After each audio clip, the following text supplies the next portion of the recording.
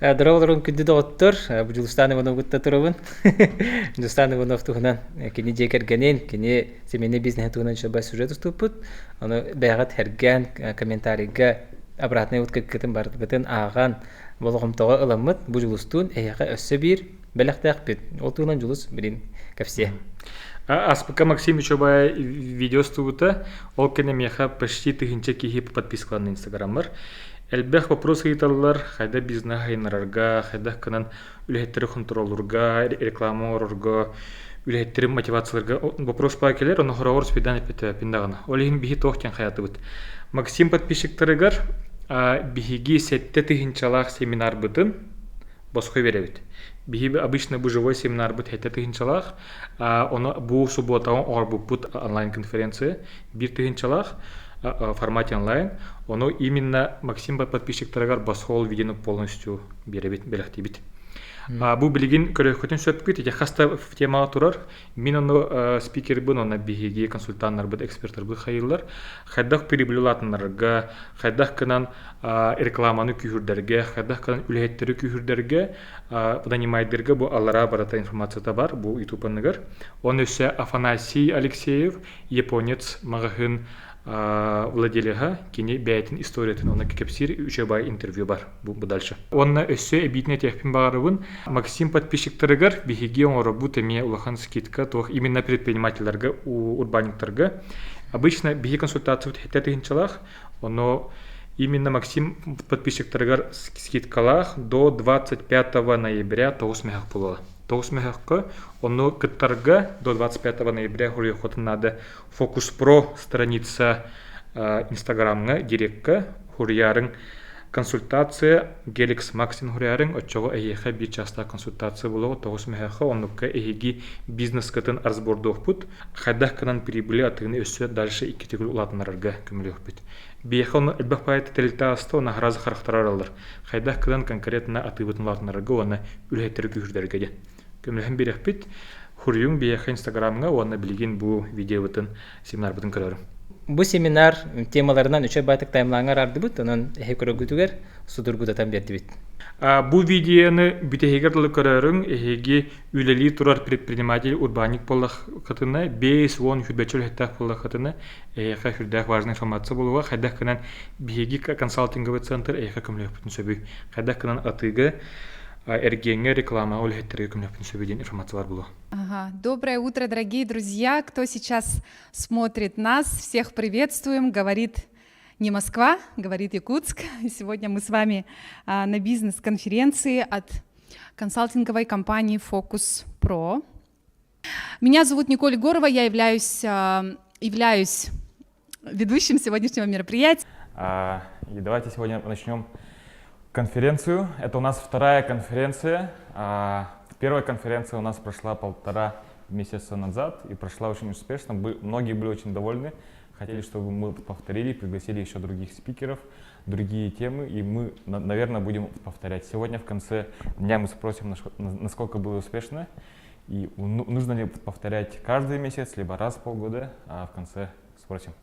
Хорошо, давайте включим презентацию. Мне презентация не видна. Ага, хорошо, начали. Из каких тем? Давайте рассмотрим. Что сегодня ожидает у нас на конференции?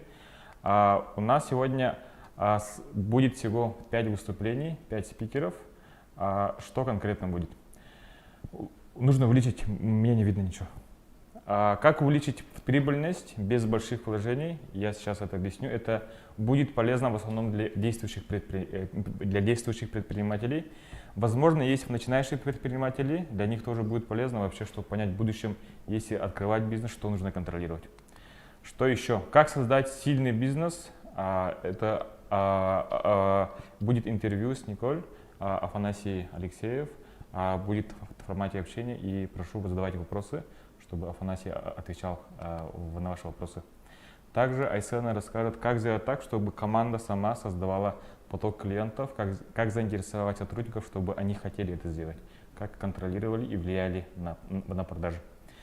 15 рабочих способов нематериальной мотивации Айталина расскажет, это уже будет после обеда. И в конце будет Лина Жиркова, как самому себе нанять директора. Потому что бывает так, что предприниматель сам все делает, в итоге сильно устает, и нужно, если дорасти до определенного уровня, уже нанять управляющих, заместителей и директора, и постепенно все делегировать и заниматься только стратегией. Как это сделать, Лина сегодня об этом расскажет.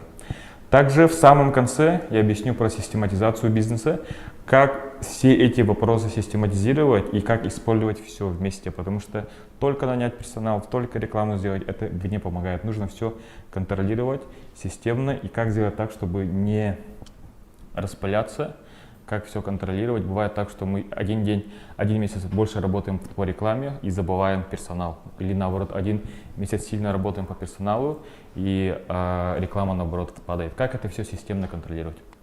Будет такая тема, это в самом конце буду я. Сегодня у нас до 5 часов с 10 до 5 будет большая тема. Прошу всех до конца досидеть. Те, кто будут до конца, получат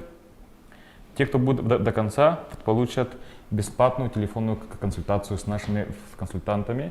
Можно завтра, можно на следующей неделе. Также мы отправим презентации, те, кто будут до конца смотреть, от начала до конца. И также будет бизнес-диагностика. У нас есть услуга бизнес-диагностика, я чуть позже объясню, где можно вообще понять, что у вас хорошо или плохо в вашем бизнесе и какие конкретные действия предпринимать в ближайший месяц, чтобы увеличиться в продажах. Это делают наши консультанты. Раньше делал я за 7 тысяч, сейчас это делают наши консультанты. Также будут большие скидки на наши услуги сопровождения, которые у нас стартуют скоро, через 2 недели. Получите все эти бонусы, нужно досидеть до конца, все внимательно слушать. Давайте я представлю себя быстренько. Уверен, большинство из вас меня знают. Я представлю очень быстро. Меня зовут Иванов Джилустан, я основатель консалтингового центра Focus Pro. Что такое консалтинг? Консалтинг для Якутии пока непонятное, что-то непонятное. Если упростить, консалтинг — это консультации. В больших странах, как Америка, Европа, есть много консалтинговых центров, большие структуры, у которых 100 тысяч сотрудников, 300 тысяч сотрудников. Наверное, вы знакомы вот с такими компаниями, как Ernst & Young, KPMG, Deloitte и так далее. Вот у них такие большие команды, большие коллективы, которые сопровождают большие корпорации, как Coca-Cola, Facebook, Instagram, Toyota и так далее. Вот они сопровождают такие компании. Они дошли до такого уровня, что помогают для больших компаний увеличиться в разы и увеличиться по эффективности. К сожалению, у нас в Якутии им не интересно, наш рынок Якутии, потому что у нас рынок очень маленький, и здесь нету больших компаний, корпораций. Поэтому в наши компании, вот большие компании Алроса, Алмаз-Регенбанк, Майтон, Индрайвер обращаются к ним, это либо за границу, либо в Москву. Для малого бизнеса тем более им не интересно, потому что рынок маленький, бизнес маленький, им неинтересно с ними работать. Но именно для малого бизнеса, чтобы выйти с малого уровня на большой уровень, нужен консалтинг. Поэтому мы решили организовать первый большой консалтинговый центр в Якутии. Это консалтинговый центр Focus Pro. Сначала нас было 2, я и Лина. Лина сегодня будет выступать. Потом мы решили расшириться год назад. Сначала 5 человек, 10, 20 и постепенно сейчас растем. Хотим еще дальше расти. Сейчас у нас в команде 20 человек. Через год планируем, чтобы было в команде 50-70 человек, и будем выходить на большие уровни с большими компаниями, и еще будем выходить на российский рынок. Также, если объяснить, с чего все начиналось, почему у нас пришла такая идея этим заниматься. Все просто, у меня родители предприниматели. Родители предприниматели, и я всегда с детства смотрел, как родители открывали бизнес, потом увеличивали штат, коллектив, постепенно росли, систематизировались и доходили до большого уровня, до большого коллектива. И я с детства, с первого же сотрудника, я все помню от начала до конца и всегда помогал родителям и помогал в систематизации. То есть весь этот процесс я помню, и я очень сильно благодарен своим родителям, то, что они всегда заставляли меня работать в бизнесе. Потому что мало у кого, наверное, есть такой опыт со школы, чтобы был опыт со школы в бизнесе. Они меня заставляли работать буквально активно с 7 класса, а так до этого, конечно, даже с 1 класса мы всегда, я и сестренка помогали. Помогали как дворники, грузчики, продавцы, товароведы, помощники бухгалтера, то есть всегда помогали по внутренней работе. И я им очень сильно благодарен, потому что этот опыт мне сейчас очень сильно помогает и помогает ускоренно решать любые задачи. Также я очень сильно благодарен, что родители меня отправили в Москву учиться. Это экономический университет, НИУШ, считается одним из ведущих университетов. И этот же опыт мне сейчас очень сильно помогает. И вот то, что у меня было на старте в начале, вот эти два сильных опыта, мне сейчас сильно помогают. И то, что у нас получилось в Вилюйске, опыт систематизации коллектива предприятия с маленького уровня, маленький магазинчик, чуть больше магазинчик, и сейчас мы вкладываемся в большие проекты. Это также помогает консультировать и обучать наших клиентов. Текущее состояние у нас такое, что опыт систематизации нашего бизнеса у нас 3 торговых центра. Это разные предприятия, как семейная группа компаний, 6 разных магазинов, общепит, аренда, торговля и многое другое. Суммарный ассортимент 70 тысяч товарных позиций. Для сравнения, у Хозмаркета говорят 30 тысяч товарных позиций. Это именно активный ассортимент. У нас в 2 раза больше, чем у Хозмаркета. Активный ассортимент — это что означает? То, что продается ежемесячно. Если считать весь ассортимент за последние 5 лет, у нас в Одинцовске где-то 500 тысяч. 500 000 товарных позиций — это ассортимент. Персонал 100 человек, суммарно, если посчитать все предприятия. Все работают в белую, официальная зарплата, проездные, отпуска и суммарная площадь в собственности, магазины, склады 8 тысяч квадратных метров. И мы хотим, чтобы вот этот опыт был доступен всем. Мы поэтому вот делаем такие семинары, вебинары. Опыт выхода с маленького уровня на средний уровень, со среднего уровня на большой уровень. Хотим, чтобы любой коллектив мог эффективно работать с маленького уровня, а также на средний уровень эффективности, потом повышался, и были большие сильные команды, большие сильные коллективы. К сожалению, у нас в Якутии бывает так, что все люди очень способны у нас в Якутии, но просто они не могут наладить отношения внутри коллектива, не могут выстроить систему так, чтобы эффективно работать.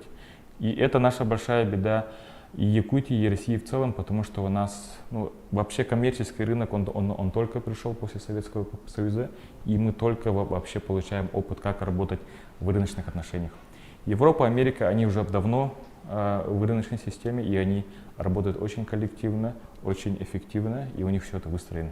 Мы хотим, чтобы у нас в республике это ускорился процесс систематизации всех бизнесов и всех коллективов. Поэтому у нас вот зародилась идея консалтингового центра.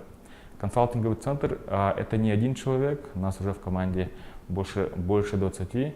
Есть основной костяк, в нашей команде также есть партнеры, которых мы рекомендуем и вместе сопровождаем маленькие компании, средние компании и большие компании. Есть разные услуги, консультации, семинары, сопровождения, о которых я расскажу в конце дня.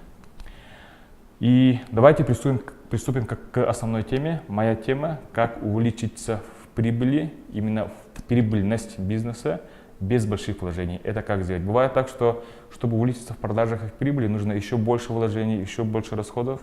А как сделать так, чтобы с минимальными расходами гораздо быстрее и больше расти в продажах и в прибыли? Как это сделать? Давайте сейчас обсудим такую тему. Витя Михатугу Учугадар Дейтугу в чаты. Чуть позже, где-то и кемите. Давайте сейчас вот обсудим такую тему. Зачем вообще люди открывают бизнес? Зачем? Возможно, здесь есть предприниматели, возможно, есть начинающие, которые хотят открыть. Зачем они открывают? Изначально они хотят много зарабатывать. Это всем понятно, где хотят зарабатывать 100 тысяч, 500 тысяч, миллион, миллиард и так далее. Все хотят успешный успех, счастливое счастье и так далее. Все этого хотят. При этом они хотят мало работать. То есть зарабатывать много и работать мало. Это мечта любого нормального человека. Но когда открывается бизнес, что становится обычно? Обычно работают, много зарабатывают, но нужно очень много работать. Многие думают, что когда смотрят на предпринимателей, что они просто приходят вечером в организацию, снимают деньги и уходят, например. На самом деле там работы еще больше. Это не только самому что-то сделать, нанять кого-то, а еще дополнительно управлять людьми, считать финансы, реклама. Есть много такой работы, которые не видны людям. Там думание, управление. Кажется, что человек просто сидит, думает у предпринимателя. Просто сидит и так далее. А на самом деле там много внутренних процессов. И чем больше таких процессов будет, конечно, тем будет эффективнее компания. И такие процессы люди особо не понимают и не ценят. На самом деле работы здесь очень много. Не только ручной работы, но также управление, мышление и так далее, и так далее, и так далее. И в итоге что бывает? Если предприниматель, вот второй вариант, да? Первый вариант, когда человек много зарабатывает, но для этого очень много работает. То есть изначальная цель мало работать не выполняется. Второй вариант бывает такой, что человек, если мало работает, то и доходы падают. Потому что если бизнес, то полностью зависит от предпринимателя. Если работает мало, и результатов мало, и прибыли мало. А если человек работает, допустим, в бюджетной организации, то если работает мало, там работодатели могут месяц-два потерпеть и только потом уволить, например. В некоторых организациях бывает так, что терпят полгода, год, например, да? И в принципе у них доходы не падают, уровень заработка не падает. А в частном бизнесе это сразу видно. Один день расслабишься, один месяц расслабишься, сразу падают доходы и уходит в минус, уходят убытки, банкротство и так далее. Поэтому здесь нет расслабления, приходится обратно возвращаться к первому варианту. Много работать, чтобы много зарабатывать. При этом бывают такие ситуации, что у некоторых людей не получается. Хотя много работают, кажется, но почему-то результаты маленькие. Там в прибыли очень мало, некоторые ходят в минус, некоторые берут долги, кредиты и потом не могут даже их возвращать. У нас были клиенты, которые раньше работали в бюджетной организации на зарплату 70 тысяч, открыли бизнес, много сотрудников и так далее, а у них остается там 30-20 тысяч. И просто они раздули штат, взяли больше ответственности, еще взяли кредиты и так далее, и вот долго находятся на таком уровне. Такие ситуации, к сожалению, бывают. Это в третий уровень. Но к чему мы все стремимся? Конечно, мы все стремимся к тому, чтобы много зарабатывать и при этом мало работать. Это нормальная цель, мечта любого человека, и поэтому открывается бизнес. Но не все доходят до этого этапа, до четвертого этапа, и не у всех это получается. Давайте мы что сделаем? Вот определите для себя, просто для себя определите. Вы к какому типу бизнеса относитесь? К первому, ко второму, к третьему или четвертому? Если вы еще не открыли бизнес, напишите 0. Напишите 0, если еще не открыли бизнес. Возможно, вы когда-то пытались открыть бизнес, и у вас не получилось, тогда пишем 3. Пишите в чате. 1, когда вы много работаете, чтобы много зарабатывать. Изначальная цель – мало работать у вас не получается. Второе – это когда вы мало работаете, но уровень дохода падает. Третье – это когда и много работаете, и заработка почему-то очень мало. А четвертое – когда работаете мало, успешный успех, там, и инвесторы и так далее, живете в Таиланде, в Мальдивах, и много зарабатываете. Но, возможно, таких людей здесь нету, потому что таким людям уже семинары не нужны, они уже много зарабатывают и спокойно работают. Напишите в чате, давайте прочитаем. Николь Михайловна, рядом тут. Ага, это где посмотреть? Ага, в чате. Так, Кая, кто написал? Давайте активнее, пишем активнее. 3, 0, 0. Так, 0 это пока еще не начали. 3 это когда, ага. 2 это когда, понял. 1. Где 4? Напишите 4. Мы хотим увидеть, у кого уже все получилось. Там заработки несколько миллионов чистыми, как зарплата себе. И при этом, когда уже отдыхаете, там 1 год живете за границей, допустим, да, условно. И у вас все получается, и все стабильно уже зарабатывается. Таких пока нету. Понял.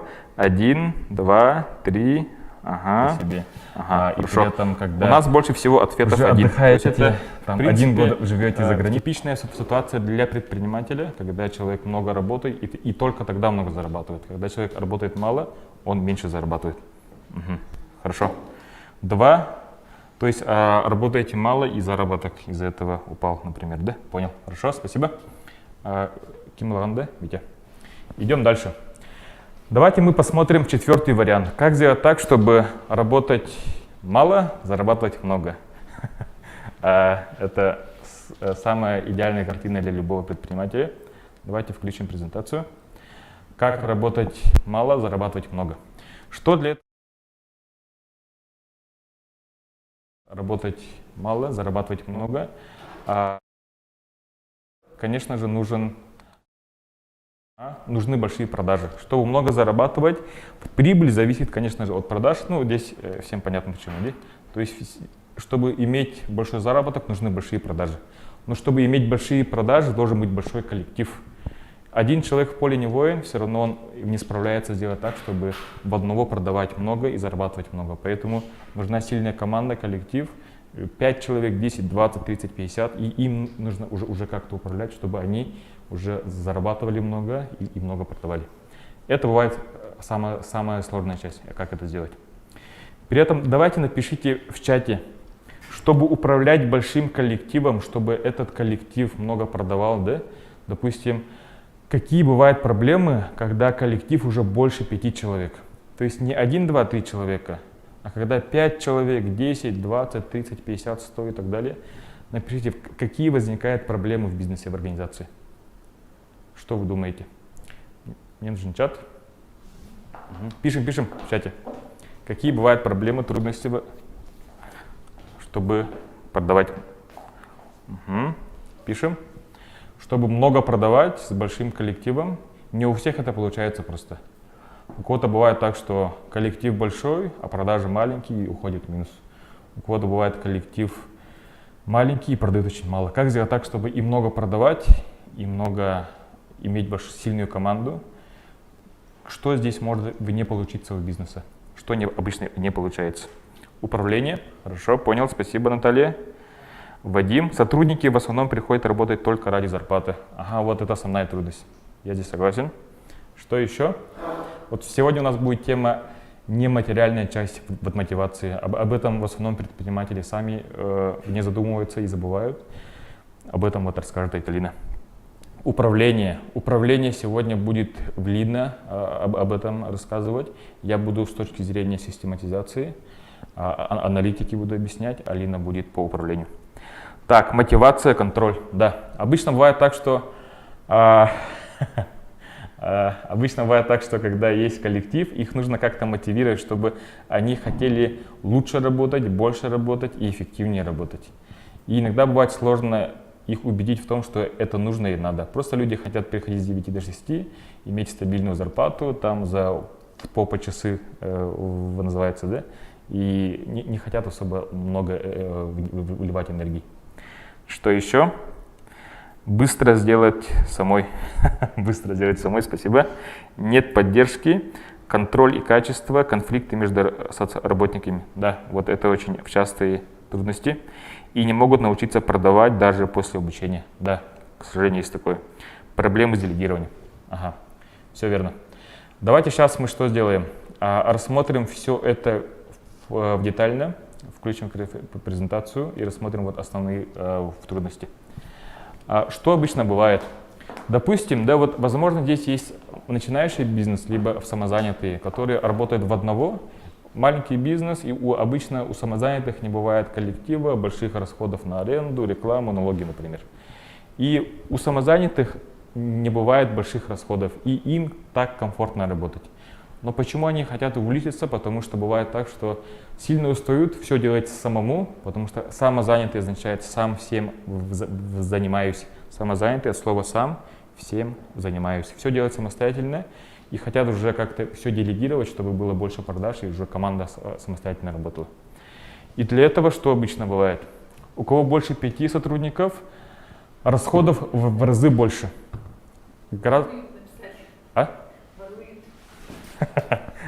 Понял, сказали, что сотрудники воруют. Да, чтобы выйти с уровня самозанятый на уровень больше коллектива, бывает, что сотрудники воруют, и при этом нужно сделать так, чтобы было гораздо больше доходов, чтобы окупить все эти расходы. То есть большой коллектив, зарплата, для них нужно офисное помещение, аренда и так далее. Вот все это нужно как-то контролировать. И при этом иногда из-за этого уровень в прибыли падает. Вот у нас были клиенты, у которых там продажи выросли 1, 2, 3 миллиона, а в прибыли даже стало меньше. В больших организациях уровень прибыльности очень низкая. Вы, наверное, вот слышали вот Ашан, Пятерочка, Магнит и так далее.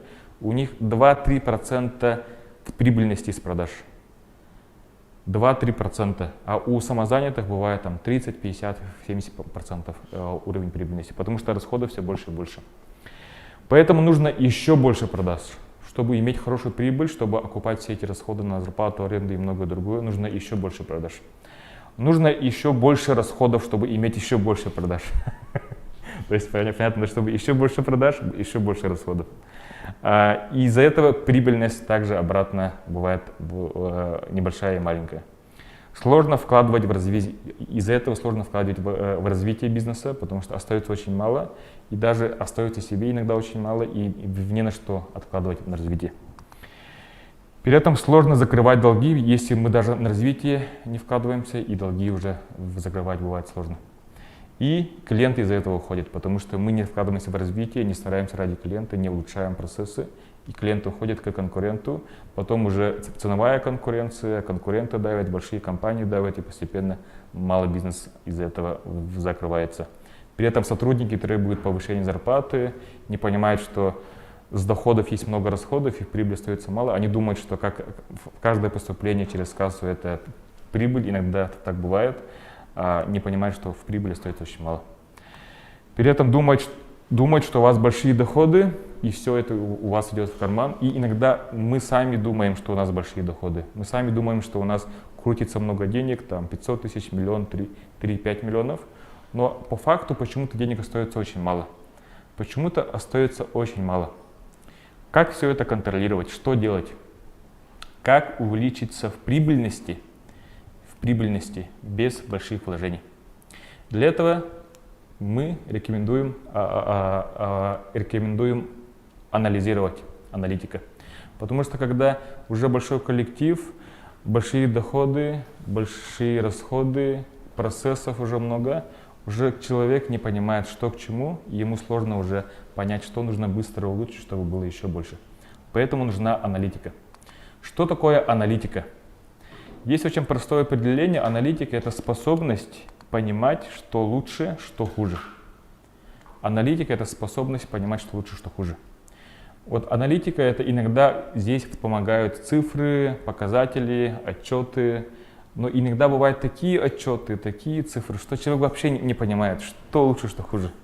Иногда вот финансисты, бухгалтера слишком увлекаются тем, что очень много цифр, очень много статей, и это даже невозможно понять. Очень сложно понять.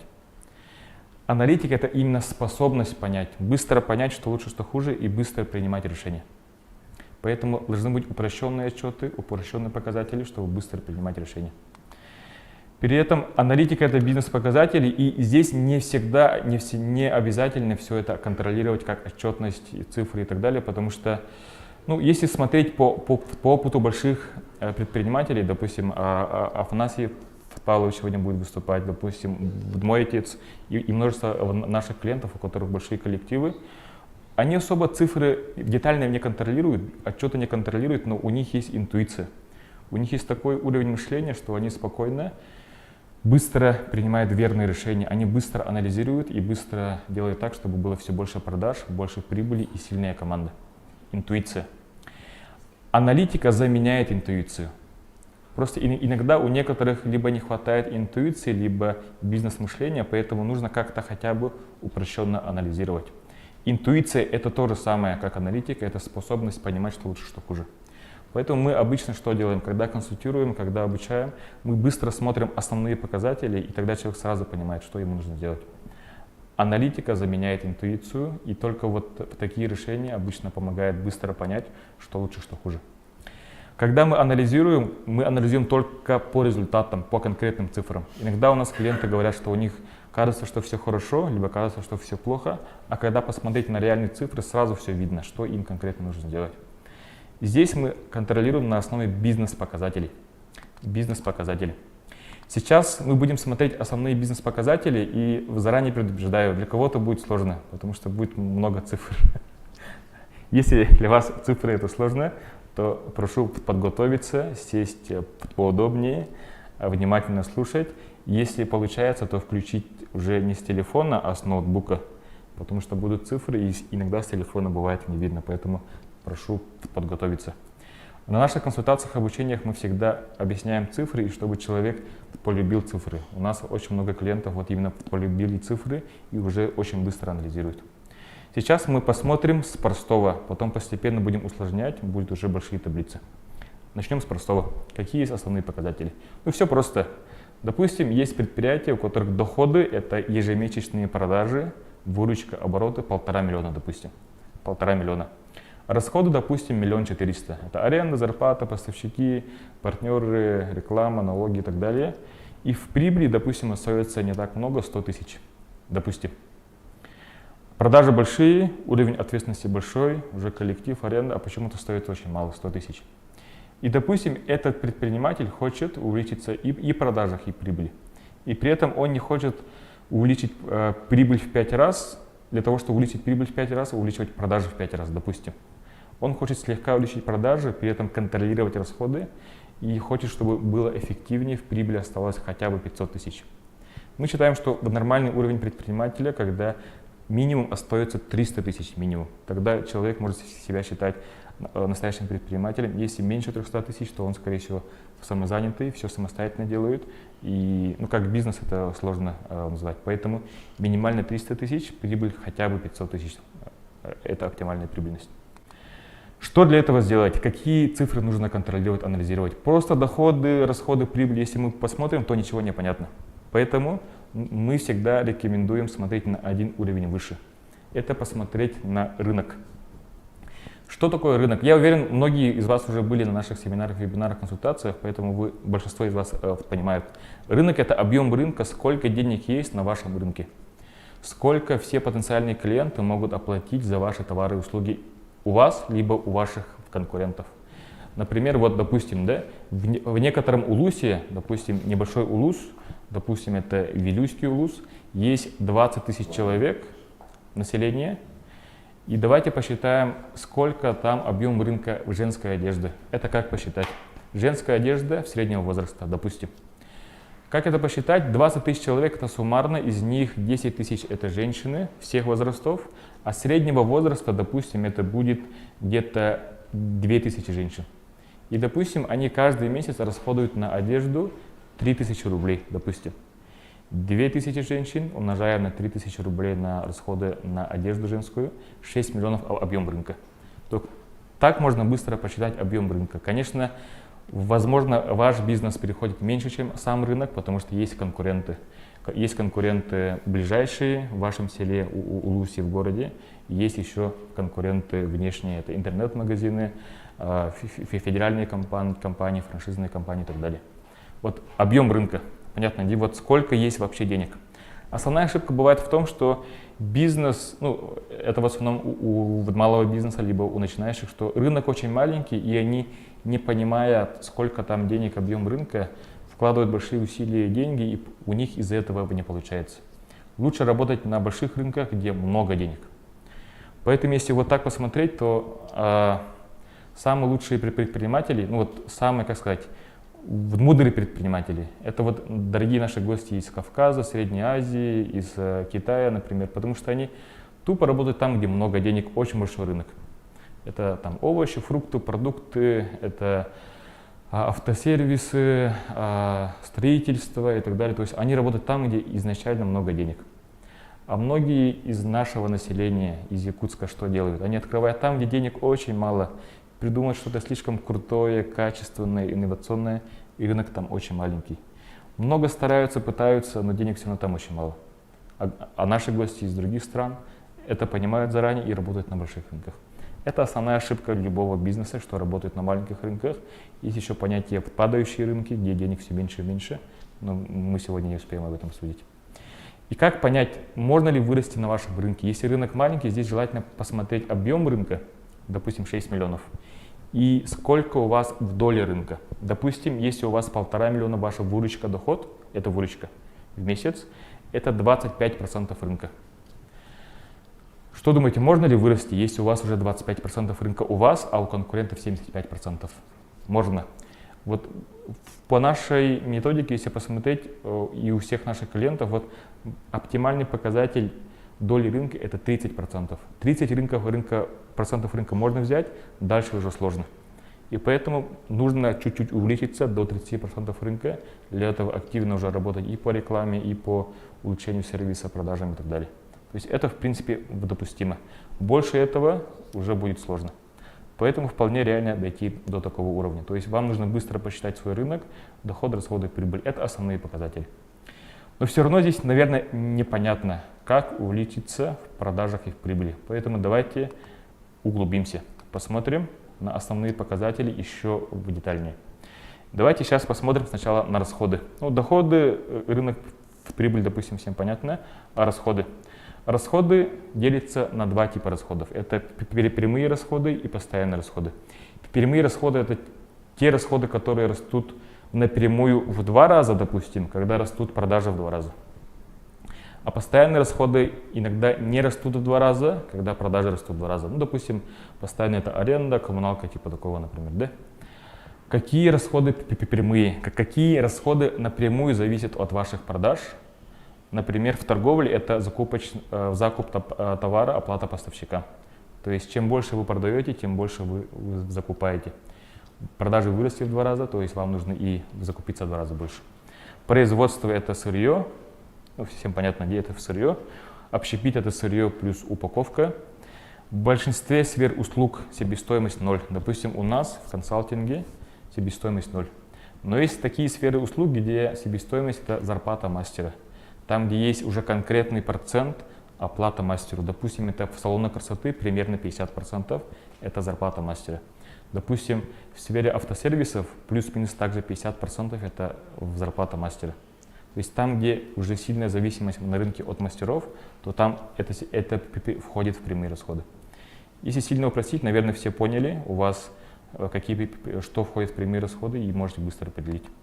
Что входит в постоянные расходы? Это все другие расходы, которые не относятся к прямым. Это те расходы, которые не обязательно растут в 2 раза, когда расходы растут в 2 раза. Допустим, это зарплата, аренда, налоги, реклама и прочее, прочее, прочее. Понятно, да? Наверное, быстро определили себя, что у вас постоянный, что переменный. И тогда мы можем еще детальнее посмотреть. То есть доходы 1,5 миллиона, это продажи. Из них прямые расходы, допустим, 900 тысяч. Допустим, это на закуп товара, либо сырье, допустим.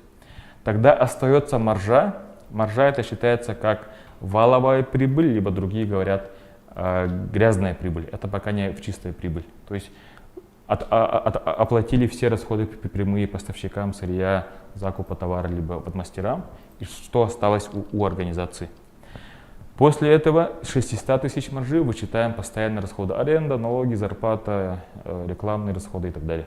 И чистая прибыль осталась 100.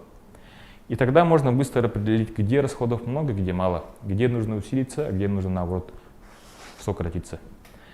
Здесь вы как думаете? Вот напишите в чате, что нужно увеличить, что нужно сократить по расходам, чтобы было больше доходов. Пока пишем, посмотрим, что делать дальше. Вот это упрощенный анализ, сейчас будем углубляться и смотреть в детали и рассмотрим несколько сфер деятельности. Давайте мы что сделаем? Вот мы эту аналитику упростим. Когда слишком много цифр, человек не понимает, что ему нужно сделать. В некоторых отчетах бывает там очень много цифр, там вплоть до копейки и так далее, и человек быстро не воспринимает. Поэтому мы здесь убираем 3 ноля. Допустим, было 6 миллионов, здесь 6 тысяч означает 6 миллионов. Понятно, да? Например, расходы прямые это не 900 рублей, а 900 тысяч рублей. И прибыль, например, не 100, а 100 тысяч. Понятно, да? И наша цель, чтобы прибыль выросла до 500 тысяч. Тогда что мы должны сделать? Допустим, увеличить доходы продажи до 2 миллионов, Расходы прямые, допустим, 1 миллион, слегка увеличение. Здесь контролируем расходы прямые, это можно сделать чуть-чуть позже, объясню. Маржа стала 1 миллион, и постоянные расходы, допустим, не растут, допустим. То есть налоги, аренда, зарплата, допустим, не выросли, и прибыль увеличилась до 500 тысяч. Вот иногда бывает так, что постоянные расходы у вас уже нормальные, дальше не стоит увеличивать. Но прямые расходы всегда растут. Это всегда растут, просто здесь нужно контролировать вот эти расходы. Иногда бывает перерасход, поэтому это просто нужно контролировать. И только тогда будет больше в прибыли. То есть смотрите, если так посмотреть, не обязательно увеличиваться в 5 раз в продажах, чтобы в прибыли стало в 5 раз больше. Если мы контролируем показатели, то понимаем, на что направить деньги, а что можно оптимизироваться. Но все равно, наверное, здесь непонятно, что сделать для того, чтобы увеличиться в доходах, в марже, в прибыли. Что для этого сделать? Поэтому давайте сейчас посмотрим еще детальнее. Сейчас будем углубляться. Вот смотрите, вот здесь есть, вот большинство предприятий, они смотрят только суммарные показатели. Вот в сумме за месяц сколько. Но не смотрят по направлениям. Любой бизнес можно разделить на 5 направлений внутри бизнеса. Я чуть позже объясню, о чем идет речь. И тогда уже по каждому направлению контролируем все эти же показатели. Доходы, расходы, маржу. Доходы, расходы, маржу контролируем везде. А постоянные расходы, они распределяются по всем направлениям. И в прибыли остается вот что-то. И тогда уже конкретно анализируя все эти данные, можно увеличиться в продажах и в прибыли. Здесь можете просто сделать скрин, потому что у вас, если успеем, выдадим задание это рассчитать. Пока просто сделайте скрин, сейчас объясню. Сейчас понять будет сложно. Сейчас детально, поэтапно все объясню. Рассмотрим 3 примера. Сначала посмотрим общепит, потом магазины, потом сферы услуг. Допустим, есть общепит. Ресторан, кафешка, доставка и так далее. Но мы сейчас будем уже не про доставку, а скорее всего это будет формат, более ресторанный формат. Смотрите, допустим, в данном городе, либо микрорайоне спрос. Люди хотят ходить в рестораны на сумму 22 миллиона. Это либо, допустим, в текущий ресторан, либо в другие рестораны такого формата. Рынок измеряется не весь рынок ресторанов, а нужно понять именно спрос в конкретный рынок. Допустим, это грузинский ресторан, допустим, это китайский ресторан, понять вообще, сколько людей хотят и на какую сумму они хотят вообще покупать в месяц в целом суммарно. И, допустим, из них этот бизнес занимает 18%. Это 4 миллиона. В принципе, неплохо 4 миллиона, 18%. Но можно больше, потому что, как мы помним, это 30% оптимальное положение. Потому что когда в 4 миллиона в прибыли остается не так много. Расходы прямые смотрим. Допустим, отсюда расходы прямые 1 400 000, это уже на сырье по продукты, и маржа остается 2,5 миллиона. И эти 2,5 миллиона, то есть прямые расходы, это понятно, здесь сырье, упаковка, и все остальное это то, что не относится к сырью и упаковке.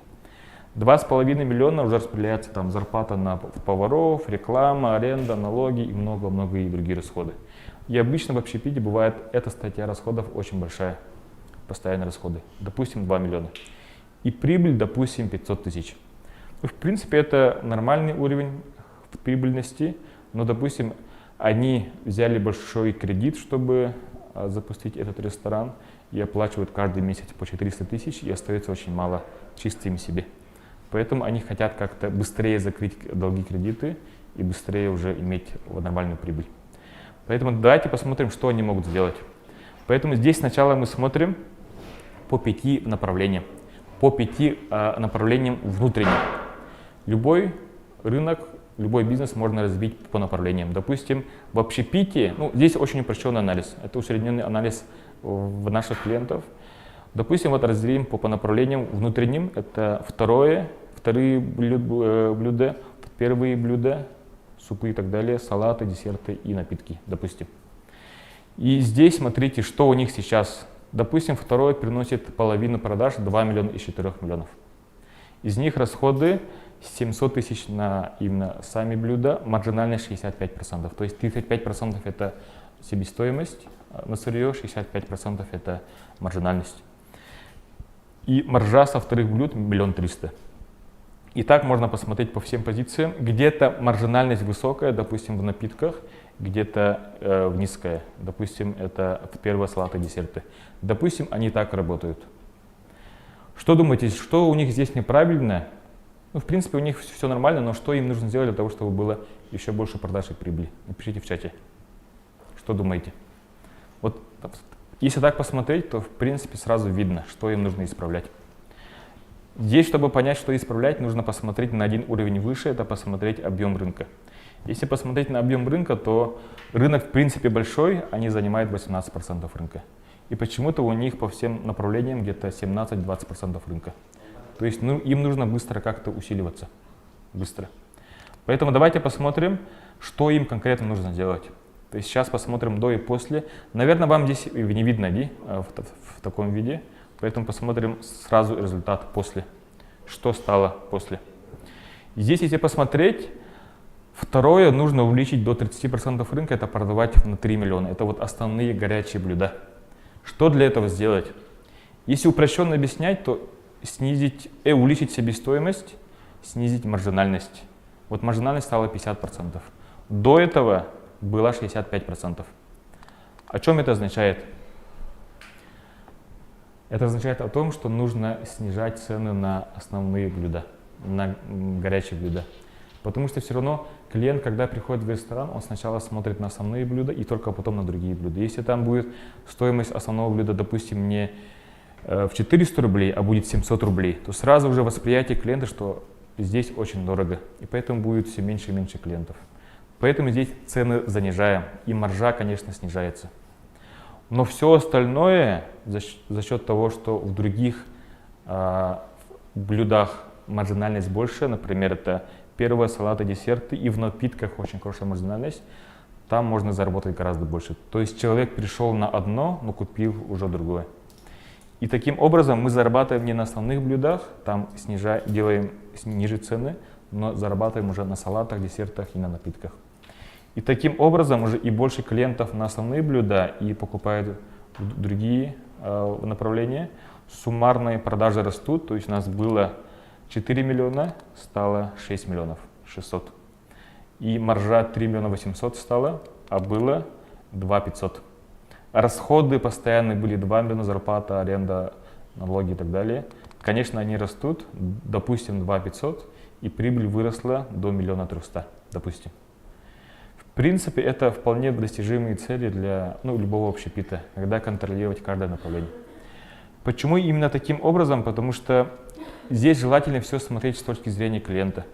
Иногда мы сами, не понимая клиента, слишком высокие цены ставим на те блюда, товары либо услуги, которые важны клиенту.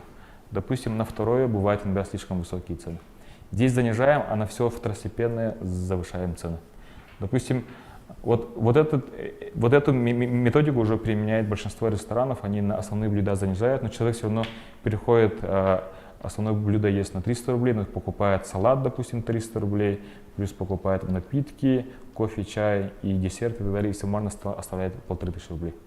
Но если основное блюдо будет дорогим, скорее всего, они даже и не придут в этот ресторан. Понятно? Вот поэтому важно контролировать все эти показатели. Что еще? Давайте, у нас минут 10 осталось, посмотрим быстренько магазины и услуги. Магазин. Допустим, есть продуктовый магазин. У наших клиентов, это средний показатель наших клиентов. Допустим, у них доходы 5,5-500 миллионов.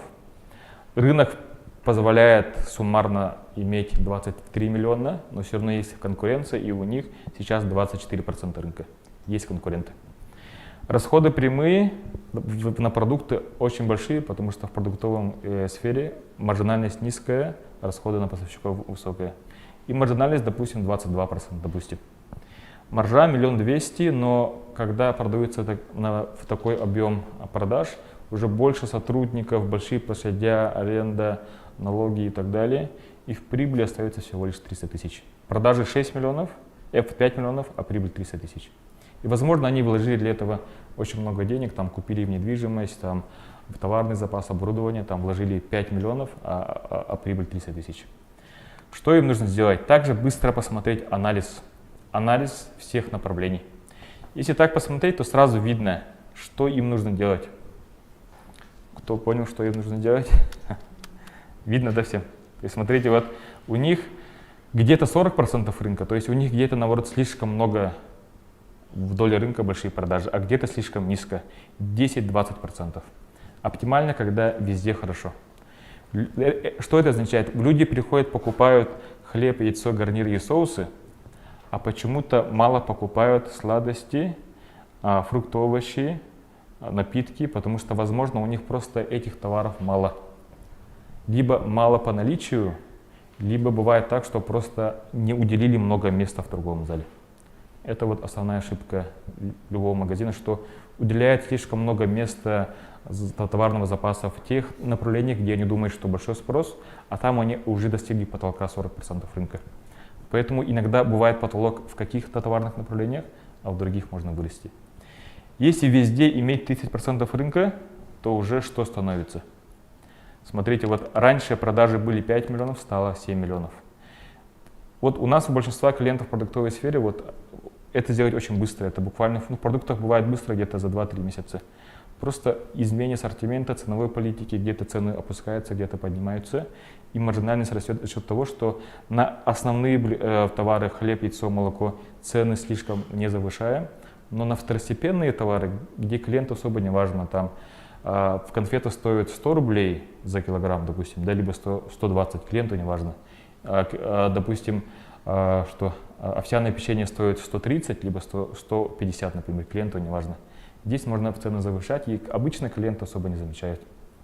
И тогда маржинальность растет, маржа растет и продажи растут, потому что мы увеличиваем не там, где у нас потолок, а там, где клиент хочет покупать, и просто у нас этого тупо не хватает, либо нету.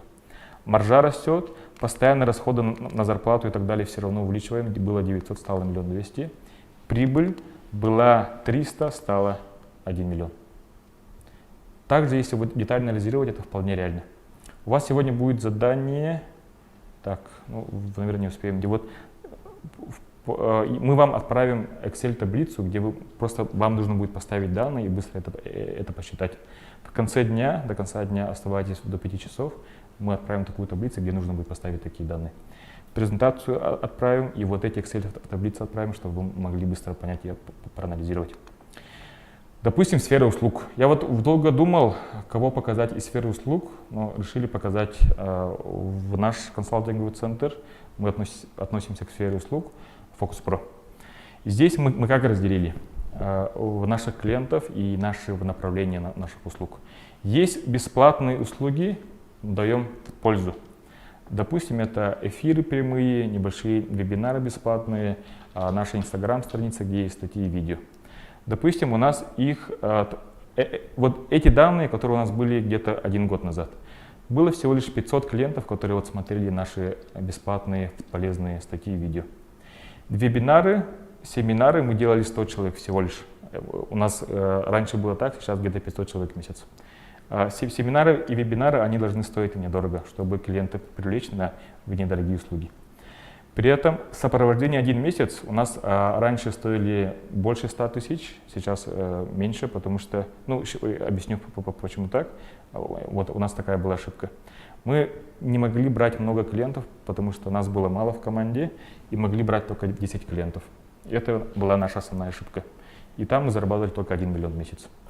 При этом то есть у нас есть услуги сопровождения 1 месяц, 5 месяцев и 10 месяцев. 1 месяц это больше для всех подходит, 5 месяцев это для малого бизнеса от 5 сотрудников до 50.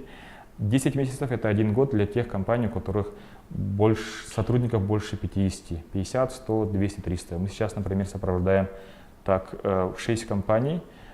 Большое есть по производству, кто говорить не буду, у них 180 сотрудников. Есть большая группа компаний, у которых 70 сотрудников.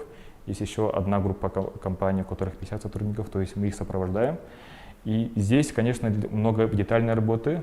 Мы их изучаем, все отделы, все процессы, помогаем выстроить всю систему. И, конечно, в месяц стоит 150, а за 10 месяцев это 1,5 миллиона. И вот такие услуги подходят только для таких компаний крупных, где процессы настолько усложнились, что они сами запутались. Если так посмотреть, у нас доходы были 1 миллион 700, это уровень продаж, расходы 1 300 000, и в прибыли оставалось где-то 450. При этом здесь основные ошибки были в том, что мы не могли больше клиентов взять, потому что у нас было мало, сотрудников было мало, и мы сами не до конца понимали свой рынок, потому что мы очень хорошо помогаем нашим клиентам, но забываем сделать для себя анализ рынка. Наш рынок примерно 16 миллионов. Мы это 1 год назад очень детально посчитали, и уже сейчас пришли почти к такому уровню. Если здесь посмотреть, то сразу понятно, что в условиях маленького рынка Якутска невозможно там делать миллиардные обороты. Вот мы проанализировали свой рынок. Для нас нормально, комфортно иметь уровень доходов 5 миллионов в месяц. Это, вот у нас пока чуть меньше, но до Нового года мы должны прийти к такому уровню. И для этого делим наши услуги на несколько разновидностей. Бесплатная польза. Раньше у нас было всего лишь 500. Сейчас 5000. Для этого у нас эфиры, Инстаграм прокачиваем, скрипты делаем и есть YouTube-канал. При этом вебинары, если мы раньше делали семинары вживую, было всего лишь 100 человек в месяц. То есть мы делали 6 семинаров по 15 человек. Было очень энергозатратно и для клиентов было неудобно. Сейчас из-за пандемии и локдауна уже этот процесс ускорился, мы перешли в онлайн. И суммарный охват всех наших вебинаров где-то 500 человек. Одномесячное сопровождение мы берем примерно 30 компаний. Есть еще где-то 30 компаний на сопровождение полгода. И на большие услуги больших компаний мы берем ограниченное количество. На 10 месяцев у нас уже есть 6 компаний. Следующее место появится только в марте, у нас пока там большая нагрузка. И в принципе, если так распределить, то мы сделали такие услуги, которые подходят для всех. Для начинающих, малого бизнеса, в принципе, вебинаров уже достаточно. Для тех, у кого больше 5 сотрудников, им нужны услуги на 1 месяц, кому-то на 5 месяцев, кому-то на 10 месяцев. И вот мы постараемся под клиента и для них делаем конкретные услуги, чтобы дать хорошую пользу и также иметь хорошие доходы и зарплатную часть. Здесь расходы мы не распределяем на постоянные переменные, потому что у нас в услугах себестоимость, по идее, 0. Но есть большая статья расходов именно зарплата консультанта, маркетологам, отделам продаж, поэтому вот здесь мы суммарно считаем. 5 миллионов, 4 миллиона и прибыль 1 миллион. В сфере услуг можно вот так делать, как продуктовая воронка, то есть от начала до конца. Чем больше в начале, в первом рынке, тем больше в других рынках. Все зависит от начала. Там, где больше спрос, и от этого все зависит. Я вам отправлю вот эту таблицу и слайды. Для тех, кто до конца будет сидеть, мы эти таблицы отправим. Вам нужно будет поставить свои данные, также посмотреть в наши данные и сопоставить, у вас все хорошо или плохо, и быстро понять, что делать. Как это сделать? И еще, кстати, вот у меня с 4 до 5 будет выступление по систематизации бизнеса. То есть мы сегодня посмотрели в деталях по разным направлениям. А как в целом систематизировать, я объясню вот эту таблицу, которую мы также отправим. Это с 5 до 6. Обязательно оставайтесь, я вот буду объяснять вот эту таблицу до конца. Также вот эту таблицу объясню и мы отправим. Сегодня у нас еще 5 выступлений целых. В целом мы рассказали про рыночные направления, что в условиях Якутии и Якутска не обязательно увеличивать продажи в 5 раз, чтобы было в прибыли в 5 раз больше. У нас рынок маленький, поэтому иногда невозможно увеличиться в 5 раз в продажах. Но в прибыли это можно реализовать, если внутренние процессы наладить и контролировать финансовую часть. При этом те, кто останется до конца, вы получите бесплатную телефонную консультацию от наших консультантов, минут где-то 20-30. Они вам позвонят либо завтра, либо послезавтра. Презентации мы отправим и вот эти таблицы, те, кто будут до конца, до 5 часов. И также у вас будет возможность получить бизнес-диагностику всего лишь за 1500 рублей. И также вы получите скидку на наши услуги сопровождения 10 000 рублей, о которых я объясню в конце дня. Бизнес-диагностика. Давайте я вот быстренько расскажу про бизнес-диагностику. Бизнес-диагностика за 1500 рублей. Что сюда включается? Наверное, вы все слышали, что есть понятие диагностика машины, где быстро смотрится, что плохо, что хорошо, что нужно быстро отремонтировать. И когда мы не понимаем без диагностику, что на самом деле сломано, мы можем потратить там целый месяц на изучение самостоятельно. А когда с помощью конкретной диагностики вот в автосервисах это делается, то можно буквально за один день решить проблему, которую там мы пытались сделать 1 месяц. Бизнес-диагностика — это то же самое. Мы помогаем также проанализировать данные и дать быстрые рекомендации. Либо же как диагностика в сфере медицины, то есть врач, доктор быстро смотрит, что сердце болит, там, либо другие части органа, и также быстро дает конкретную в таблетку и лекарство. У нас, конечно, мы не даем волшебные таблетки, в бизнесе вообще не так. В бизнесе невозможно быстро что-то сделать. Там именно дать конкретные рекомендации, что сделать именно по улучшению качества обслуживания, по систематизации процессов. То есть мы быстро измеряем и даем конкретные рекомендации по узкой специализации. То есть что мы будем делать на бизнес-диагностике? Наши консультанты, не я, наши консультанты будут вместе с вами сидеть, для кого-то в Zoom, для кого-то вживую, и вместе смотреть на ваши данные, чтобы понять, что нужно улучшить быстренько. То есть у вас будет такая небольшая упрощенная табличка, и вот после результатов бизнес-диагностики у вас будет вот такая табличка. У вас будет быстрое понимание, что нужно улучшить для того, чтобы увеличиться в прибыль. Например, это результаты наших клиентов из продуктовых магазинов. Здесь названия, на самом деле, у них другие, мы просто поменяли название. Здесь вот основные данные, показатели, у них прибыль увеличилась в 3 раза. Было 400, стало 1 200 000, это примерно за 4 месяца. Магазин одежды, у них название другое, здесь просто условное название. Прибыль была 50 000, стала 800 000 в месяц. Это примерно за 1,5 года. Услуги. Было 300, стало 600. Здесь было очень быстро. Это буквально за 1 месяц мы просто сделали быструю корректировку. И также другая сфера услуг — увеличение прибыли в 8 раз, от 40 до 400 000.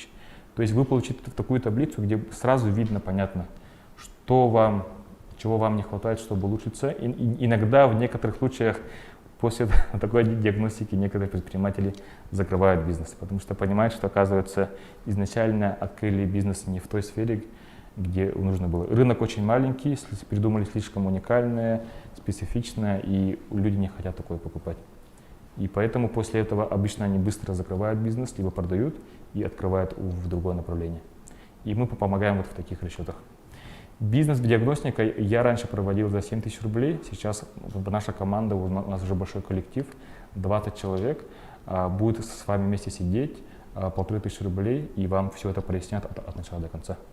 Чтобы оплатить диагностику, можете прямо сейчас, вот через QR-код, просто открывайте фотокамеру, вводите на экран QR-код, и можно быстро оплатить. Стоимость 1500 рублей. У вас вот всплывет в такое окошко сверху, открыть приложение Сбербанка, потом будет такая ссылка «Оплатить 1500 рублей». Но здесь обязательно нужно указать номер телефона. У нас некоторые не указывают номер телефона, поэтому мы не понимаем, кто оплатил. И, конечно, не можем предоставить услугу. Поэтому вот в комментарии обязательно напишите номер телефона, чтобы мы вам сразу позвонили и записали на консультацию. Нажимаете «Оплатить», и у вас уже проходит оплата. Оплата по QR-коду. Здесь пока сделайте скрин. Пока сделайте скрин, чтобы не запутаться. Делаем скрин, скоро будет другое выступление. Делаем скрин экрана, вот этого экрана. Делаем скрин. Быстренько. 5 секунд. 4, 3, 2, 1. И еще, если у вас не получается по Сбербанку, что вы можете сделать? Также сделайте скрин вот этого экрана. Можете просто написать на телефон отдела продаж и напишите по WhatsApp, они все объяснят. Хорошо? Будем дальше работать. Сегодня у нас еще 5 спикеров. Передаю слово Николь. Всем спасибо. Добрый день, Афанасий Павлович. Так, добрый день, участники конференции. Рад вас всех видеть, слышать. Ага. Ну вот мы знаем, что вы сегодня такой очень широкомасштабный, как я уже представила, предприниматель, который уже даже вышел за пределы своего дела, да? Вот если краткий экскурс сделать поэтапно развитие вашего бизнеса, с чего вы начинали, к чему пришли? Ну, я начинал вообще с нуля, вообще без ничего. И, это было давным-давно, да, начало 90-х, 27 лет назад. Первый раз я вступил ну, решил заняться бизнесом, и по сей день я занимаюсь этим делом. Ну, в те далекие времена, вот люди вообще вот говорят, то, что раньше было, ну, как бы, было, ну, легко заниматься бизнесом, там любой мог прийти, там, ну, как бы начать свое дело. Но я хочу сказать то, что в любое время, да, заниматься бизнесом, у любого времени были определенные трудности. Не обязательно, свои трудности. Да, свои трудности, да. А то, что вот сейчас, говорят, очень тяжело стало. Я вот сейчас вижу, да, сейчас наоборот стало легче в плане информации. То, что очень развит интернет, Инстаграм, вот эти все инструменты, они намного проще, лучше. Это раньше мы объявления, чтобы разместить, там вешали на столбах, на доска объявлений, если чем-нибудь хочешь заняться. Это было, ну, как бы определенно очень тяжело. А сейчас, я думаю, наоборот, легче стало. Окей, начали мы с нуля, ну, с вас, конкретно с вас и началась ваша история, а сегодня какая команда у вас, сколько у вас сотрудников, сколько отделений, по площадям сколько у вас, чтобы вот люди поняли именно масштаб объема? Ну, масштаб объема, мой бизнес начинался с перегона автомашин. Когда в городе появились первые автомашины, я, ну, как бы тоже вот молодой человек, парень, смотрю вот на эти красивые автомашины. Тем более это в те времена было в диковинку. Раньше все ездили на «Жигулях», а вдруг, ну, как бы стекла стали подниматься электрически. Ну, как бы любой парень мечтает о машине красивой, да. И я поставил задачу вот заработать на первую машину. И стремился к этой, ну, чтобы эту цель как бы выполнить, да. И для этого нужны были финансовые средства. И в те времена вот были кредиты, не представляете, в месяц доходили 300% в месяц. Даже такие кредиты были. Ужасно. Да, и вот я не знаю. И люди брали и что-то делали. Да, и люди брали, да, и занимались, да, вот этим делом. То, что тогда вот система вот эта только формировалась, банков не было как таковых, там люди вот, ну, с рук брали вот эти кредиты, и было очень тяжело заняться, да. Сразу я понял то, что это кабала, это нереально взять проценты под такие кредиты, и что-то надо делать самому, зарабатывать первый капитал. Ну, первый капитал я тоже вот раньше рассказывал, может, кто не знает, я с детства сам люблю строить, что-то делать своими руками.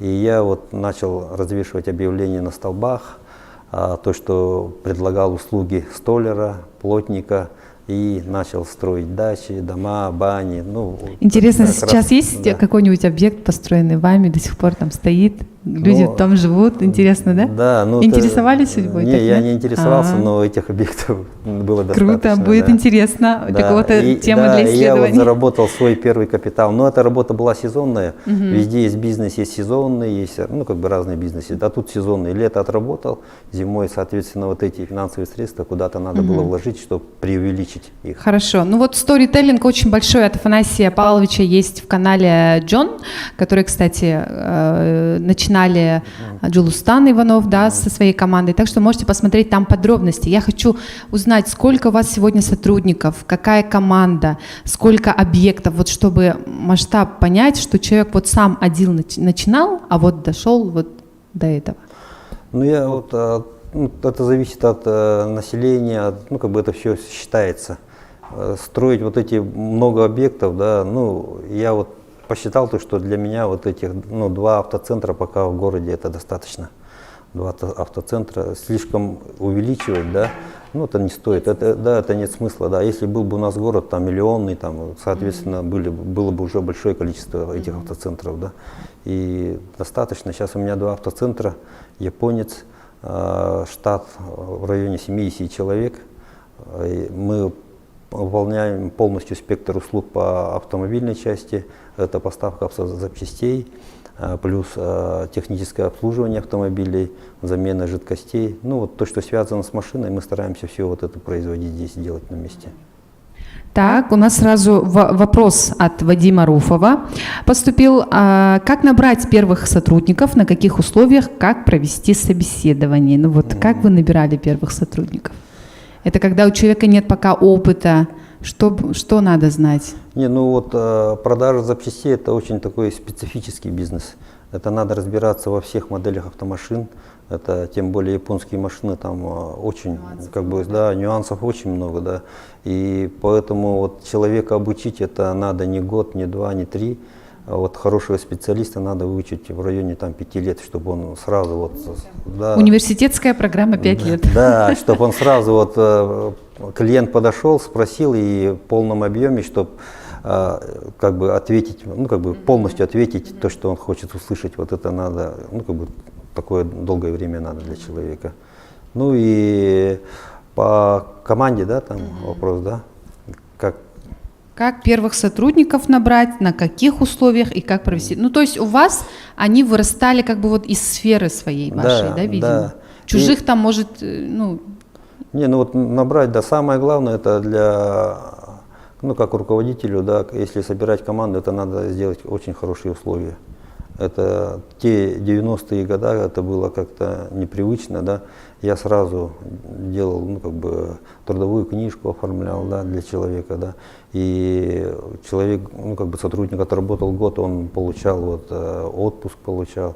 А если он болел, он больничный получал. Ну надо сделать, создать все условия комфортные для работника, чтобы ему было хорошо работать в компании, чтобы он был уверен, если что-то с ним случится, то что мы не отвернемся от него, да, а вот будем ему помогать всячески. То есть человечность, она все-таки на первый план выходит. Да. Следующий вопрос, Наталья Секова. Тоже, ну, на этот вопрос Афанасий Павлович буквально только что ответил. Как мотивировать сотрудников, какие поощрения делать, от каких руководителей не хотят уходить сотрудники? Ну вот, от тех руководителей, которые человечны, которые все в белую выводят, да? А вот интересный вопрос, как мотивировать сотрудников? Помимо вот этих денежных вопросов, есть какой-то, может быть, традиции внутри компании, какие-то у вас есть корпоративные? Не, ну да, конечно, работа работает, да, но все равно отдых нужен людям, это все равно, ну сейчас очень плохо то, что в связи с пандемией, да, мы не можем собраться. Да. Раньше у нас были вот встреча лето, СЭХ свой был в компании, да, мы приглашали друзей, сотрудники с детьми приходили, организовали соревнования для детей, отдельно призы были, для взрослых людей, для женщин. Состязались там, кто сварит там лучше там еду полевую, да, и кто лучше оформит там палатки, вот эти. Ну, как бы было очень весело и хорошо, и новогодние мероприятия были, и постоянно вот мы справляли свои юбилеи, дни рождения, и на днях рождения тоже, ну, по круглым датам даже вот разыгрывали автомашины для сотрудников. Ну, вот такое все было. Ну, как бы вот этот коллектив, ну, надо вот больше сплачиваешься вот в такой, как бы, в такой неформальной обстановке. Это и выезды в Амгу, вот постоянно каждое лето ездили, там отдыхали, там и в неформальной обстановке, там начальник, все, ну, очень ну, как бы сплачивает этот коллектив. Вот ну, то есть дело не только в деньгах, сколько да, вот в таких приятных совместных моментах. Да. Ага, очень хороший ответ. Евгения Лугинова спрашивает, что вас вдохновляет? Что меня вдохновляет? Ну, в основном сейчас вдохновляет это прежде всего, конечно, ответственность. Самая главная ответственность перед моими работниками, перед теми, кто поверил в меня, кто пришел в мою команду. Вот это меня вот вдохновляет. Если вот у меня что-то как у руководителя не получится, если что-то случится, ну как бы в основном зависит же от руководителя компании, какой курс он изберет, как он будет при вот этих сложных ситуациях, как он себя поведет. Ну вот я, ну прежде всего вот мотивация моя — это ответственность перед своими сотрудниками, перед своей командой. Вопрос поступает далее из чата WhatsApp. Что вы делаете, когда опускаются руки? Ну вот насчет опускаются руки я бы хотела поподробнее, да, остановиться, потому что мне кажется, вообще предпринимательство — это само по себе всегда вечная адаптация к каким-то изменяющимся процессам. Да. То у нас налоговые ставки меняются, то у нас что-то в процентных ставках банков меняются, но это очень мелочи по сравнению с тем, что случилось вообще в один миг пандемия, все закрылось, неизвестно, что завтра будет. Также я знаю то, что вы также пострадали от деятельности вот банка Тата, да, когда весь там кассовый оборот, что ли, у вас чуть ли не там был, и вот что делаете в таких моментах? Вот X что-то случилось, что происходит? Не, я в таких моментах, да, вот всегда вот ставлю, ну, крайнего, да, в себя.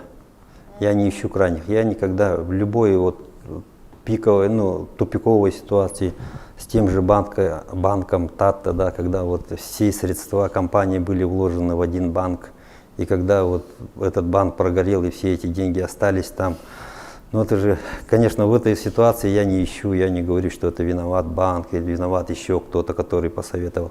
А самое главное в бизнесе — это ответственность брать только на себя. И если что происходит, это по вашей вине вот это все происходит. И насчет вот опускания рук, да, и в бизнесе. Ну, бизнес — это, когда вы человек выбирает эту дорогу, да, это надо понимать то, что это как бы самая сложная дорога. Это не государственная компания, где за тебя все вот это все думают, все работает. А тут 7 дней в неделю, 24 часа в сутки у тебя телефон постоянно включен. И вот не ждешь, да, вот все вот это ну, как бы происходит неожиданно. Те же вот эти законы меняются, налоги увеличиваются. Ну, как бы надо быть постоянно, ну, в напряжении находиться, да, и ждать, ну, может последовать удар, да, следующий удар откуда последует, да, вот это, ну, как бы, ну, надо быть готовым ко всему в этих ситуациях. Ну, и когда вот вопрос тоже, вот, говорят, тяжело, вот руки опускаются, но руки это опускаются, это, конечно, это самое последнее, то, что происходит, но до этого как бы не доходило, но, конечно, были трудности, да, с принятием каких-то вот важных решений, да, я как делаю и вот советую другим, да, я, ну, уединяюсь, да, я вот включаю музыку хорошую якутскую и выхожу на природу, и там могу 10 километров пройти, 15 километров пройти, и вот думаю, вот это все, обдумываю вот эти все решения, вот эти. И в конце вот все равно вот приходит единственное, да, верное решение, и я как бы выполняю вот это решение. Очень интересный лайфхак. Так, использовал ли Афанасий когда-нибудь технологии по трансформации бизнеса? И насколько часто он участвует на бизнес-тренингах, семинарах для себя лично? Subultu School спрашивает. Ну, насчет бизнес-тренингов, да, вот это в последнее время стало очень популярно. Но года 3 назад вот один раз вот меня вот силой, да, ну, как бы очень уговаривали сходить на бизнес-тренера. Это откуда-то украинка, по-моему, приезжала женщина, она с Европы была, она там бизнес-тренер №1 там. И для меня вот сделали там как бы скидку такую мощную, сказали, сделали. И за 3 дня я заплатил там в районе то ли 60 или 70 тысяч рублей. Но я там, ну, как бы ничего нового не узнал вообще. Вообще ничего не узнал. И для себя я решил, то, что это, ну, как бы не для меня. И поэтому, и вообще вот по бизнес-тренерам, да, очень много бизнес-тренеров. Ну, даже вот когда я мельком смотрю, да, ну, конечно, обучающие программы нужны, да, но вот бывают бизнес-тренеры, которые вот рассказывают, вот это, вот через месяц вы будете зарабатывать столько денег. На самом деле вот нужен практик. Если вот этого же бизнес-тренера вот поставить на улицу, да, и сказать, ну-ка покажи, дорогой, что ты можешь. Да, как зарабатывать деньги, я на 90% уверен, что у него ничего не получится просто-напросто. Ну, то есть смотреть все-таки критически и выбирать себе наставников-практиков, да, у которых есть кейсы. Отлично. Кто ваши основные клиенты? Николай Федоров прямо. Мои основные клиенты клиентской базой. Да, это автолюбители, конечно же. И вообще вот в бизнесе, да, надо вот относиться к работе, да, с любовью. Я раньше сам стоял долгое время за прилавком, сам лично торговал запчасти. И вот клиенты мне звонили, говорили, Афанасий, вы сегодня будете?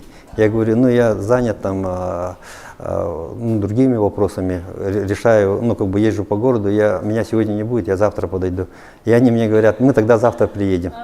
Я говорю, а почему? Там же такие же ребята, они же так же рассказывают. Нет, говорят, мы хотим, чтобы вы нам продали, вы нам рассказали, мы вот именно хотим. И вот то, что интересно, вот когда я сам стоял за прилавком, продажи увеличивались вообще. увеличивались, потом я уезжал в командировку, и продажи постепенно начинают вот немного спадать. Ну, любому человеку, да, надо подходить, ну, как бы, с открытой душой, да, а не так вот, лишь бы деньги взять с него и до свидания, вот, ну, как бы, это неправильный подход. Надо вот человека услышать, понять, ему рассказать, но это очень много времени занимает, но вот этот человек уже в следующий раз, он обязательно вернется к тебе. Очень хорошая история, пример. Да, все предприниматели абсолютно говорят о том, что когда они сами вовлечены в процесс продаж или обслуживания клиентов, то продажи растут. Ну, потому что клиенты, они люди, они чувствуют душу, да, любовь, отдачу от того, кто стоит за прилавком. Ой, такой очень амбициозный вопрос от подписчиков в Инстаграме. Где можно взять хорошую сумму, 20 миллионов, без залога и без поручителей на хорошую бизнес-идею? Можно ли к вам подойти с такой бизнес-идеей? Не, ну такого не бывает, вот, чтобы вот подойти, да, и сумма 20 миллионов, это не 2000 рублей, да. Хоть какая бы это не супер какая-то идея была, это, ну, как бы, это из области фантастики, наверное, скорее всего. Вот этого не бывает. Ну, с любой бизнес-идеей ко мне вот подходят, да, люди советуются. Ну и чем могу, тем я помогаю. А вот в какой момент у вас началась активная общественная жизнь? И хочу спросить, что не мешает ли она предпринимательству в том плане, что это отнимает много времени, много сил, фокус уходит, энергия уходит, а это вы бы могли направить в бизнес, еще увеличить там обороты и так далее, да? Но вот есть когда такой выбор, почему вы выбираете в какие-то моменты общественную деятельность, когда это у вас началось и почему вы этим занимаетесь? Ну, это общественной деятельностью, конечно, я начал заниматься намного позже. Да.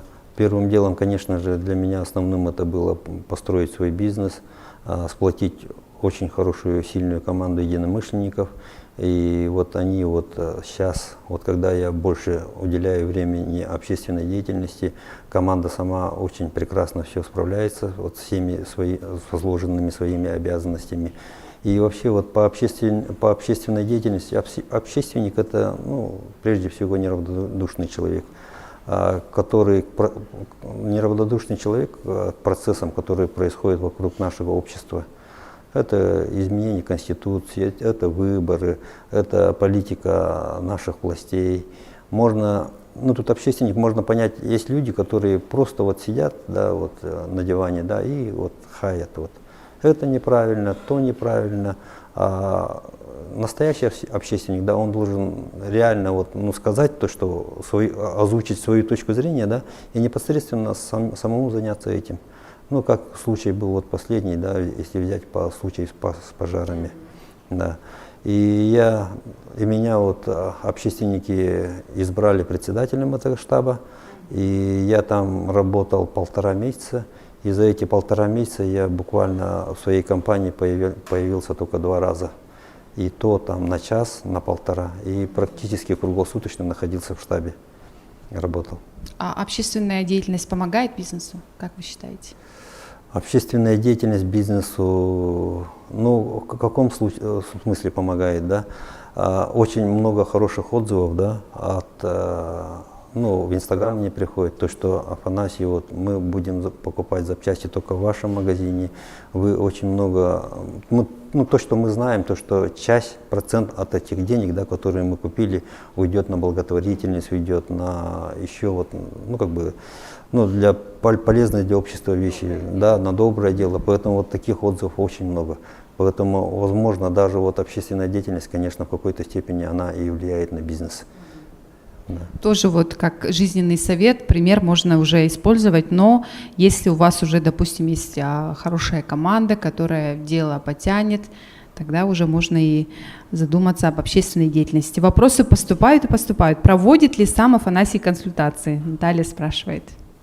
Да, сейчас намного с временем очень тяжело, но бывает такие люди, которые, 1 раз придут, 2 раз придут, я обязательно обращаю внимание, да, и, это, занимает определенное время, да, Бывает час сидим, разговариваем, бываем полтора. Вот буквально недавно были ребята, которые занимаются производством мебели.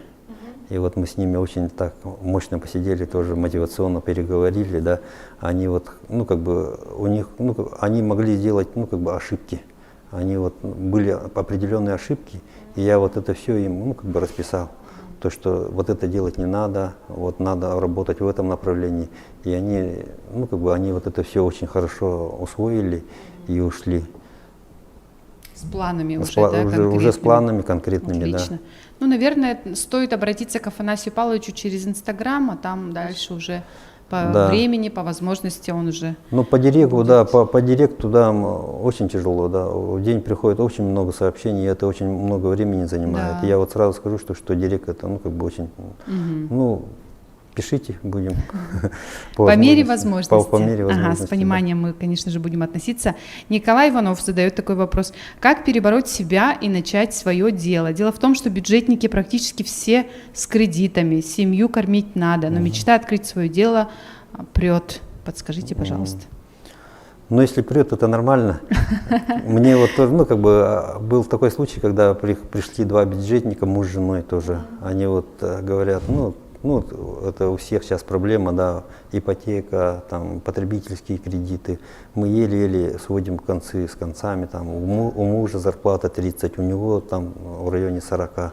И мы хотим, ну, как бы, заняться своим делом. Ну, я с ними тоже, ну, как бы, начинаю их мотивировать, что вам нравится, во-первых. Но они оба сидят и говорят, ну, мы не знаем, что нам нравится. Но я говорю, в бизнесе такого не бывает. То, чтобы прийти, надо найти дело, которое вот по душе, которое нравится, а не то дело, которое приносит деньги. Это, ну, как бы, это неправильная постановка. И вот с ними вот разговаривал, как бы, и убеждал их, то, что надо заняться вот своим делом, да. И все равно вот для каждого человека трудно сделать первый шаг вообще. Трудно. А вдруг не получится, а вдруг что-то еще, а вдруг. И вот это «а вдруг» он перебаривает вот это же все желание, да. И потом они говорят, лучше мы будем там на бюджете сидеть и не будем заниматься.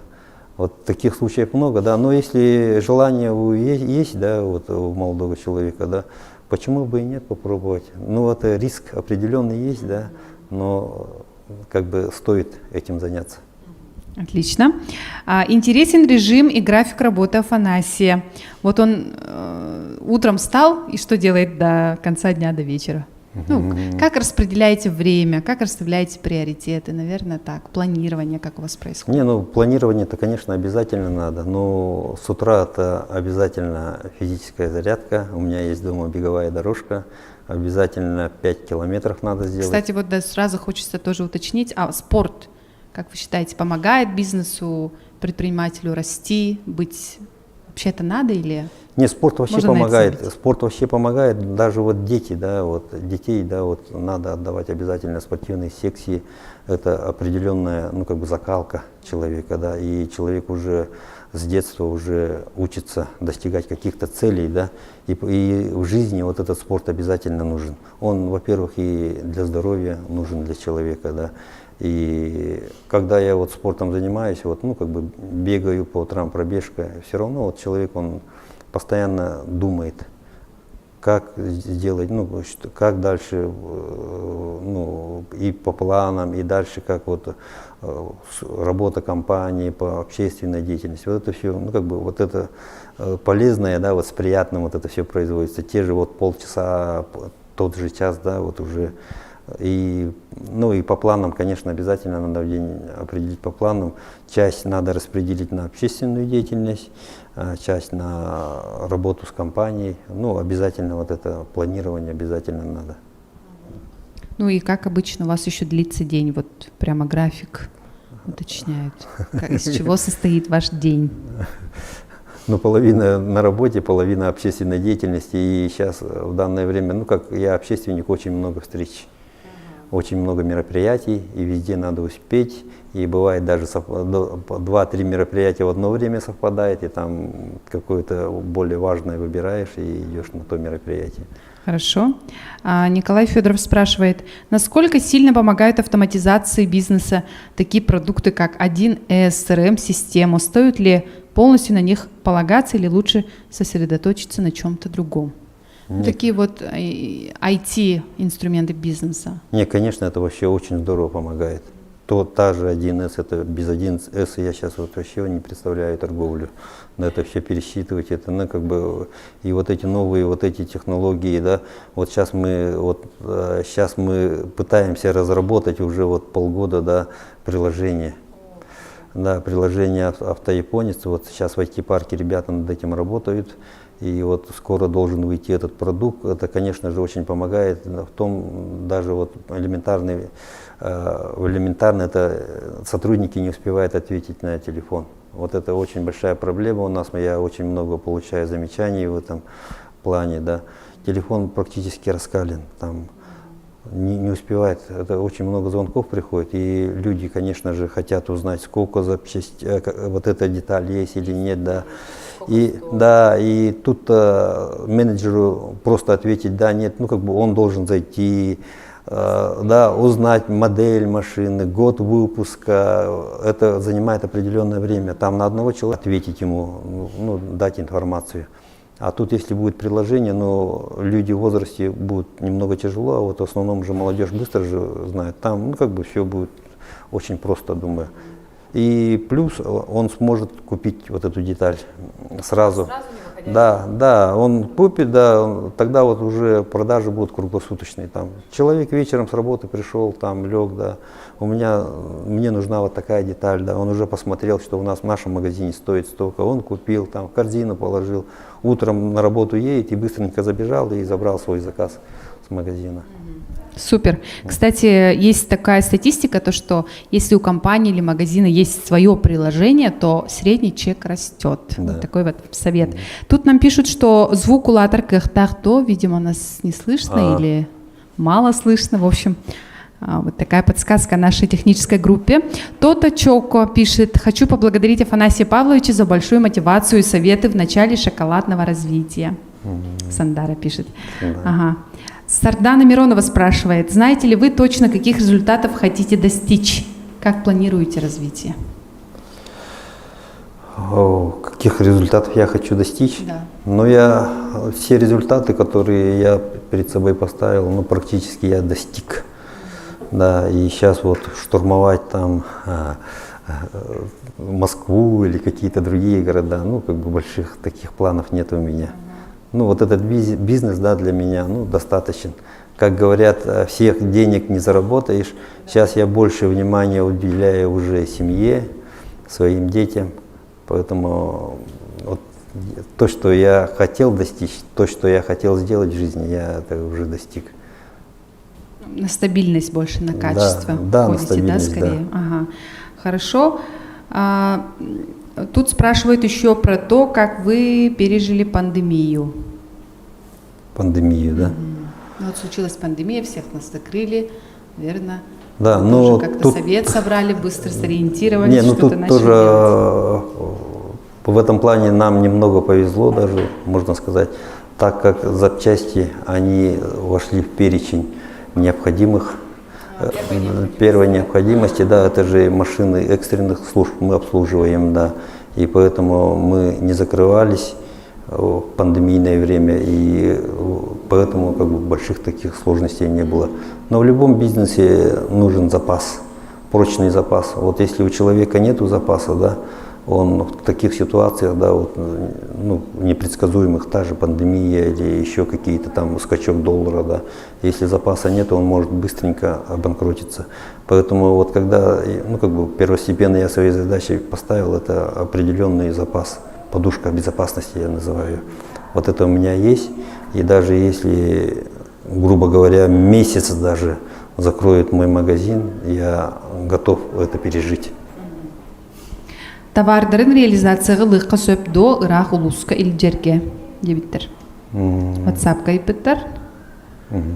Вот он по таким вот, насчет реализации мы не работаем. То, что у нас, ну, как бы тоже опыт есть, сначала мы работали в этом плане, да, но, ну, очень много, ну, как бы, есть, ну, людей, которые не возвращают, да.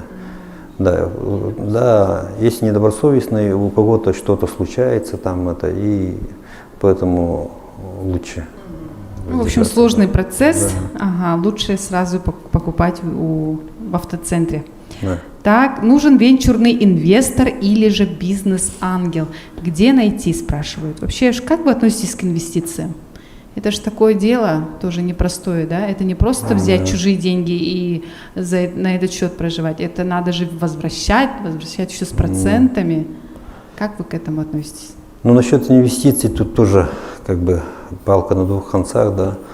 Вот насчет инвестиций, вот, ну, как бы мы вот разговаривали, ну, я приведу пример, да, вот с Гаврилом, да, с Бодилайном мы тоже разговаривали, он создал свое приложение, и у него очень много, ну, как бы инвесторов появилось, да, все хотят вложить в его бизнес деньги, да. Я говорю, Гаврил, это, ну, инвестор, ты же сам понимаешь, что такое. Человек хочет залезть тебе на гору, грубо говоря, да, и тебя доить. Но говорит, тебе что сейчас надо вообще? У тебя есть как бы свое приложение, есть свое помещение, есть. Зачем тебе вот этот вот инвестор? Ну вот, ну я, ну как бы, и к кредитам я тоже очень плохо отношусь, то что я вот сколько работаю и в жизни я ни разу не брал кредиты. Хотя вот банки тоже на протяжении уже 20 лет уже за мной сами бегают, там, каждый день практически с предложениями всякими, да. Но я-то понимаю, то, что это, ну, человек, ну, как бы компания хочет сесть тебе на горб и постоянно сидеть и доить. Поэтому я к инвестициям, к инвесторам вот и всякого рода, ну, как бы отношусь не очень хорошо. Хорошо, спасибо. Каким вы видите бизнес будущего? Какой интересный вопрос. Ну, бизнес будущего, это мы уже все уже видим, это уже онлайн. Это все перешло в онлайн. Сейчас в будущем, возможно, даже и магазинов не будет. Сейчас вот у нас в семье вот, ну, как бы вот все покупаем уже те же продукты, вот Макс-маркет, да, вот все, что хотим по той же цене, там уже без доставки. Вот это все к нам приходит в дом. Вот это все, ну, я вижу то, что уходит все в онлайн. И в скором будущем вот это еще будет усиливаться. Ну, тем более пандемия помогает в этом плане, да. Поэтому будет все, заниматься будем в онлайн, будем заниматься с приложением, ну, как бы поставим тот же телефон, да, покупать будем онлайн, те же продукты, ту же пиццу, вот это все будет приносить нам в дом. Так что в этом направлении будет двигаться все. И конференция у нас сегодня тоже онлайн, да, кстати. конференция тоже так, онлайн. Николай Иванов задает интересный вопрос. Кайдах сынинаргын сөбілігіні бұл тургун сөбілігін до? Про охоту и отдых. Про охоту. Ну, я не такой ярый охотник, но в год 2 раза, это весна, осень, обязательно хожу с друзьями. Это после такой долгой зимы посидеть у костра, выпить чай горячий, что-нибудь там приготовить на костре, это вообще классно. Вот поэтому вот я вот, ну, как бы, мне нравится вот это. А вот именно по охоте там серьезная, на копытных каких-то, да, и вот на большую вот эту, на большой трофей, ну, мне просто жалко животных. Да, тем более животные, чем больше, да, тем все равно у этих животных есть ребенок, есть это, да, ну, мне так кажется, да, поэтому мне, ну, жалко. Айталина спрашивает, а сколько вы в месяц тратите на зарплату сотрудников? Ну, такой конкретный прям вопрос. Не знаю, можете как-то в процентах это обозначить, ФОД сколько занимает или что? Не, ну, тут в основном зарплата сотрудников зависит от их работы. Вот, средняя зарплата, может быть? Не средняя, ну, зависит от работников самих, сколько они продадут. Процентах. Вот даже вот сейчас, да, вот неправильно поступают некоторые предприниматели, да, которые, ну, как бы определенно говорят, вы будете зарабатывать вот в месяц там 30 тысяч, 50 тысяч, да, и это не зависит. А у нас вот наоборот, вот сколько он продал человек, да, сколько он принес компанию финансовых средств, да, от этого зависит его зарплата. Поэтому человека надо вот привязать к процентовке, вот тогда будет результат. А если вот просто под одну сумму подвести его и сказать, вот у тебя будет такая зарплата, ты работай, не работай, там он будет спать сидеть, да, или в смартфоне копаться, ну это неправильно. Поэтому вот зарплата обязательно должна от результата его работы зависеть. А правда ли то, что вы не вкладываетесь в рекламу? Да, сейчас я вообще не вкладываюсь в рекламу. Уже я вот эту стадию прошел. Вот когда первый раз, да, это было газетные варианты были, мы вообще такие очень большие финансовые средства вкладывали в рекламу. А сейчас уже все, уже компания как бы сама уже, ну как бы на рынке уже нашло свое место, поэтому все знают, любой автолюбитель японец, ну как бы и все. Ну это как iPhone среди телефонов, Да. японец среди автоцентров. Так, вы сами выступаете в роли инвестора. Да что ж это такое? Прям все хотят инвесторов. Мне с подобными Был у вас опыт какой-нибудь? Именно инвестор, кому-то деньгами вложиться в проект, и чтобы это заработало? Не, я инвестором не был, но предложений поступает очень достаточно много. Но инвестором я не был. И вот как затронули вот про японец, да, ну немного расскажу, да, это ну, товарный знак. Вот когда вот ты начинаешь работать, ты должен назвать свою компанию каким-то именем, и обязательно я вам советую, ну как бы запатентовать имя, чтобы вот это у вас осталось. И когда вот ошибка многих, да, вот они начинают заниматься бизнесом, и этот бизнес начинает как бы развиваться, да, уже человек видит то, что это, ну, серьезная компания, и вот ошибка они не брендируют, ну, как бы не патентуют, да, а впоследствии они могут просто взять и, да, потерять вот это. И, да, и у нас вот как получилось, да, вот мы 2 года судились с федеральными сетью. Там вот появился японец, вот один раз вот проезжая по Дежневу, я вижу магазин японец, я удивился.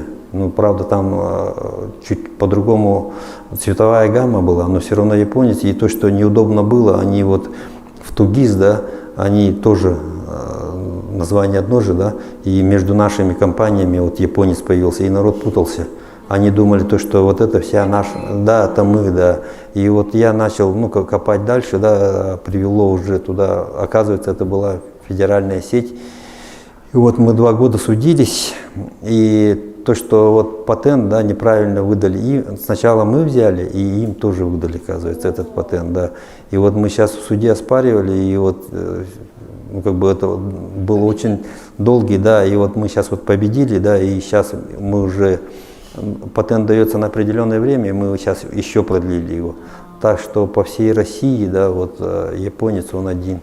И вот ребята стараются открывать в улусах, я им тоже говорю, ребята, ну это так нельзя.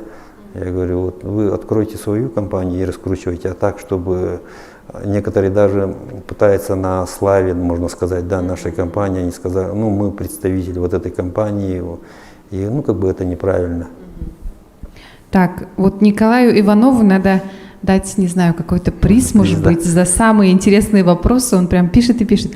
Зависит ли успех в бизнесе от отношений с женой? Какими должны быть отношения? Джеря. Не, успех, конечно, напрямую зависит от отношений в семье. Вот какая в семье атмосфера.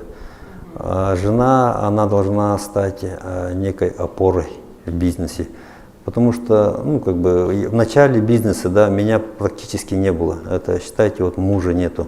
Он где-то там, в Приморье, где-то еще на Западе. Его нету вообще. Он вроде бы есть, и вроде бы его нет, да. Но не все женщины способны вот это вытерпеть, да. И вот, и даже вот, ну, как бы на начальном этапе у меня была вот жесткая экономия была. Конечно, вот жена, она хочет купить, там, подруги покупают, там, ну, как бы, те времена, там, норковую шубу, хочет красивую машину. Я говорю, нет, наше время еще не пришло. И это идет не год, не 2, а десятилетиями. Я говорю, терпим. Вроде бы деньги есть. Я говорю, вот сейчас, ладно, мы сейчас вот вложим эти 100 тысяч в ту же шубу, да, а на что потом мы откуда возьмем, чтобы запчасти покупать те же, да. Поэтому я говорю, вот терпим до конца, и вот не каждая женщина сможет это вытерпеть.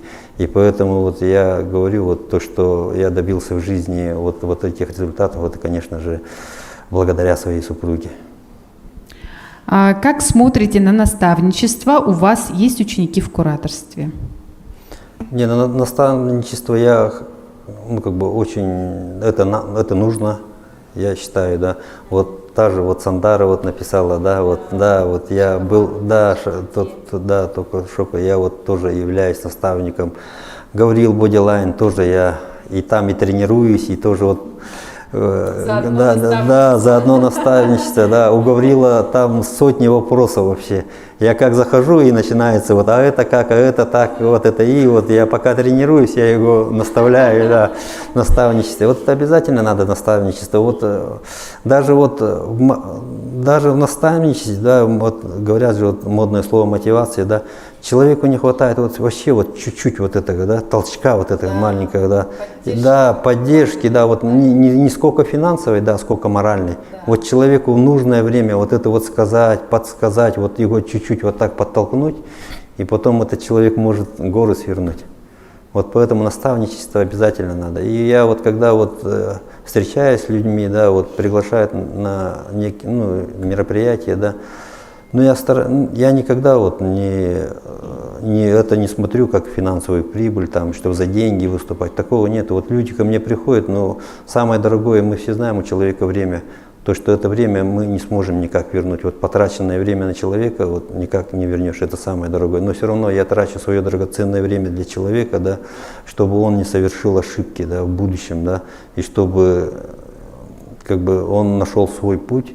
И замотивировать человека, дать ему уверенность ему в силах, да, чтобы он встал и начал заниматься этим делом. Следующий вопрос. Какой тип характера напрямую зависит на рост и стабильность в бизнесе? Черты характера у человека какие должны быть, чтобы быть уверенным, успешным? Это самое главное, успешность – это трудолюбие. Есть же, вот даже я вот соглашусь, да, успех это 99% труда, да, а 1% удачи. Вот с этим я полностью согласен. Это самое главное трудолюбие. Если ты будешь вкалывать, как говорят папа Карло, ты все равно чего-то добьешься. Отлично. Ну и напоследок Афанасия Павловича мы попросим ответить на такой вопрос. Это не сколько вопрос. 3 самые главные основные правила в бизнесе у вас какие? Я бы сказал, тут в бизнесе у меня есть только одно правило. Только одно. 3 это сильно много. Да, одно. Надейся только на самого себя. Все. Круто. Да. Давайте надеяться на самих себя, давайте быть проактивными и делать такие качественные большие компании, как Японец. Я хочу сказать вам напоследок. Спасибо большое, Афанасий Павлович, за сегодняшнюю беседу, за ваши ответы на многочисленные вопросы. Видимо, они еще и будут поступать, но если что, мы их вам передадим. Фокус-спрос на страничке обязательно ответим. Желаем вам роста, благодарных клиентов, и пусть у вас в коллективе все будет хорошо, как и в семье. Спасибо большое. Спасибо вам. Рубрика «Кейс нашего курсанта». То есть это тот предприниматель, выступит сейчас перед вами, который пришел с определенными вопросами, проблемами, болями в бизнесе, да, к Focus Pro, получил там консультации, прошел курсы и получил свой результат. То есть это такой же, как мы все, человек, который вот нуждался в информационной поддержке, его получил и, самое главное, сделал результат. Ее зовут Аида Чемчоева, у нее очень интересный бэкграунд, потому что по образованию он медик, да? Но так как получилось, что она предприниматель, владелица товаров для танцев Севани, или Севани, сейчас узнаем, и магазина одежды для женщин Black and White, является она также председателем Российского танцевального союза в Республике Саха-Якутия. Такие вот у нас активные люди сегодня, не просто предприниматели, а общественники. Аида, добрый день. Ага, ее слышно, да? Микрофон у вас, да? Передаю. Ага. Хорошо. Ну тогда сразу расскажите нам буквально в нескольких предложениях, вот с чем вы пришли в Focus Pro, что вас привело, какая боль, какая проблема, что вы получили и как исправили ситуацию у себя в компании. В Focus Pro я пришла, целый год начиная с августа прошлого года, они меня звали. Я все отнекалась. Для себя я думала, чему они меня еще могут научить, да. А потом, пришла такая стадия, вот пандемия. Когда я до пандемии крутилась как белка в колесе, и был момент, именно вот эта пандемия дала мне толчок остановиться и задуматься, что мне делать дальше. Почему я и днями, и ночами работаю, и практически никакого результата нету. И в августе я пришла на семинар продвижения и поняла для себя, что я всю ночь не спала, думала, что я не так, что я, оказывается, делаю все неправильно, что я работаю только как бы на своем энтузиазме, скажем так, да. И всю ночь не спала. И на утро взяла приложение «Доска ЕКТ» и стала искать, решила для себя за всю ночь, что я должна расшириться и идти дальше. И из 36 квадратов я нашла 130 квадратов. И мы сразу стали работать уже над переездом. Но вот когда мы там уже начали ремонт, когда мы уже... Это вот Севани. И я столкнулась с проблемой, что расширилась, а я не знаю дальше, что делать. И записалась на усиление 2. Усиление 2, сопровождение. И я там поняла, что что-то я делаю правильно уже, да, что какие-то шаги я уже предпринимаю правильно, какие-то шаги неправильно.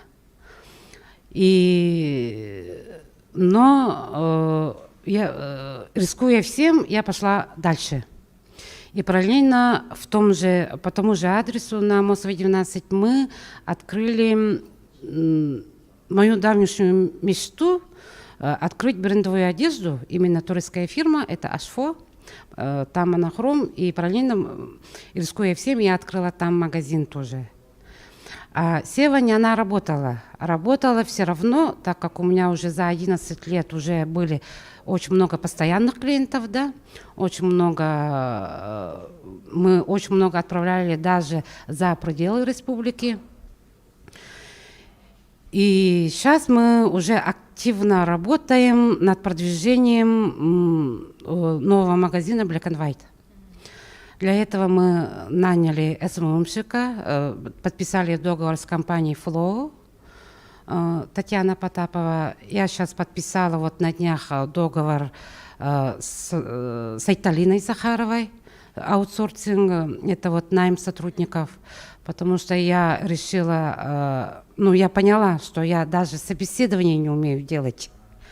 Просто тупо пришел человек, я ее взяла на работу. А дальше уже и мучение, ни отбора, ничего, и дальше я мучилась. А сейчас вот на усилении 2 нас учили, что когда мы открываем бизнес, мы сначала самозанятые, потом ИП, потом уже владельцы бизнеса. Я поняла, что все эти 11 лет я была самозанята. Сейчас я потихонечку становлюсь ИП, но сейчас у меня есть мотивация стать владельцем бизнеса. Для этого мы должны все это автоматизировать, систематизировать. И для этого я уже тесно работаю с Focus Pro. И с помощью Focus Pro через год мы должны уже все автоматизировать. У меня уже цель и систематизировать. Какие ценности, смыслы вам дает Focus Pro? Если мне уже через 3 месяца 50 лет, мне уже скоро на пенсию, и я думала, что зачем мне дальше учиться. Я человек действия. Сегодня мне что-то взбрело в голову, пошла, сделала. Да. Ага. И вот эта черта характера мне всегда помогала. Если я ошибалась, я сворачивала и делала совсем другое. И после учебы вот в Focus Pro, особенно усиление 2, я стала действовать. Я стала предпринимать реальные шаги, действовать, и результат уже есть. В первый месяц у меня выручка выросла в 3 раза. На второй месяц 4 раза. Сейчас мы работаем еще, несмотря на пандемию, мы сейчас работаем еще на еще больший этот результат. И я смогла уже делегировать свои обязанности с помощью моей команды. Если я работала одна со своей племянницей, да, то у нас сейчас, у меня сейчас сотрудников 5. И оказывается, когда все это делегируешь, она работает. Я раньше думала, что кроме меня никто не сможет это сделать. Да. Сейчас я все обязанности вот так вот делегировала. У меня есть сотрудники, которые реально болеют за дело, реально болеют, реально дают мне советы. И мы с моей командой уже идем вперед, несмотря ни на что. Круто, это все благодаря систематизации. Да, это благодаря тому, что если я раньше вела бизнес, как в 90-х годах, то сейчас я все равно каждый год надо учиться, каждый год проходить какие-то семинары, обучение, потому что не стоит все это на месте. Каждый год что-то меняется, и надо идти всегда в ногу. Аидой, давайте ее поблагодарим, тоже похлопаем, потому что действительно все же так, все в нашей голове в первую очередь, и когда владелец это сам понимает и начинает там упорядочивать, систематизировать, реальность не может этому не подчиниться. Так что мы Аиду благодарим за прекрасный рассказ, за классный кейс и желаем, конечно же, развития, систематизации, автоматизации, чтобы у Аиды было много-много времени мечтать и просто воплощать эти мечты в реальность. Спасибо вам большое, что вы сегодня с нами. Ждем вас еще с хорошими новостями, Деха. Ага, на новом уровне. А представлять следующего спикера для меня это одно большое удовольствие, потому что ее тема, во-первых, очень увлекательна. Она звучит таким образом: как сделать так, чтобы команда сама создавала поток клиентов. Но мне кажется, это просто предел мечты любого предпринимателя, да? И наша следующая участница, наш следующий спикер, я сейчас прочту ее, кем она является, просто образ романтичный рисуется в глазах, в голове, да, просто вслушайтесь. По образованию она филолог, преподаватель литературы. Закончила Московский государственный университет имени Ломоносова. Все, у меня там рисуются в головах 18 век, классные образы литературные. Она очень любит читать, и поэтому однажды решила открыть свой бизнес, связанный со своим любимым увлечением, и теперь она владелица книжного магазина Starbucks, а также она прекрасный маркетолог и бизнес-консультант. Встречайте! Айсена Сыроватская, друзья, ваши виртуальные аплодисменты, пожалуйста. Так, давайте начнем. Еще раз, у меня тема звучит так, как сделать так, чтобы команда сама создавала поток клиентов. Да? Это на самом деле такая утопия, это такая мечта, предел многих мечтаний, наверное, предпринимателей, потому что, как вот сейчас Аида сказала, предприниматели большую часть времени обычно работают как самозанятые, то есть сами создают рекламу, сами ее продвигают, свое дело, сами все на себе несут. И, конечно, это какая-то мечта, когда же мы дойдем до того уровня, когда команда будет сама создавать поток клиентов. Так, вообще, давайте я сначала представлюсь, с кем мы не знакомы, еще раз, да. Я пришла в маркетинг через Instagram, через Starbucks. Он вообще на самом деле, вот Николь очень красиво сказала, решила создать, да, потому что очень любит читать книги. На самом деле это не было такое мгновенное решение, и как раз вопросы тоже сегодня у вас были про то, как решиться на такой шаг. И очень многие думают, что открыть бизнес это что-то очень большое и сложное. На самом деле надо сначала сделать маленький шаг, настолько маленький, чтобы было не страшно его сделать. И для меня это было, например, заказать книги для знакомых, и потом уже этих добрых знакомых становилось все больше и больше, и так поток клиентов постоянно рос. И в первое время, конечно, я работала над созданием потока сама, и вот тогда поняла по-настоящему, что такое маркетинг. Это привлечение клиента, это его удержание, да, то есть это постоянная работа с клиентом над тем, чтобы он не только один раз пришел, да, а чтобы он пришел и остался с тобой навсегда. Вот мы об этом сегодня будем говорить, чтобы что такое стабильный поток, да? Поток — это когда клиенты приходят, да, без каких-то усилий. То есть совершенно это получается как будто естественный поток. И вот как раз сегодня Афанасий тоже выступил, я сидела и слушала тоже с открытым ртом. И когда он сказал, что сейчас они не вкладываются в рекламу, я вот поняла, вот оно. Тот момент, когда компания создала себе имя и репутацию, когда поток создается автоматически. И как к этому прийти? Вот про это будем говорить. Очень многие на самом деле вкладываются в рекламу довольно много. Я специально посчитала, сколько мы потратили на рекламу. За 3 года в Starbucks мы потратили на рекламу меньше 200 тысяч рублей. Это получается где-то меньше 5 тысяч рублей в месяц. Я думаю, что это на самом деле очень хороший результат, все удивляются, потому что предприниматели знают, какие бывают рекламные бюджеты, и при этом мы выросли, вот сейчас у нас более 24 тысяч подписчиков, что тоже на самом деле для якутского инстаграм-магазина, да, это очень-очень солидный результат, тем более это не просто подписчики, это целевые наши клиенты.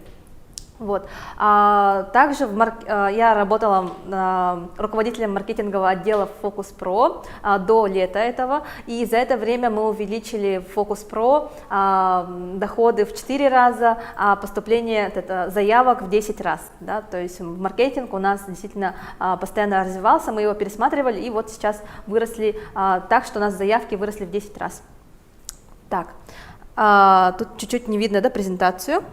Ничего, давайте попробуем дальше пойти, если это не критично. Да, вот здесь у меня видно тему, да, как сделать так, чтобы команда сама создавала поток клиентов, и мой инстаграм, Айсана Сарватская. Можете переходить и оставлять, мне тоже писать, если у вас будут вопросы по маркетингу или другие. Так, попробуем переключить. Переключается, да? Ага. Так. И вот у меня к вам такой вопрос, что такое бизнес? Можете написать в комментариях, как вы думаете, что такое бизнес. Просто я увидела, что некоторые спрашивают про первые шаги, то есть, возможно, среди нас есть не предприниматели, а предприниматели тем более должны знать ответ на вопрос, да, что такое бизнес, что это такое для вас. Я, когда, вот еще раз расскажу, да, историю, когда я сама создавала, у меня не было сознания, что я создаю бизнес, и поэтому, наверное, было не так страшно, да, но если сейчас вспомнить, это было всего 3 года назад, но я когда купила большой довольно для меня закуп книг на целую полку, я думала, как же это продать, да, зачем я купила столько книг, как я их смогу продать. Сейчас это, конечно, смешно вспоминать, но в то время вот такие страхи были. Я понимаю поэтому тех, кто только на начальном этапе, но вот это преодолевается всегда через знание дальнейших шагов. И поэтому знание дальнейших шагов, оно помогает нам чувствовать себя уверенными. Я думаю, что первое, что люди чувствуют, когда приходят к нам в Focus Pro, это они чувствуют или уверенность, или неуверенность. Да? То есть они понимают, что они делали правильно, или они что-то делали неправильно. И в любом случае это будет хорошо. То есть если вы знаете, что вы делали правильно, у вас появляется уверенность дальше идти по этим шагам, Так у меня было с Джулстаном, когда я пришла к нему на консультации 2 года назад, и я посмотрела, что просто делаю все правильно, вкладываясь, например, в закуп. То есть в товарном бизнесе очень важно постоянно увеличивать сумму закупа. То есть если вы закупаете каждый месяц на 50 тысяч, вы будете продавать там на 100 тысяч. Да? То есть закуп должен все время расти, чтобы росли ваши доходы. Вот. И когда я увидела, что все делаю правильно, я просто пошла и начала делать по плану, который мы составили с Джулстаном. И после этого я вот год назад пришла работать в Focus Pro и тоже сейчас помогаю понять это другим предпринимателям, приобретать уверенность, да, самое главное. Вот, возможно, кто-то уже ответил, да, что такое бизнес, и сейчас я открою секрет. Да. Когда мы создаем бизнес, мы на самом деле создаем воронку маркетинга, да, воронку продаж. Возможно, вы про нее слышали, и сейчас мы про нее поговорим. Потому что бизнес – это всегда решение проблемы клиента. Да, это там, где встречается у нас спрос и предложение. То есть у рынка был спрос, мы ему дали предложение. И вот на этом стыке у нас получился бизнес. То есть бизнес, он возможен только тогда, когда вы решаете реальные проблемы людей. То есть если вы создаете какую-то вещь, которая никому не нужна, то, соответственно, бизнес на этом невозможно построить. Чем больше болей вы решаете для клиента, тем больше ваш бизнес. Да? И бизнес – это вот получается создание вот этой воронки. Сейчас мы пойдем дальше, как раз посмотрим, что такое у нас воронка. Так, ага, вот, в эту воронку у нас попадает кто? Вот у нас даже тема так звучит, да, подсказка, поток клиентов. Поток клиентов, она состоит из, получается, клиентов. Это в первую очередь, когда они попадают в воронку, это их количество, сколько у нас клиентов попало в нашу воронку, да, потом дальше это их кошелек, поэтому во время кризиса страдают не только клиенты, да, страдают предприниматели, потому что чем меньше кошелек у клиента, тем меньше кошелек дохода, поступления у бизнеса. Поэтому во время кризиса рынок уменьшается. И когда количество увеличивается, тоже увеличивается рынок. То есть мы все зависим от рынка. Про это постоянно вот Джулстан рассказывает, да, и вы уже, наверное, знаете, что в первую очередь надо посчитать свой рынок. После рынка мы, когда узнаем, кто у нас клиенты, сколько их, какой у них кошелек, доходы, расходы, мы узнаем их потребности, то есть какие их потребности мы можем решить. То есть вот, как я сказала, чем больше болей и проблем клиента вы решаете, тем больше у вас поступления. Вот их потребности и их проблемы. То есть человек на самом деле не покупает какие-то вещи. Вот зачем мы покупаем, например, красивое платье на, допустим, на один вечер даже, да, на какой-то выход. На самом деле мы же покупаем не платье, да, мы покупаем что? Восхищенные взгляды, да, внимание. А через восхищение и такие вот взгляды мы приобретаем уверенность. То есть, покупая платье, мы приобретаем уверенность в себе, осознание того, что мы прекрасны. Да. Мы для этого, для подтверждения вот этого покупаем какие-то вещи. То же самое, когда мы покупаем книги, мы не покупаем книги, мы покупаем то, что мы через них получим. Это новые знания. А через новые знания мы получим, например, какой-то новый навык, который нам поможет выйти на новый уровень качества жизни. То есть, когда мы покупаем книгу, на самом деле мы покупаем себе новое качество жизни. Я всегда про это рассказываю и показываю своим примером, что чем больше книг мы читаем, чем больше мы из них получаем и чем больше применяем, тем лучше наша жизнь. Да? Вот, получается, у нас клиент, это надо посчитать их количество, их кошелек, их потребности и проблемы. Если все это знать, то можно сказать, что вы станете маркетологом. Поэтому не зря у нас Focus Pro начинается все с курса, например, усиления, где мы изучаем именно рынок, считаем рынок и потом считаем, как на этом рынке найти своего клиента. Да? То есть это про то, чтобы знать вообще, ну, как некоторые, да, приходят на курсы, понимают, что у них очень маленький рынок. Я, на самом деле, когда пришла к Джулстану, тоже поняла, что вот до пика Starbucks, да, мы придем в следующем году, в 2022 году, мы придем к тому моменту, когда захватим там 30% рынка, и больше этого, например, да, мы не сможем вырасти, и это нормально. То есть бизнес должен знать, до какого момента он может расти, а то некоторые прилагают очень много усилий и не растут, а просто потому, что они пришли к потолку. Вот очень важно знать свой рынок. Ага, и вот бизнес – это создание воронки, бизнес – это про то, чтобы решать потребности человека, да? Бизнес – это про то, чтобы клиент с помощью нашего бизнеса решил свои проблемы. И чем больше он решил своих проблем, тем больше мы зарабатываем. Так. Вот, то есть бизнес всегда растет, только если растет поток клиентов. Важно понимать, что надо вкладываться в первую очередь, конечно, в то, чтобы увеличивать поток клиентов. Поэтому, я думаю, вы сегодня сюда пришли, и, как я сказала, мы обучение для бизнесов, например, начинаем с курса усиления, а не сильная команда. Да? Сильная команда – это следующее, например, сопровождение, а усиление – это начало, потому что это как по воронке, это маркетинг, это верхняя часть воронки. И вот мы говорим про эту воронку, давайте перейдем к воронке. Вот, это наша вот воронка продаж. И смотрите, воронка – это то, как к нам попадают клиенты. Очень многие предприниматели и очень многие те, кто еще не являются предпринимателями, да, они смотрят только на выручку, на доход, то есть сколько я получил. В кассу поступило там за месяц 1 миллион, допустим, да, и при этом иногда даже компании с миллионными оборотами не понимают, как влиять на планы продаж, то есть ставят планы продаж, и потом ждут, что эти планы выполнятся, но не знают, через какие действия эти планы будут выполнены. Все, конечно, идет с верхней воронки. Если мы не поработали наверху, то ждать результата внизу как бы смысла нет. На самом верху у нас маркетинг. После маркетинга у нас это продажи, потом только воронка сервиса, и, собственно, от этого мы получаем нашу выручку. То есть, смотрите, очень многие контролируют только продажи, да, то есть столько-то было чеков, столько-то была выручка за день, по факту. И даже не планируют там будущее. Конечно, вот в первую очередь, что нужно сделать, это нужно внедрить финансовое планирование, то есть не планировать, что так, ну в день там у нас выручка 30 тысяч, да, не таким образом, а завтра у нас будет выручка 30, послезавтра 35, на следующей неделе будут у нас праздники, там будет выручка по 45-50 тысяч в день.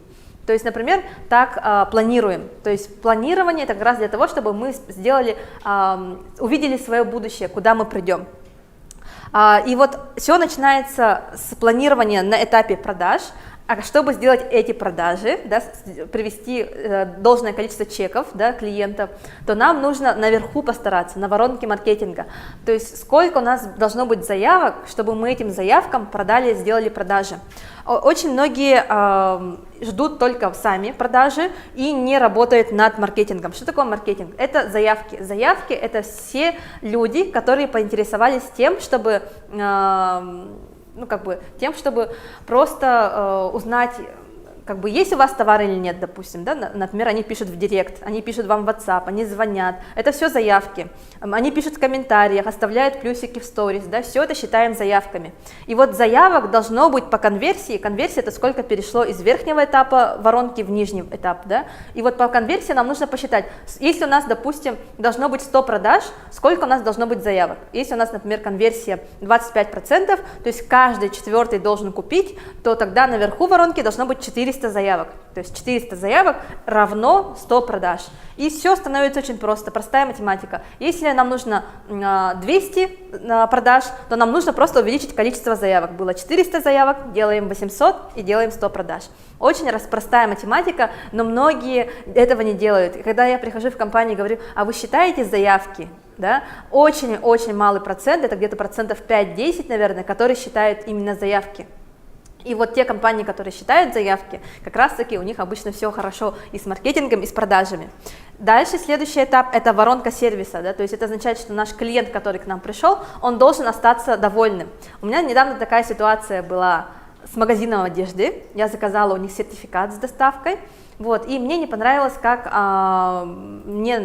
во-первых, мне очень поздно ответили в WhatsApp, потом доставили мне только на следующий день, а не в этот день. И получается, воронка сервиса, хотя вроде бы воронка маркетинга поработала, воронка продаж мне продала этот сертификат, да, а воронка сервиса не дотянула по качеству обслуживания.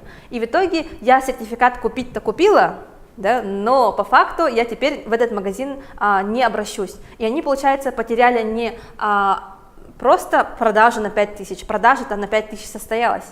Они потеряли клиента на 200 тысяч. Да? 200 тысяч это как посчитать? Это посчитать, сколько лет ходил бы клиент к вам, сколько он покупал бы в год. Допустим, там 10 лет по 20 тысяч. И вот за 10 лет по 20 тысяч я бы потратила в этом магазине 200 тысяч. И этот магазин потерял в моем лице 200 тысяч. Пожалуйста, так не делайте. Каждый потерянный клиент стоит вам 200 или даже больше тысяч. Да, посчитайте, сколько вам обходится клиент. Вот, и поэтому по этой воронке мы смотрим, что нам нужно сделать наверху, чтобы у нас были такие продажи, и что нам сделать, чтобы эти люди возвращались, потому что воронка, она такая, что люди зашли в эту воронку, но они должны повторно в нее вернуться, потому что если не будет повторных клиентов, то бизнес через 3 года умрет, да? За 3 года заканчивается средний цикл первичных клиентов в Якутске, то есть за 3 года первичные клиенты, которые приходят к вам первый раз, они, скорее всего, закончатся, и вот тогда, если не вернуться во второй раз, то бизнес закрывается. То есть, когда мы открываем бизнес – это создание воронки. И если у вас на предприятии нет маркетолога, то угадайте, кто маркетолог. Да? Если на предприятии нет маркетолога, то значит главный маркетолог вашего предприятия – это вы, владелец этого предприятия. Вот. Поэтому, вот, как я сказала, мы, например, начинаем всегда с обучения именно маркетингу, потому что без понимания маркетинга дальше предприятие не может расти. Как я сказала, да, бизнес растет только если растет поток клиентов, да, то есть мы растем. Так. Ой. Вот, современный маркетинг. Сейчас немножко изменились условия, как вот Афанасий тоже сказал, да, все времена сложные, все по-разному происходит. Раньше как было, да, на рынке было главное, чтобы у тебя был товар, и тогда вот, когда у тебя был товар, и ты хорошо обслуживал клиента, да, ты к нему хорошо относился, то клиент у тебя покупал. Сейчас что происходит? Настолько много у нас товара, у нас изобилие товара, да, у нас изобилие рекламы, у нас информационный шум каждый день мешает нам жить, да, мы уже устали от этого. И вот поэтому нам нужно ловить клиентов наверху воронки, захватить их внимание, когда они только вообще про нас узнали, мы должны их сразу ловить, их захватываем с интереса, сразу с внимания сразу переводим на интерес, с интереса сразу им помогаем утеплиться до продажи, да? То есть мы наверху воронки помогаем ему принять решение, чтобы если он захочет купить, например, одежду, он выбрал нас. Если он захочет купить книги, он выбрал нас. И у меня это была, кстати, одна из, скажем так, основных задач. Я вот тогда еще только начинала с Starbucks работать, да, и у меня просто была в голове такая идея, что если книги, то Starbucks. То есть должна быть очень четкая ассоциация у человека. Книги, значит Starbucks, книги, значит Starbucks, да. То есть вот так вот должно работать у человека ассоциация очень быстрая наверху воронки. То есть как только он подумал про книги, вообще у него появилась какая-то потребность в этом, да, он сразу вспоминал именно вас. То есть кто работает не внизу воронки, внизу воронки это как, допустим, человек ходит по торговому центру, гуляет и случайно к вам зашел. Но сейчас, посмотрите, да, особенно в наших условиях, когда вход в торговые центры по QR-коду, разве люди просто так гуляют по торговым центрам? Нет, да, просто так заходят в магазины? Нет. Сейчас человек целенаправленно идет в какой-то магазин, то есть он себе идею этого магазина продал еще до того, как он туда пришел. Поэтому мы ему продаем не в магазине. Очень многие думают, ну вот продавцы не справляются, просто не продают. Дело не в том, что люди вот сюда зашли и не купили. Проблема, скорее всего, в том, что мы не работаем на привлечение, да, клиентов в магазин. И у 90% бизнесов, да, я знаю, что проблема уже по опыту, сколько мы сопровождали компаний, у всех именно проблема в верхней части. То есть большинству бизнеса, особенно малого, где-то до, наверное, 20 сотрудников, проблема почти всегда в том, что они делают просто не те действия или, возможно, просто не делают действия в верхней воронке. То есть клиенты принимают решение еще до того, как они пришли к вам, что они придут к вам. Поэтому продажа состоялась не в момент в магазине, продажа состоялась в голове у клиента до того, как он пришел к вам. Следующее правило, да, современного маркетинга, оно отличается вот от того, что было тоже раньше. Не продавайте, да, помогайте клиенту купить. Раньше как было? Опять очень агрессивная продажа, купи, купи, купи, купи, у нас лучшее предложение, у нас там скидки, акции и так далее, и очень много вот такого исходящего потока именно на купи. Но люди сейчас устали от этого, это их скорее раздражает, чем наоборот стимулирует купить. Поэтому просто помогите клиенту купить, да, в эпоху изобилия рекламы, пожалуйста, да, помогите ему просто быть доступным, когда у него сформируется потребность. Вот он захотел купить книги, он вбивает, например, книги в Инстаграме и вас находит. Он ищет книги, допустим, в Тугисе и находит вас, да. То есть получается, просто надо быть на расстоянии вытянутой руки, чтобы быть доступным для клиента. Вот то, что нам требуется. Если для вас это был инсайт, да, потом тоже об этом напишите. То есть сейчас нужно не продавать, да, а помогать клиенту купить. То есть все время думайте с точки зрения клиента. Сейчас совершенно рынок изменился. Если раньше рынком правили корпорации, предприятия, производства, вообще те, кто были по эту сторону прилавка, да, теперь самые главные это те, кто по ту сторону прилавка, они диктуют моду, это потребители, клиенты. Надо знать, что они хотят и что нужно именно им. Поэтому надо быть доступным им. Ловить клиента наверху воронки. Сейчас я покажу, что это такое.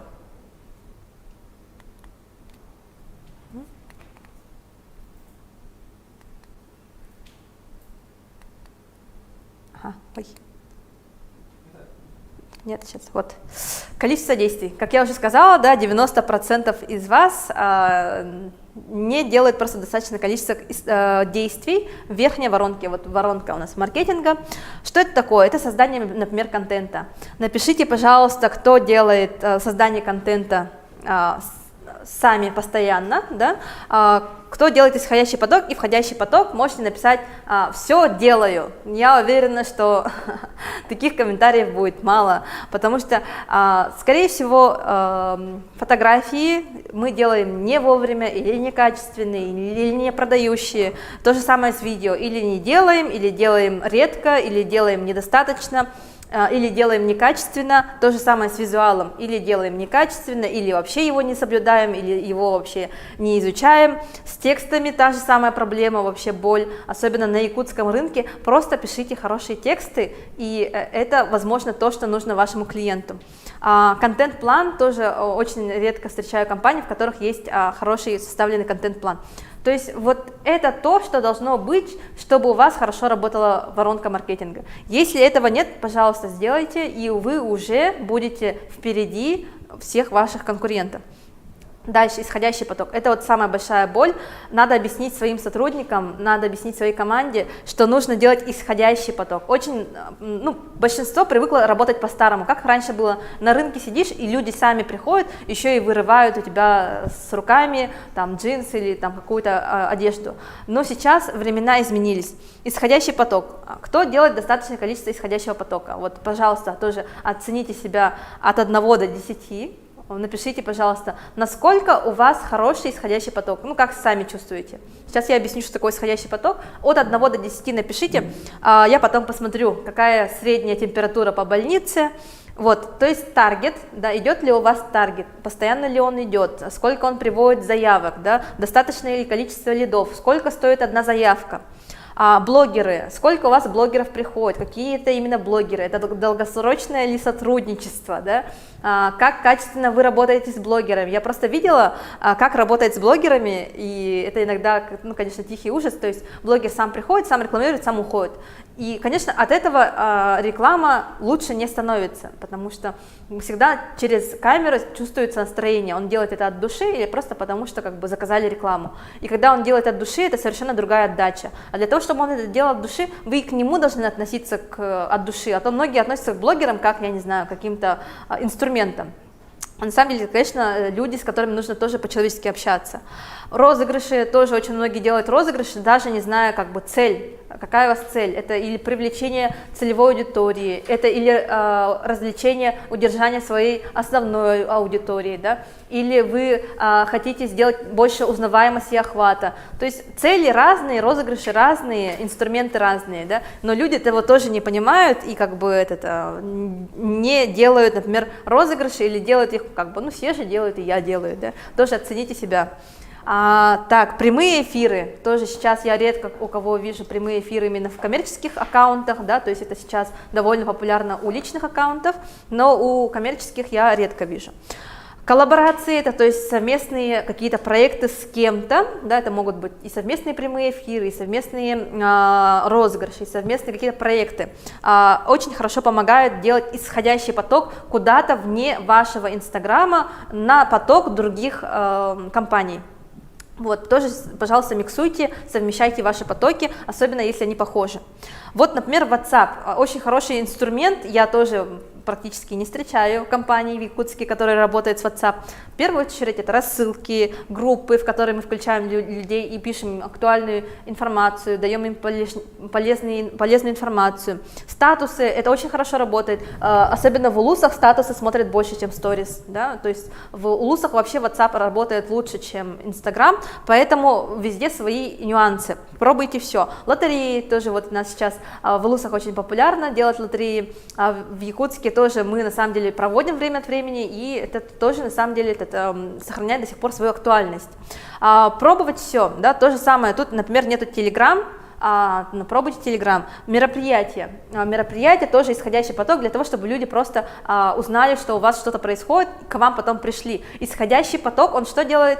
Аккумулирует и приводит входящий поток. А некоторые думают, так, входящий поток должен быть. А откуда должен быть входящий поток, если не было исходящего потока? Вот. Мы привыкли к тому, что, например, поток у нас приходит через торговые центры. Но сейчас, ну, согласитесь, мы пришли к тому, к чему пришла Америка еще давно. Там торговые центры пустуют.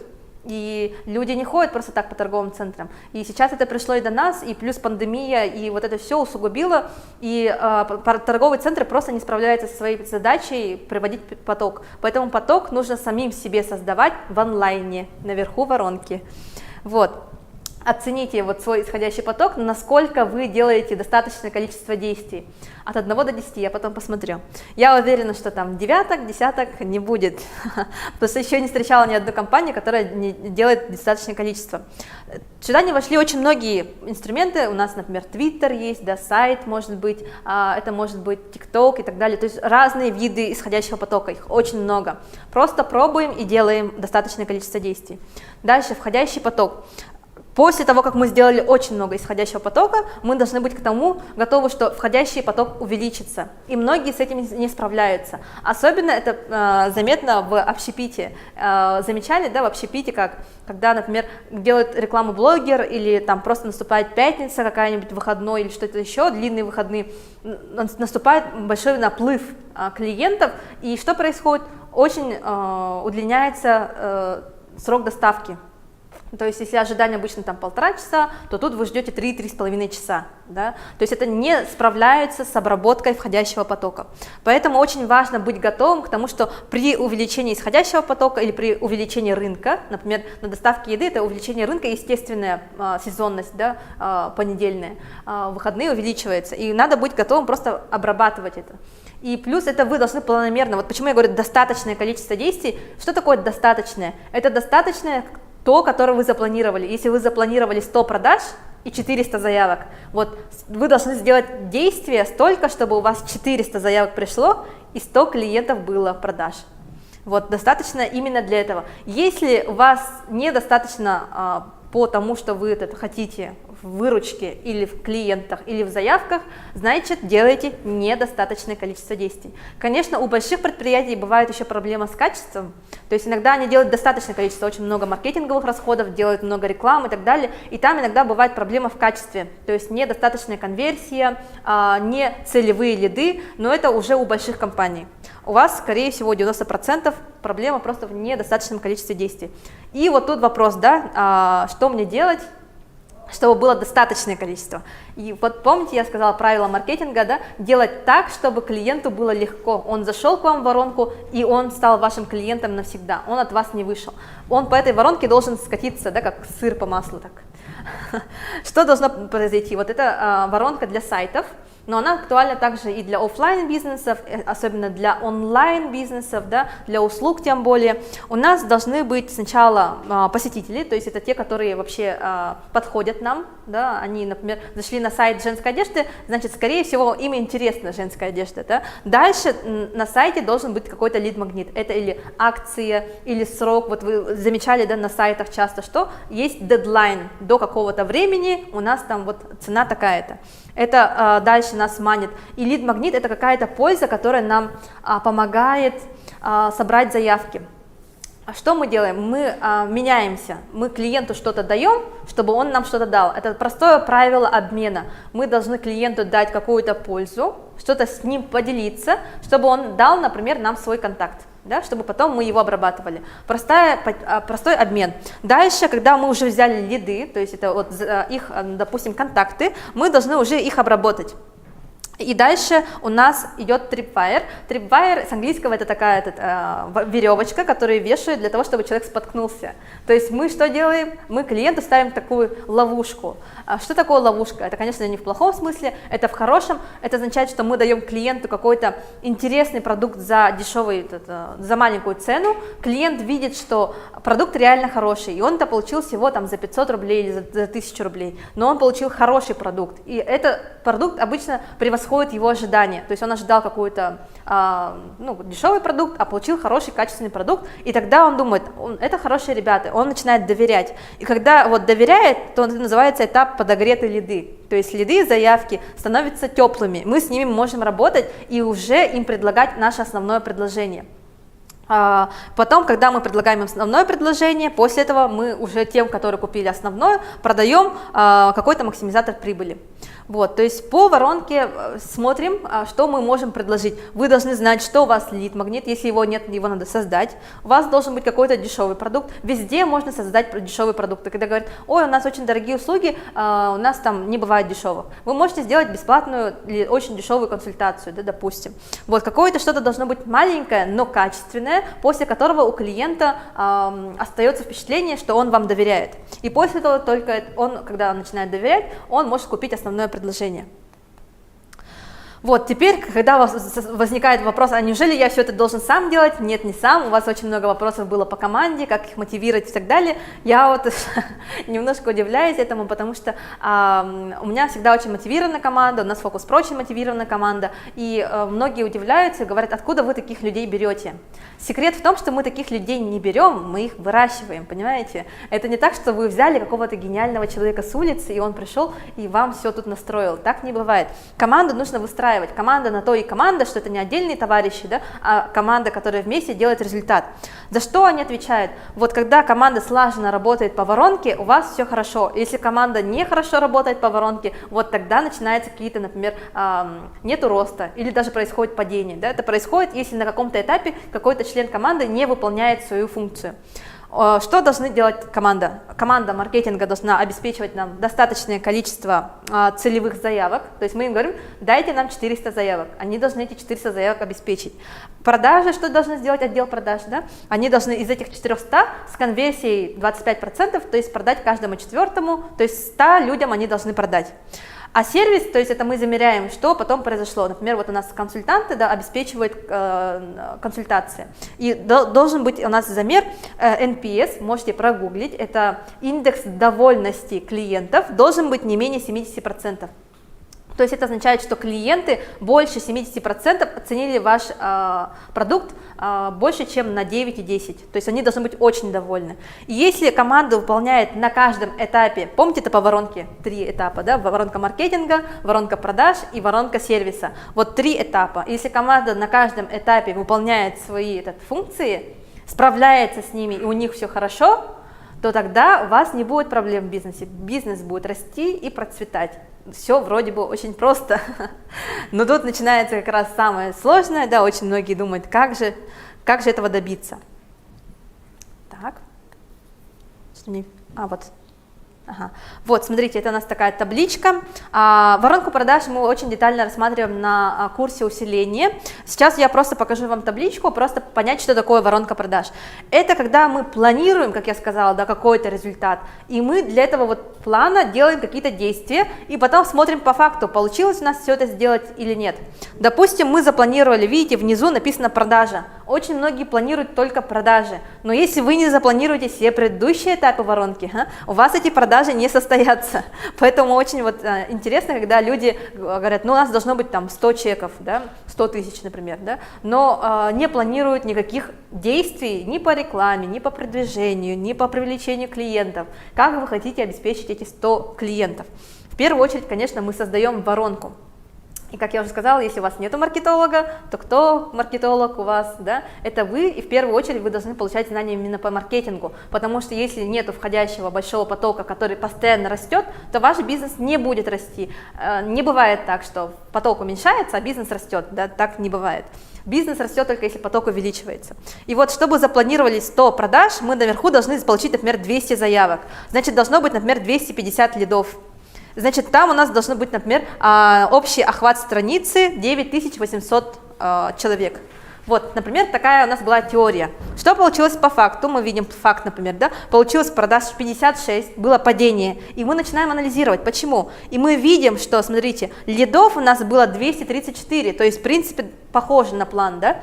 Но что произошло дальше? Конверсия с 80% упала до 60%, то есть мы что-то не сделали с заявками, и у нас обработка заявок вместо 200 получилось 140. Вот где мы провисли. Когда у нас есть такие данные, мы можем увидеть, почему у нас это не получилось.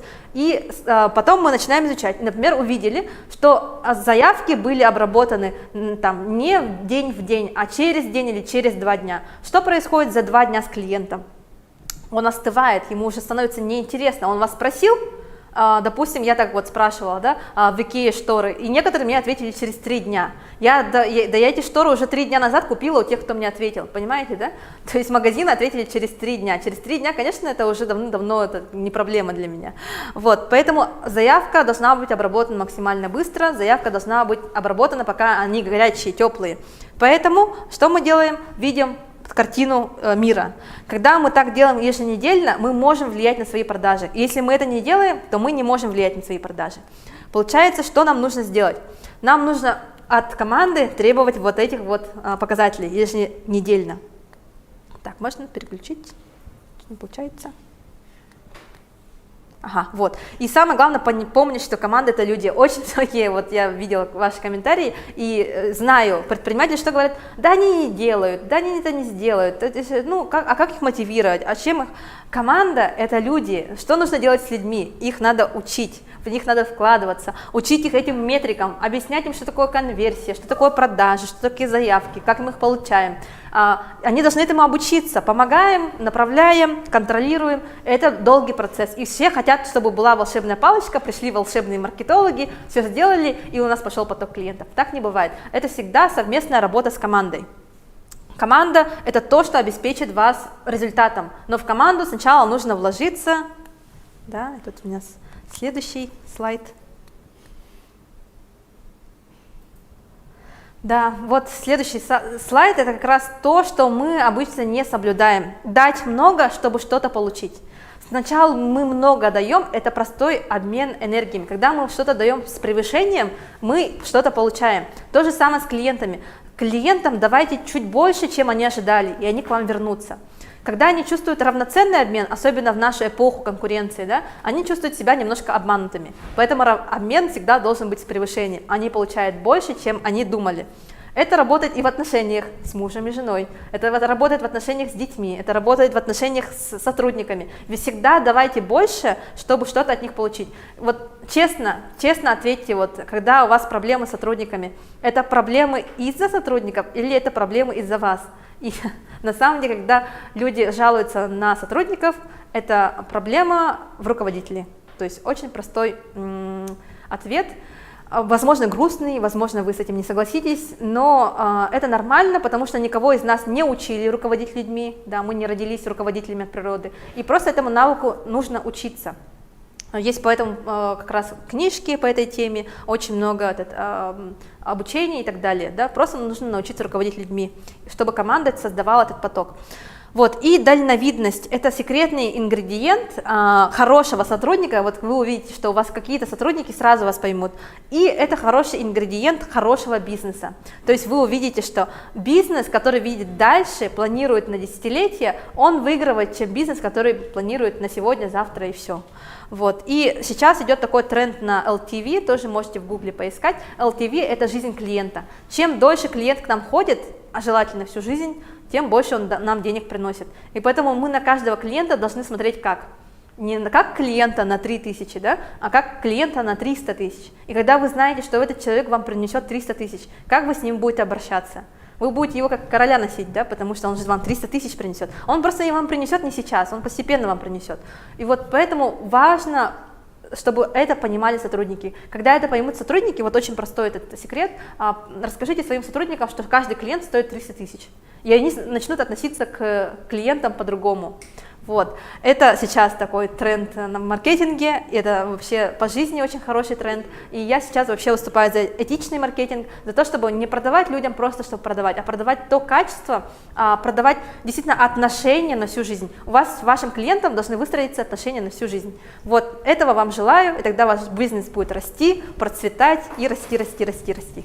Так. Вопрос есть? Надо ответить на вопросы, да? Так. Какую книгу посоветуете для руководителя новичка? У Бодо Шефера есть книга «Простое лидерство» называется. Очень тонкая и очень простая книга. Вот как раз для начинающего руководителя. Там есть просто 5 инструментов, что делать со своими сотрудниками, если вы не понимаете, как ими руководить. Вот «Простое лидерство» называется. Можно с нее начать. Ага, все, да? Так. Я хочу сейчас пригласить сюда вновь один из кейсов консалтингового центра Focus Pro. Это наши курсанты, это те люди, предприниматели, которых Focus Pro консультировал, вел, и люди сделали результаты. Давайте сейчас мы заглянем на кухню бизнеса в прямом смысле этого слова. У нас сегодня будет выступать Лена Узнаева, она была бухгалтером в бюджетной организации, но с подругой они обожали печь торты, ночами они пекли, и вот доросли до того, что у них сейчас свой бизнес. И давайте сейчас зададим ей вопрос, такой, традиционный уже для нашего сегодняшнего мероприятия. Что вас привело, какая боль, какие проблемы вас привели в Focus Pro, что вы получили и какой результат извлекли? Здравствуйте, Лена. Всем привет, здравствуйте. Ньюс твой работает, да? Работает? Хорошо, отлично, Слышно, давайте. Да? Ага. Всем привет, куда смотреть? Туда, да? Хоть куда. Всем привет, меня зовут Лена Узнаева. Мы начинали с домашних кондитеров с 2016 года вместе со своей подружкой. Мы работали бухгалтерами, начинали все вообще с нуля. Это было нереально трудно, но все, что мы зарабатывали, мы влаживали в развитие. И сейчас у нас 7 работников. Мы полностью вышли из производства, это вообще жестко радует. Компания Sweet Bakery, мы находимся на Орджоникидзе 49, напротив Оптимиста, Эгоиста. Минуточку рекламы.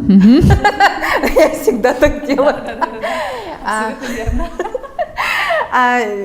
Так, в конце марта я пришла сюда на обучение, и к июню месяцу я все внедрила, уже полностью систематизировала, полностью.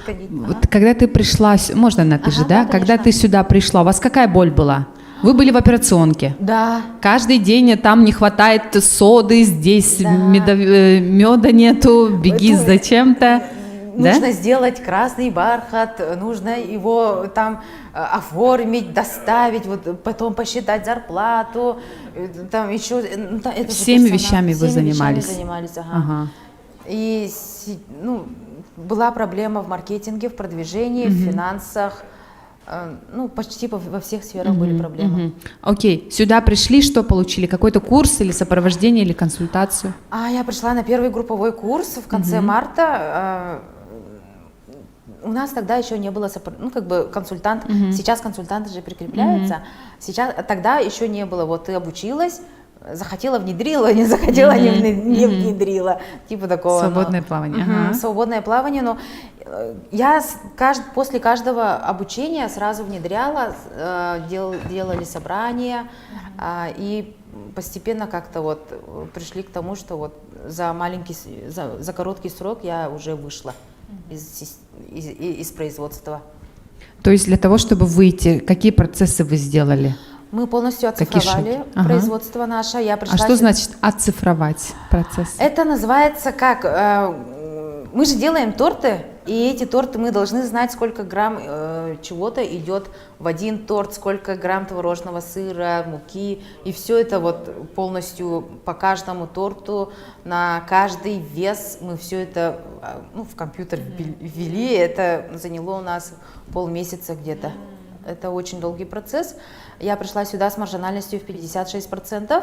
За первый месяц после обучения мы подняли маржинальность на 5,8%. Плюс 5,8% при том же закупе. Это вообще жестко круто. Сейчас наша маржинальность варьирует от 85 до 89%. То есть было 56, 85, 89. Ну вот оцифровка помогает. Так, хорошо. Оцифровали. Потом с персоналом что сделали? Вам помог Focus Pro по персоналу? Да, помог, я не скажу, что у нас с персоналом были какие-то жесткие проблемы, но мы их еще жестче замотивировали. И у нас команда такая была, то что мы неправильно же считали зарплату, и получилось так, что после обучения у них зарплата снизилась. Но наша команда очень такая крепкая, и они все равно с нами остались. И снизилась, потому что мы неправильно считали. Это вот в финансах, бардак был. Но они с нами все равно остались, и мы за эти месяцы сейчас уже подняли зарплату на тот же уровень. Но вы, скорее всего, привязали к KPI, за результат, и когда вот есть результат, прикрепленный результат, да, к определенной денежной сумме, то человек видит, что есть возможность зарабатывать больше, если там определенные действия, определенные объемы. Окей, хорошо. А по маркетингу что у вас было, что стало? Мы вот эту воронку, которую Айсена рассказывала, мы об этом вообще не знали, представления не имели. И после, мы думали, вот нужно это сделать, не применяли никаких действий. Пришли люди, купили, вот типа так, только работали. Потом после курса мы начали больше уже действовать именно над привлечением клиентов. То есть вы там отдельного человека наняли, или это был специалист, привлекаемый аутсорс, да? Мы сначала работали как в нашей маленькой кондитерской, нас же 9 получается сейчас, у нас там свой маленький отдел кадров, свой маленький отдел маркетинга, свой отдел продаж, вот так разграничили все действия, и по отделу маркетинга у нас там 2 девочки, и они работают уже над этим сами. Хорошо. А из команды Focus Pro довольно большая группа людей, кто вот прям вам зашел как эксперт и... Лина Дмитриевна. Вот, почему? Я очень люблю цифры, я сама финансист, поэтому вот то, что она нам рассказывала, это прям зашло, и я все это внедрила. Цифры прям, я люблю. И добавлю, что когда видишь цифры, спорить уже не с чем. Вот цифры не врут. Статистика прямо показывает, где мы ошибаемся, где мы что, да? И вот что бы вы хотели посоветовать тем людям, которые сейчас у нас вопросы такие были, да, то, что хотим начать, но боимся, а как больше денег, еще инвестировать, очень много спрашивают. А вы привлекали инвестиции, кстати? Нет, мы все сами. Сами органично росли, да? Что бы вы хотели? 3 совета для наших слушателей сегодняшних. Первый, не бояться, потому что страх заглушает все. Не бояться и не откладывать развитие на потом, потому что если бы я, например, пришла чуть раньше, и узнала бы чуть раньше о Focus Pro, мои сегодняшние показатели были бы вчерашними, и моя завтрашняя прибыль была бы сегодняшней. И вот об этом я жалею, и хочу, чтобы люди приходили, обучались, и когда ты вот все внедряешь, да, я к июню говорила же, что я вот к июню все уже внедрила, я все лето сидела, ничего не делала практически, и сейчас я являюсь работником Focus Pro. Настолько мне вот это нравится, это мое хобби, увлечение, и очень хочу, чтобы...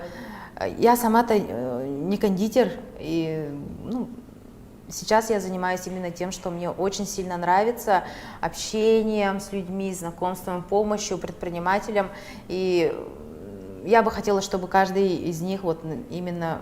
Не надо там, все сейчас инвестируют, именно есть что-то такое, что тебя вдохновляет, у каждого человека есть, я бы хотела, чтобы, систематизировав свою компанию, вы уже начали думать о себе, именно тем, что приносит вам радость.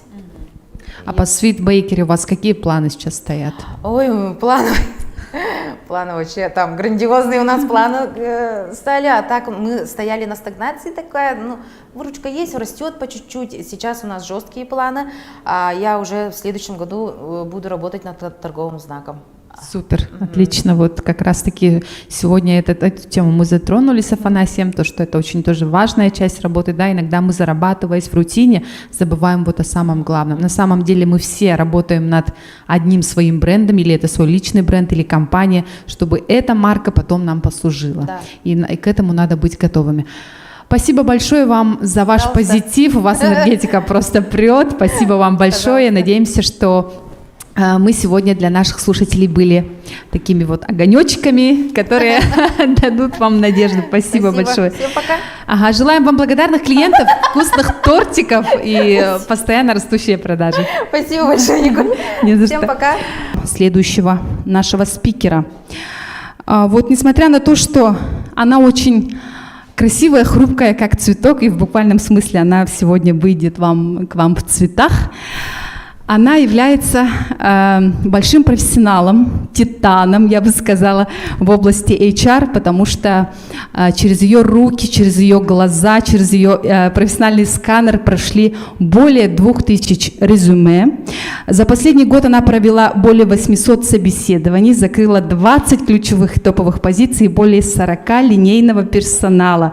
И самое главное, дорогие друзья, команда Focus Pro под ее началом увеличилась в штате на 366% в год. Это Айталина Захарова. Давайте поприветствуем тоже виртуальными, реальными аплодисментами. Ура! Это я. Спасибо. Нет, у меня уже есть микрофон. Всем добрый день. А я правильно стала? Ага, хорошо. Кликер, пожалуйста. Кликер. Угу. Всем добрый день, дорогие участники. Всех рада видеть. По стандарту уже всех подождали, всех собрали. Я могу начинать же, да? Ага, хорошо. Меня зовут Айталина. Тема нашего следующего блока такая очень важная, я бы сказала даже архиважная. Это будем говорить про мотивацию персонала, в частности про способы нематериальной мотивации персонала. Буду приводить очень много примеров, что мы применяем, что помогает нашим сотрудникам Focus Pro работать мотивированно, вовлеченно, увлеченно, работающие инструменты, которые действительно мы применяем. Поэтому подключайтесь, друзья. Время у нас ограниченное, поэтому быстро будем сейчас проходить по каждому инструменту. Если у вас есть вопросы, пожалуйста, пишите, я обязательно на них отвечу. И так, прежде чем мы окунемся в детали, прошу вас в комментариях ответить на вопрос, как, по вашему мнению, что больше всего мотивирует сотрудников? Пожалуйста, ответьте на вопрос, что, по вашему мнению, больше всего мотивирует сотрудников. Я знаю, что вопрос такой Тут нет правильных и неправильных ответов, потому как мы понимаем, что мы работаем с людьми, с живыми людьми, с людьми, у которых есть чувства, эмоции и так далее. Поэтому каждый способ, он нужен. Приводите, пожалуйста, свои примеры, свои кейсы. Будем очень рады. А потом в дальнейшем сравним с инструментами, которые мы применяем. Думаю, будет очень интересно. Хорошо. Пишем в комментариях, что, по вашему мнению, больше всего мотивирует сотрудников. Так, ага, слайд следующий, пожалуйста. Расскажу немножко о себе. Угу. Так, обо мне, да. Я HR-директор Focus Pro. Ну, простыми словами, я посредник, да, посредник между владельцами, посредник между владельцем и сотрудниками, да. Я как некий как элитный солдат, который отбирает новобранцев, проводит с ними спецподготовку, обучение и направляет в бой, при этом работая над ну как в бой за результат, за качество, за прибыль и так далее, работая в том числе и с мотивацией персонала. Я работала 7 лет уже по направлению HR, работаю уже в сфере торговли, в сфере общепита, производства. Это помогло мне стать автором практикума управления персоналом, найм, адаптации, мотивации персонала. Я являюсь консультантом, я помогаю бизнесам нанимать лучших работников, помогаю эффективно работать с командами. Я вообще человек системы, порядка и дисциплины. Ага. Так, мне нужно отвечать на вопросы. Сейчас. Я думаю, да, мы на вопросы ответим, когда у нас останется время. Так. Хорошо. Ну вот, я в первый раз участвую в вебинаре, для меня такой первый опыт. Думаю, пройдет очень классно, очень интересно. Тем не менее, приглашаю вас на живой семинар, который мы проведем 19 ноября с Линой Жирковой.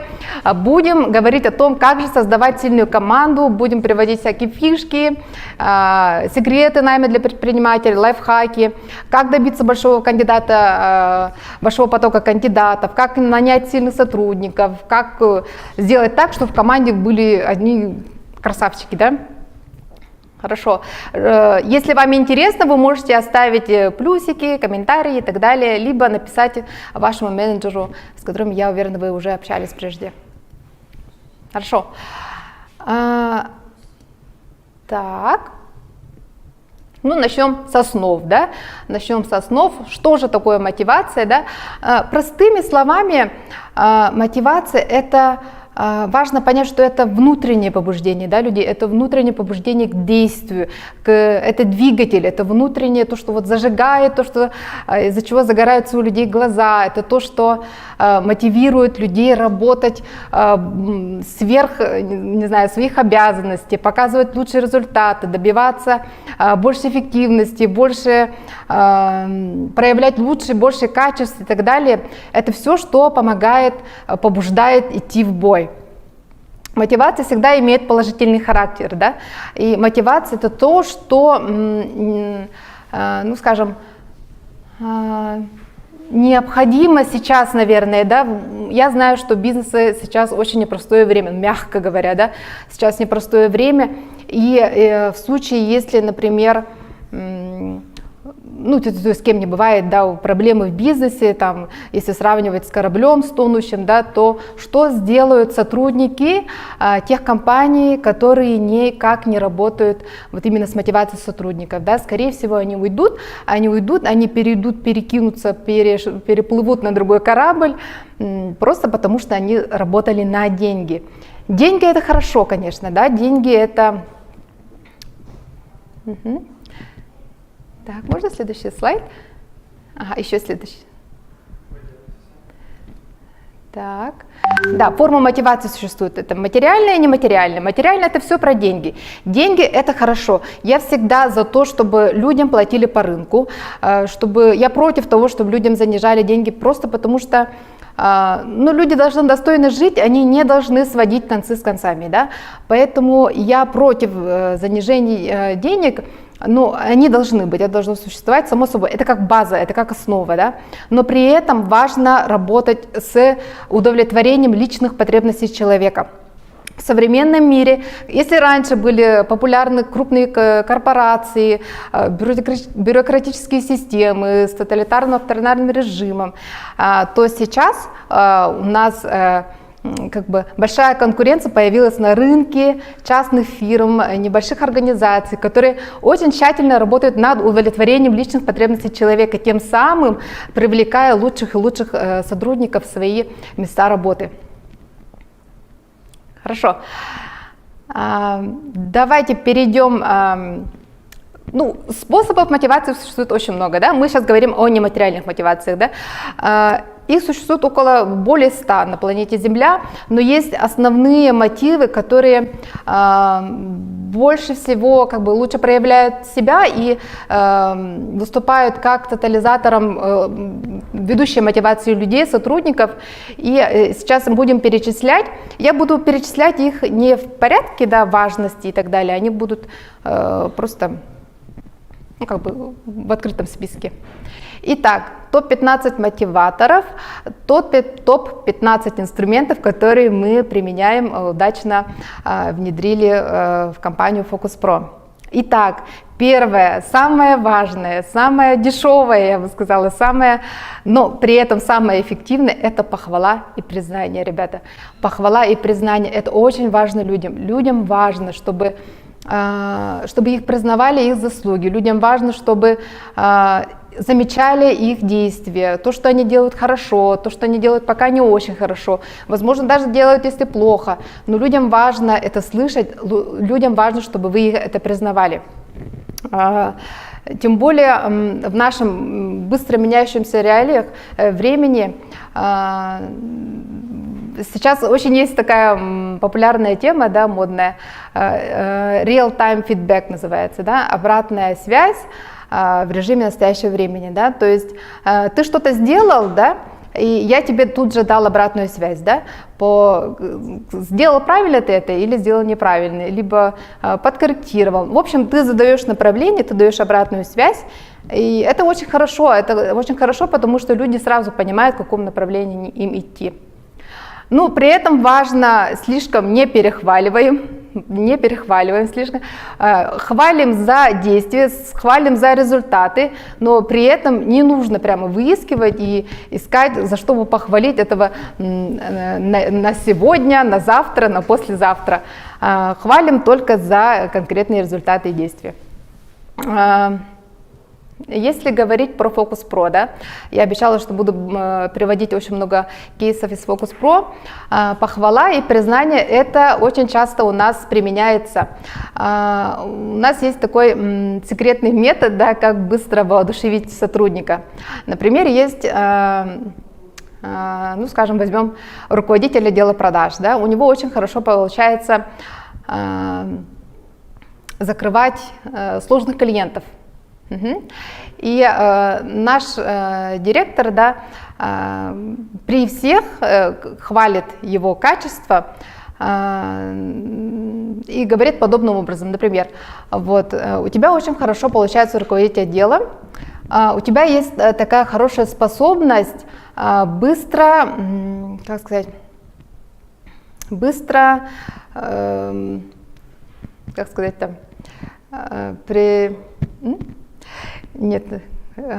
суперспособность быстро перехватывать, ну, скажем, обаять человека, быстро наладить с ним общение, быстро среагировать на настроение человека.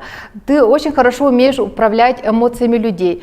И это твое качество помогает тебе хорошо руководить продажами и хорошо руководить отделом. Продолжай в том же духе, ты молодец, давай дальше, давай дерзай и так далее. Таким образом мы говорим про его успешные действия и говорим про качество, которое помогло ему это действие закрыть, довести до результата. Вот. И Вы можете также сами в своей компании попробовать, да, вот сегодня же попробовать 5 сотрудникам, ну ладно, 3 сотрудникам выделить в них какое-то качество, да, и сказать просто им об этом, сказать о том, что вы признаете в них эти качества, да, похвалить их за эти качества. Попробуйте это сделать, попробуйте зафиксировать свое внимание на том, что на чем-то положительном, да. Это же такая тренировка еще плюс для мозга, да, когда мы помогаем нашему мозгу нейронную сеть замечать что-то хорошее всегда, положительное и так далее. Если у вас сегодня не рабочий день, либо завтра, или у вас пока еще нет бизнеса, попробуйте это сделать с вашей семьей, с вашими близкими, с вашими друзьями. Выделите в них лучшие качества и скажите просто вслух об этом. Вы увидите, насколько это воодушевит человека. Хорошо. Следующее. Отношения, климат в коллективе. Конечно, дружный коллектив – это очень важно. Но при этом мы понимаем, ради чего мы дружим. Да? Мы дружим не для того, чтобы там совместных тусовок и так далее. Мы дружим для того, чтобы достигать общих целей. Хорошо? Для того, чтобы у нас не происходило каких-либо негативных, так скажем, конфликтов. Ну, конфликты, они всегда неизбежны, да, но тут важно понимать, что существуют здоровые конфликты, существуют нездоровые конфликты, да. Нездоровые конфликты – это когда уже идет конкретное обесценивание человека и когда уже идет переход на личности. Мы это категорически должны взять за правило, запретить это в своих компаниях. У нас в Focus Pro прописаны правила корпоративной культуры, которые в первый же день, когда к нам приходят стажеры, мы их озвучиваем, мы их распечатываем и прямо по списку проходимся по каждому правилу. Я не люблю слово правила, да, они как бы есть, они все равно существуют, они все равно витают в воздухе, куда ни зайди, поэтому мы просто взяли это в сборник, да, и прописали это. Какие это могут быть правила для того, чтобы сохранять здоровые отношения в коллективе?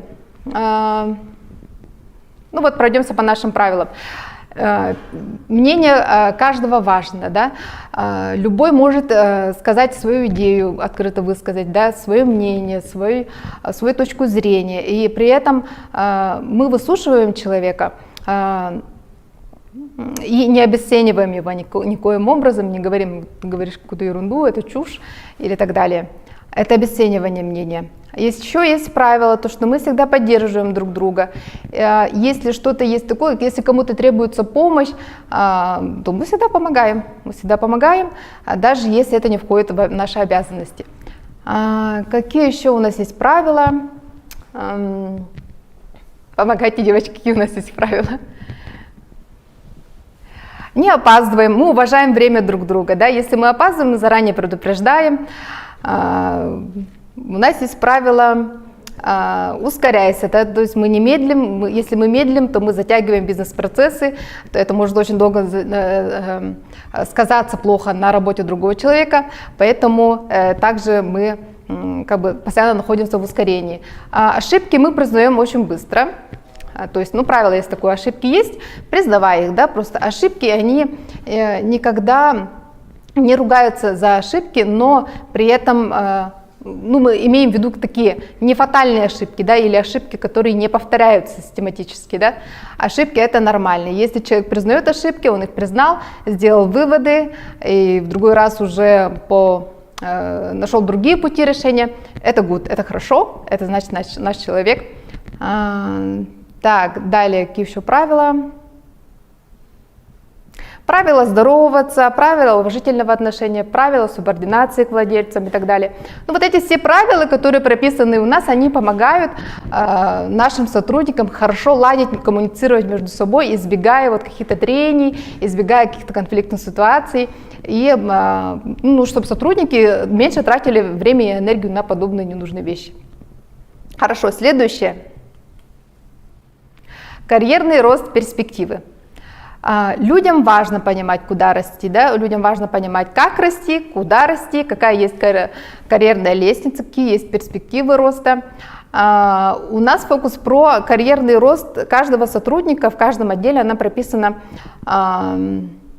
прописано, да? Например, приходит консультант, он знает, что какое-то время ему нужно какое-то энное количество сделать таких самых простых консультаций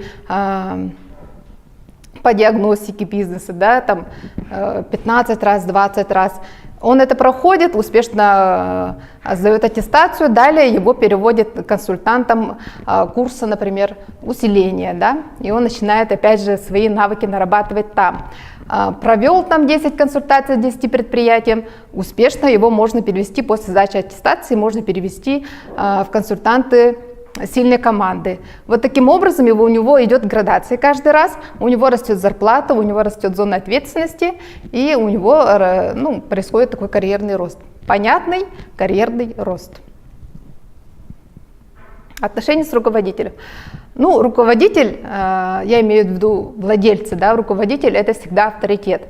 Это тот человек, внимание на которого обращено, это тот человек, который управляет вообще всей этой системой, всей этой махиной, всей этой машиной. Поэтому внимание руководителя, обращенное к сотрудникам, это очень вдохновляет его.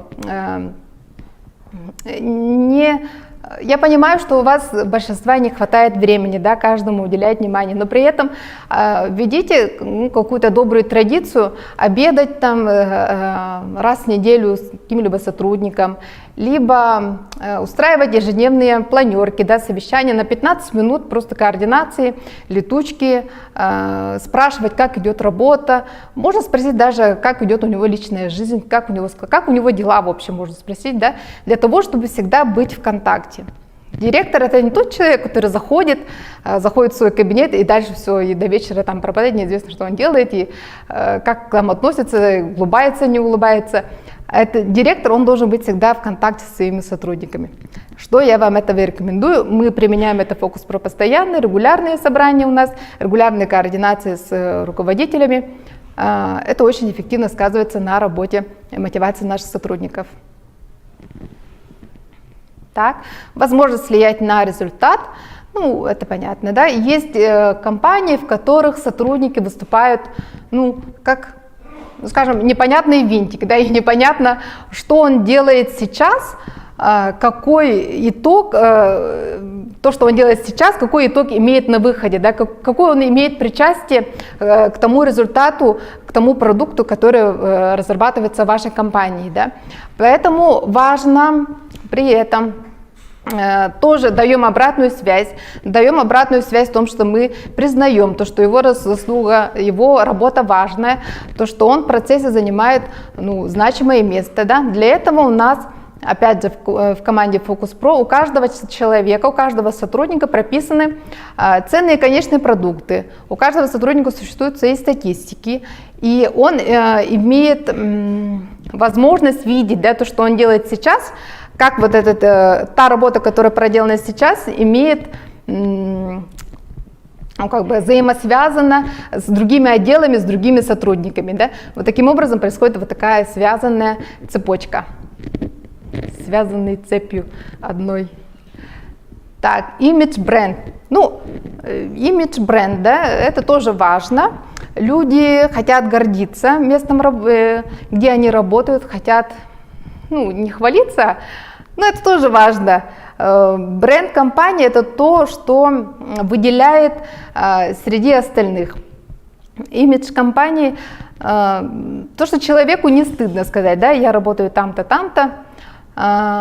Ну, например, не стыдно сказать то, что я работаю в Газпромбанк. Да. Я не говорю, что Газпромбанк — это самое имиджевое место. Ну, не будем заниматься антирекламой. Ну, это важно. Люди хотят как бы серьезной организации, в серьезной компании со своим брендом, своим имиджем работать.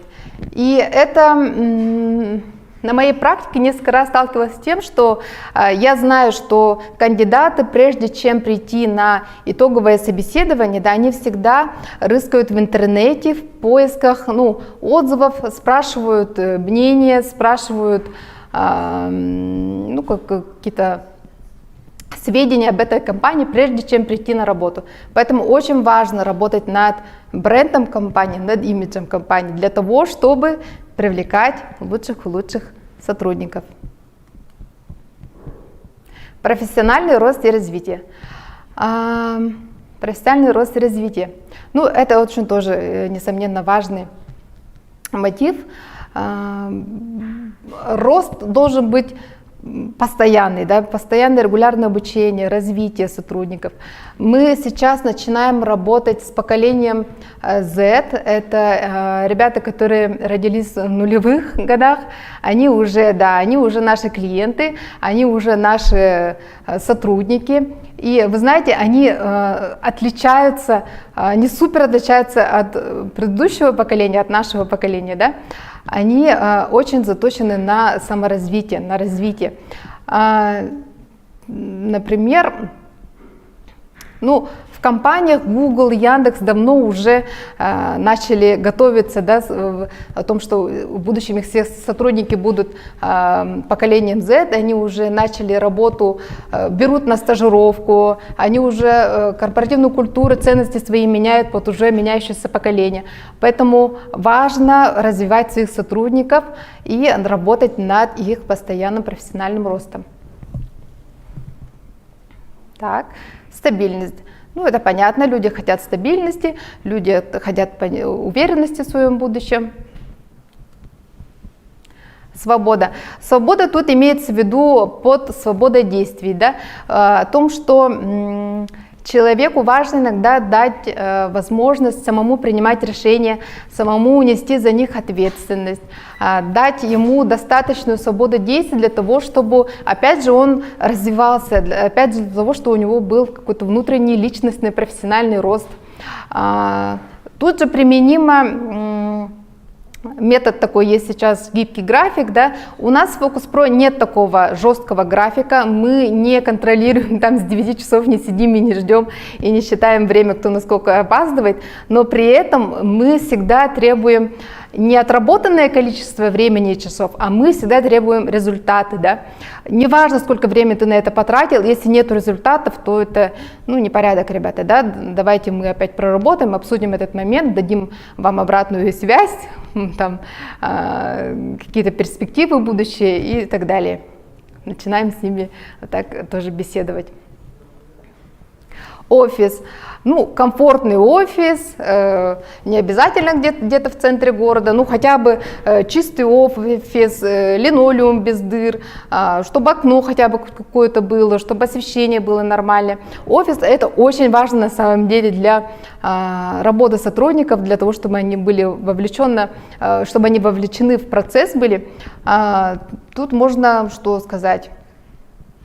Если не хватает какого-то там технического оснащения, можно обсудить, как-то договориться с ними, чтобы пока приносили свои инвентари, да, свои компьютеры, ноутбуки и так далее, но при этом договориться то, что в последующем все это будет приобретаться, что это необходимость такая, ну, взять у сотрудника согласие на это, взять у него согласие на это, взять у него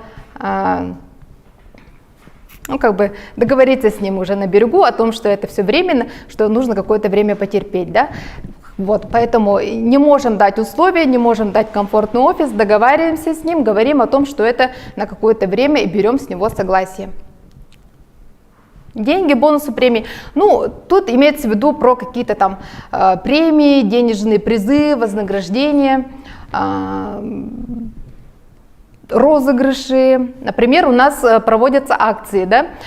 Приведи друга, если он проходит испытательный срок и остается у нас работать, то мы выдаем ему премию, да, там какую-то энную сумму. Вот таким образом можно тоже его мотивировать на какие-то дополнительные функции и обязанности.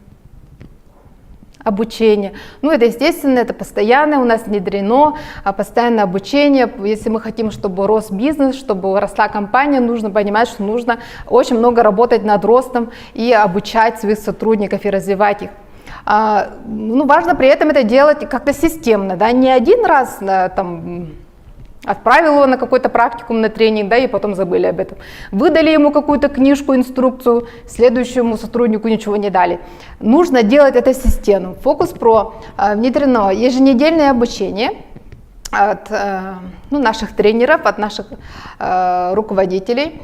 Не только руководители могут обучать наших сотрудников, да, а также сотрудники, которые имеют какие-то навыки, куда-то сходили на какой-то семинар, что-то там про личностный рост, там, про личное развитие новое узнали, про мышление, не знаю, на любую тему что-то новое узнали, этот человек может прийти, выступить и поделиться своими знаниями. Самая плохая жадность – это инфожадность, ребята. Поэтому у нас, как сказать, Focus Pro, все сотрудники любят делиться своими знаниями, и знаниями не обязательно какие-то профессиональные, да, это может быть даже просто какие-то умения, там, плести фенечки, умения наносить макияж, прически, там, стилистика какая-то. Это тоже знание, это тоже про развитие человека идет. Поэтому вот это все у нас внедрено, и сотрудники с удовольствием делятся друг с другом знаниями. Так, что у нас еще есть про обучение? У нас есть наставники. Каждый новый стажер, каждый новичок, который приходит в нашу компанию, он проходит какой-то период адаптации, да? И в это время к нему прикрепляется наставник, который помогает ему быстрее входить в должность, который помогает ему быстрее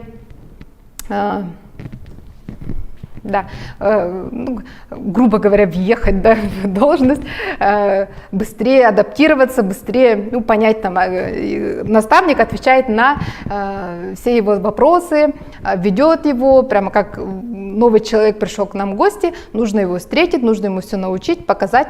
Таким человеком выступает у нас наставник. Вот. Что еще? База знаний, обязательно прописанная база знаний у нас существует в электронном виде, в бумажном виде. Существует библиотека книг, любой сотрудник может одолжить и воспользоваться, обмениваться книгами. Что еще? Постоянное внутреннее и внешнее обучение. Внешнее обучение у местных спикеров, у российских спикеров. Это у нас часто практикуется. Я в том числе недавно проходила обучение у известного российского спикера, за что я благодарна очень, и это меня смотивировало работать лучше. Азарт соревнований. Люди любят конкуренцию, да, люди любят выигрывать, люди любят успех, поэтому играем тоже на это чувство, делаем какие-то внутри организационные игры, соревнования, азарт, формируем их азартные действия. Например, в отделе продаж, да, лучший продажник недели, самое простое возьмем, самый лучший чек, самый крупный чек, самый длинный чек, таким образом играем, вырабатываем в них соревновательный дух. Интересная задача. Интересная задача – это тоже очень важно. Интересная задача – это для меня лично это самый такой ведущий мотив. Интересная задача – это было причиной того, из-за чего я ушла с госслужбы, скажем так, да. Хотя я уходила с понятной должности, с понятными перспективами, с хорошим заработком, но, тем не менее, задачи, те, которые рутинная, монотонная работа, она меня всегда добивала, и я просто приходила на работу, я не выполняла качественно сверх свою работу, это не вызывало во мне желание что-то делать постоянно, что-то как-то развиваться в этом, и я не думала никогда, что я буду сидеть там очень долгое время, поэтому при первой же возможности я покинула, когда мне предложили интересные проекты с интересными задачами. Поэтому всегда предлагайте своим сотрудникам какие-то новые задачи, участие в новых проектах, участие в дополнительные какие-то обязанности, да, пробуйте, доверяйте своим сотрудникам, ничего страшного, если у них не получится, поощряйте их, давайте им обратную связь, направляйте и двигайтесь к успеху совместно. Хорошо, и самое последнее, но самое важное, на мой взгляд, это такой мотив, который называется, как вы считаете? Это миссия-смысл, да? Миссия-смысл. Что это такое, да? Миссия – это то, что… Это то, что объединяет всех сотрудников. Это идея, которая проносит, это сверхидея, это смысл того, для чего мы выполняем эту работу систематическую каждый день приходим на работу, включаем ноутбук, садимся и начинаем вот эти свои задачи выполнять. Вот эти все действия, если он имеет какой-то смысл, если он имеет какую-то идею, и ты понимаешь, к чему ты это идешь, и ты понимаешь еще тем более, какую пользу ты несешь, быть причастным к этой компании, которая несет пользу этому миру, это прям, не знаю, очень сильно влияет на мотивацию человека.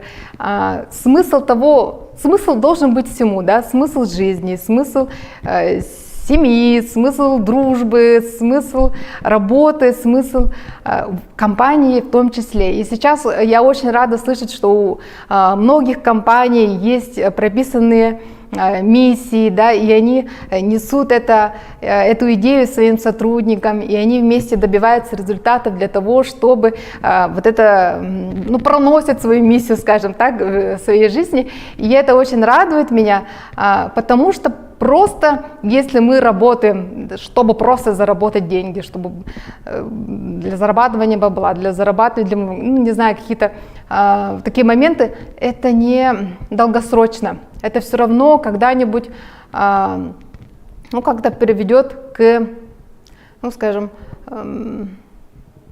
остановке действий. Можно по-простому так сказать, к остановке действий, потому что деньги это никогда не будет, опять же повторюсь, ведущим мотивом. Это должно быть такое внутреннее, это должно быть близкое к человеку, духовное к человеку. И время очень быстро меняется, ребята, нужно подстраиваться, нужно применять, обязательно работайте над мотивацией персонала, обязательно применяйте вот эти инструменты, обязательно работайте со своими сотрудниками, потому что сотрудники, люди, это ваш самый главный актив. Можно потерять все, но нельзя потерять доверие людей, нельзя потерять любовь, не нужно этого терять. Вот. Так, вот я перечислила вам 15 основных мотивов, которые помогают нашим сотрудникам работать вовлеченно, с горящими глазами. Да, я хотела бы вам еще раз напомнить миссию консалтинговой компании Focus Pro. Она у нас на большом баннере стоит рядом с офисом прописанная. И когда я пришла на работу в Focus Pro, когда я проходила собеседование, мне очень стала близка миссия, о которой мне рассказал Джулустан, потому что я сама очень большой патриот своей республики, и мне это откликнулось, и это для меня стало таким решающим фактором, по которому я приняла решение прийти, бросать свои прежние занятия и прийти в Focus Pro. Вот. И опять же напомню, что у нас 19 ноября проходит живой семинар. Прежде чем мотивировать кого-то, нам нужно понять, кого мотивировать. Когда у нас происходит такой системный, качественный найм, у нас, люди, они остаются надолго, и именно этих людей, одна радость их мотивировать, одна радость с ними работать, одна радость вовлекать их, быть с ними в постоянном контакте, поэтому относитесь к подбору найма со всей серьезностью и систему выстраивайте. В этом мы поможем вам нашими советами на живом семинаре 19 ноября.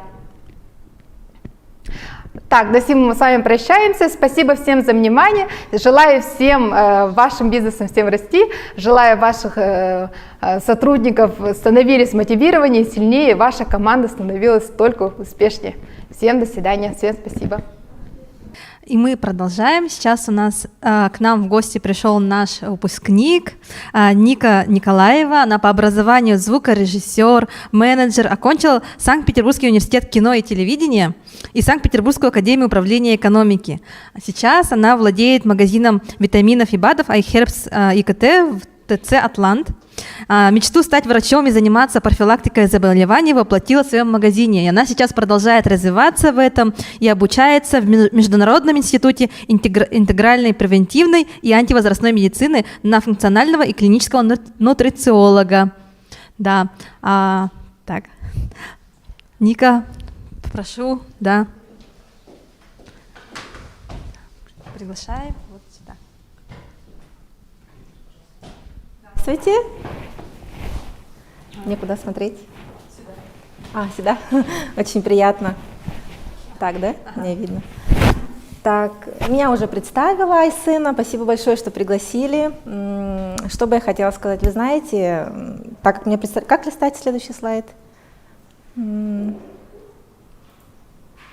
Так, самое основное, с чего все начиналось, да, изначально, до того, как я пришла в Focus Pro, я немного расскажу о том, чем я занималась.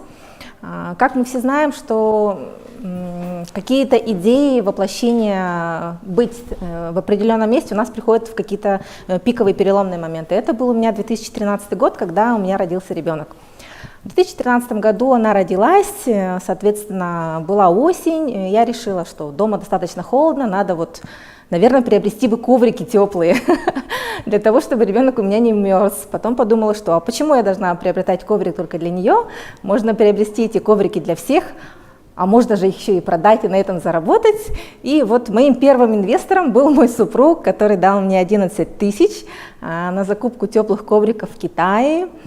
Оптом я все это закупила, значит, ждала очень долго, 2 месяца, потому что мне все это доставляли по железной дороге. И как вы думаете, что случилось? Конечно же, я начала их активно продавать, выставила на доске на УКТ объявление, и у меня никто ничего не купил. Никто ничего не купил у меня были возвраты, одна девушка купила коврики, но потом их, к сожалению, вернула. Естественно, поддерживая свой образ, мне пришлось принять этот возврат. Ну, что поделаешь, причина была то, что они линяли, то есть я заказала 2 вида ковриков мягкие и с ворсовым покрытием.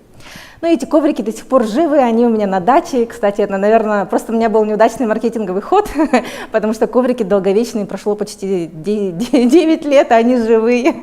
Ну вот ладно. Затем ребенок рос, необходимо было покупать детские вещи, детские игрушки. Я решила, а почему бы не снабжать качественными игрушками не только моего ребенка, да, но и вообще всех детей. И решила открыть интернет-магазин. Он назывался УКТ Дети. Я очень любила свое дело, торговала я онлайн. Все это дело хранилось, естественно, у меня в кладовке. Все приходили из дома, доставки были самостоятельные. Очень нравилось мне этим заниматься. Было очень много положительных отзывов. То есть мы заказывали напрямую в Америке. Тогда только-только появлялись куклы Лол, всем известные. Мне так нравилось этим заниматься. Затем постепенно ребенок рос, и я решила заняться детской одеждой Carter's в 2015 году. Тоже мы заказывали совместные покупки. Все вы знаете, да, американскую одежду очень хорошего качества. Затем в 2016 году стала развиваться дальше, подумала, а почему не заняться косметикой? То есть ребенку 3 года, надо все-таки заняться собой, давайте еще откроем магазин косметики. Значит, открыла его. Тоже вроде так шло более-менее нормально, но не так, как, конечно же, детские игрушки. Тут наступает 2018 год, и летом блокируют мой аккаунт. У меня было почти 11 тысяч подписчиков. Это был, я помню, июль месяц. Это был крах. Это был крах всего. Представляете, аккаунт, 11 тысяч живых подписчиков, не накрученных, куча заказов. В один день просто все пропало. Я впала в депрессию. Просто я не хотела ничего, я думала, это знак свыше. Я потом расскажу, какие были неправильные причины, которые подвели к блокировке аккаунта. Но прошло какое-то время, я подумала, ничего страшного, завели новый аккаунт. Но, если честно, это наложило отпечаток. Мне было немного неприятно, мне было очень обидно, и постепенно я отошла от этого. То есть следующий переломный момент наступил в 2019 году, потому что у меня был уже 2-й ребенок. И основная мысль, основной посыл в том, что я не хотела, чтобы она болела так же, как болел мой старший ребенок. Я начала изучать, что, как, зачем, откуда, почему, что лучше. И появился мой магазин витаминов. Возвращаясь к тому, почему заблокировали аккаунт мой с игрушками, тогда очень активно надо было соблюдать.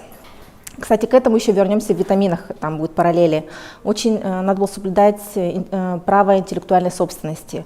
Оказывается, блокировали в то время очень многие аккаунты. Кто продавал свинку Пеппу и эти герои в масках, вы знаете все этот мультик, они писали коллективные иски, кого-то прямо подавали иски на несколько миллионов рублей. Слава богу, у меня просто аккаунт заблокировали. То есть я обошлась малой кровью, как говорится. Так, не переключается. Ага, вот. Наступил 19-й год, и я решила, все мы знаем сайт iHerb, очень известный, где достаточно большой выбор витаминов, минералов, микроэлементов, вообще товаров для дома и тела в том числе, и даже косметики.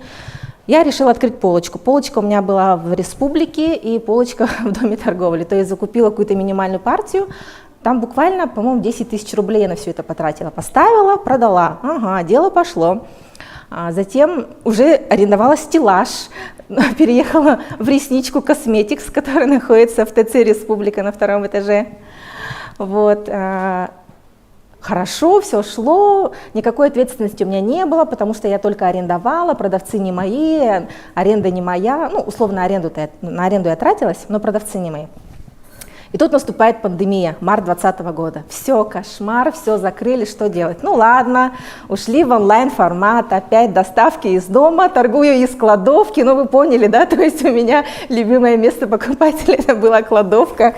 И это сейчас смешно, на самом деле это не совсем правильно, но у меня был такой путь. Вот, думали, что делать, и мне тут помогла очень сильно Галя. Галя Федорова, это владелица магазина Ресничка Косметикс. То есть она прирожденный бизнесмен, она прошла все эти пути, она обучалась Focus Pro, она меня сама привела к Джилустану Focus Pro. Вот. Благодаря ей я поверила в себя, она сказала, что ты можешь, что ты сможешь. Вот верили в меня Галя, мои родители, мой супруг, мой инвестор. Вот. И я решила, искала помещение, нашла помещение совсем небольшое, 4 квадрата в торговом центре «Атлант» на 2-м этаже. Вот так вот.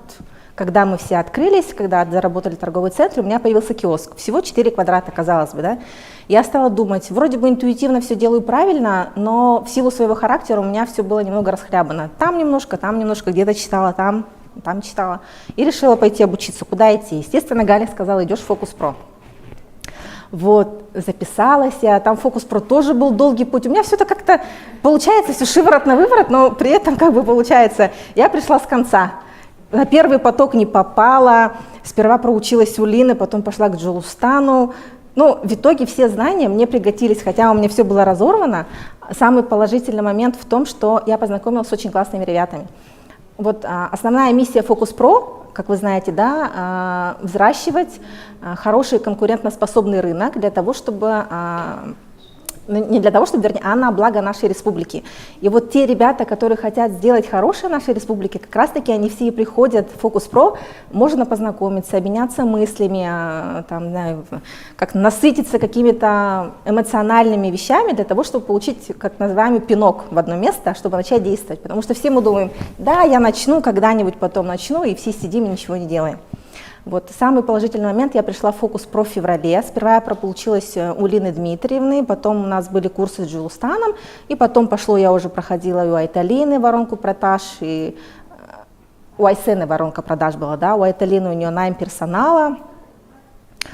Так, и буквально, получается, в июне так сложилась судьба и, естественно, упорство и знания, и мы получили полноценное расширенное помещение.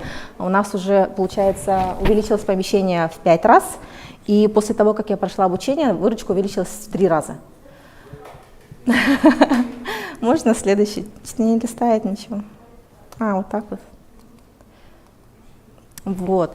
Сейчас так выглядит помещение, то есть, да, это внешний вид. Мы находимся в Атланте на 2-м этаже, и мы являемся официальными представителями некоторых марок российских, турецких, израильских, латвийских, исландских, ну и из Америки. То есть у нас не только БАДы из iHerb, мы расширяем как бы свой диапазон. Самое полезное от Focus Pro, первое, это планирование. Все мы знаем, говорим, что да, вот я там встану, сделаю то-то, то-то, то-то, мысленно проговаривая. Ребята, вам это не поможет, вы должны это записать. Я тоже многое время надеялась на свою память, что я так прекрасно все знаю, не надо мне ничего записывать, я самая умная. Вы умные, да, но есть люди умнее вас, и эти люди говорят, записывайте и планируйте. Вот послушайте, записывайте и планируйте. Второе, это делегирование. Вы одни сами не вывезете. Когда у нас был, как называется-то этот Джилустан, когда мы все сидим и обсуждаем-то мощно? Да, вот у нас был нетворкинг, и вот один молодой человек сказал, ну, у тебя явно эмоциональное выгорание, слушай, делегируй уже что-нибудь кому-нибудь. Ладно, и в итоге я делегировала, я познакомилась с одним из консультантов Focus Pro, это Евгения Иванова, и теперь она ведет мою бухгалтерию. Я безмерно благодарна тебе, Женя, за то, что ты сняла с меня эту обязанность. Затем я делегировала кому? Супругу кое-что. У меня этот спонсор и этот мой помощник, это мой супруг. Он мне помогает сейчас с разработкой сайта, он мне помогает с переходом на 1С, так что спасибо тебе тоже. И делегирование, естественно, если это возможно, взращивайте своих сотрудников, да, про то, что будет рассказывать, наверное, Лина Дмитриевна. Вы умные, вы хорошие, вы все знаете, но вы одни не справитесь, это однозначно. У вас будет либо эмоциональное выгорание, или же просто не сможете завершить ваше дело. Затем мотивация. Мотивация касательно сотрудников. То есть сотрудники не могут работать просто за зарплату. То есть, да, ставьте им планы, делайте нематериальную мотивацию, то, что про это, наверное, будет, или Айталина, может быть, уже рассказала, да. Обучайте своих сотрудников. Они у меня проходили несколько курсов Focus Pro. Была, если честно, я забыла, как назывался курс. Да, тренинг по продажам. Да, каждый продавец у меня обязательно его проходил. Для руководителей там есть немного другие тренинги. Затем коммуникации. Ходите на нетворкинги, на встречи Focus Pro, потому что это помогает вам обретать новые связи, да, обмениваться полезной информацией на рынке труда, на рынке бизнеса якутского, потому что мы все-таки отличаемся от центральной или от средней полосы России. У нас есть свои особенности региональные, все мы прекрасно об этом знаем. И, естественно, саморазвитие. Без саморазвития никуда просто. То есть я, когда начинала заниматься своим бизнесом, я, в принципе, осознавала, что я всегда хотела быть врачом, но, к сожалению, у меня не получилось. И это выросло в мой магазин, соответственно, я пошла дальше. То есть я учусь на клинического нутрициолога в институте, у меня будет диплом, позволяющий вести мне профессиональную деятельность, так что я очень горжусь тем, чем я занимаюсь, я очень люблю свое дело, я в нем развиваюсь, я даю какие-то полезные советы себе, своим близким, то есть любите то, чем вы занимаетесь. Так, и вот мои личные советы, не бойтесь действовать.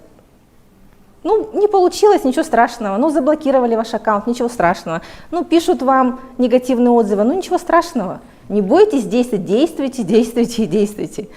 Затем, как я уже говорила, нужна идея, которой вы горите, потому что если вы будете заниматься тем делом, которое вам обрыдло, которое вы не любите, у вас, может быть, что-то получится, но это будет висеть таким ярмом на вашей шее, что у вас, извините меня, могут и психологические проблемы возникнуть. Не бойтесь ошибаться. Опыт, сын ошибок трудных. Чтобы не ошибаться, ходите в Focus Pro, они вас направят на истинный путь, потому что на самом деле можно было избежать всех тех проблем, что были у меня, если бы я изначально пошла по пути обучения. То есть интуитивно-то я все делала правильно, но у меня это заняло намного более длительный путь, чем если бы я пошла по правильному пути сразу. Общайтесь, изучайтесь, общайтесь с ребятами, с другими, с которыми вы познакомитесь, изучайте литературу, ее сейчас очень-очень много, она доступная, бесплатная, платная, вебинары, интенсивы, нетворкинги, все что угодно в вашем распоряжении. У нас сейчас такой быстро меняющийся мир, что доступен такой объем информации, который просто не был доступен нашим бабушкам, дедушкам, родителям, да? А для нас, для наших детей это в свободном доступе. Берите, пользуйтесь тем, что наработано непосильным трудом и упорством уже длительным поколению впереди нас, особенно тех, кто достиг высоких успехов в своем бизнесе. Упорство, никогда не опускайте руки, не получилось, идите дальше, не отчаивайтесь. И позитивное мышление, если вы не будете думать позитивно, я не знаю, что из этого получится, не надо отчаиваться. Все у вас получится. У меня получилось, несмотря на то, что, казалось бы, и то не получилось, и игрушки, и одежда, и косметика. Все перепробовала, и в итоге я нашла то, что я люблю, чем я хотела заниматься. Так что спасибо вам большое за внимание, спасибо Focus Pro, что пригласили. Спасибо большое. Все. Ника, спасибо. Я помню наш первый разговор с Никой. Она и помнит Алина, она всегда яркая, звонкая. И также она очень энергично выступила. Спасибо. Спасибо большое.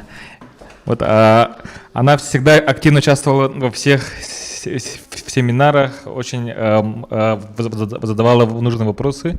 И обычно на семинарах те, кто больше задает вопросы, больше советуются, они очень хороший получают результат. А те, кто просто тихо, молча сидят, думают, что сейчас продажи вырастут, у них особо не получается. Поэтому вот всегда активное участие и на семинарах, и в жизни. Вот такая позиция очень хорошо помогает.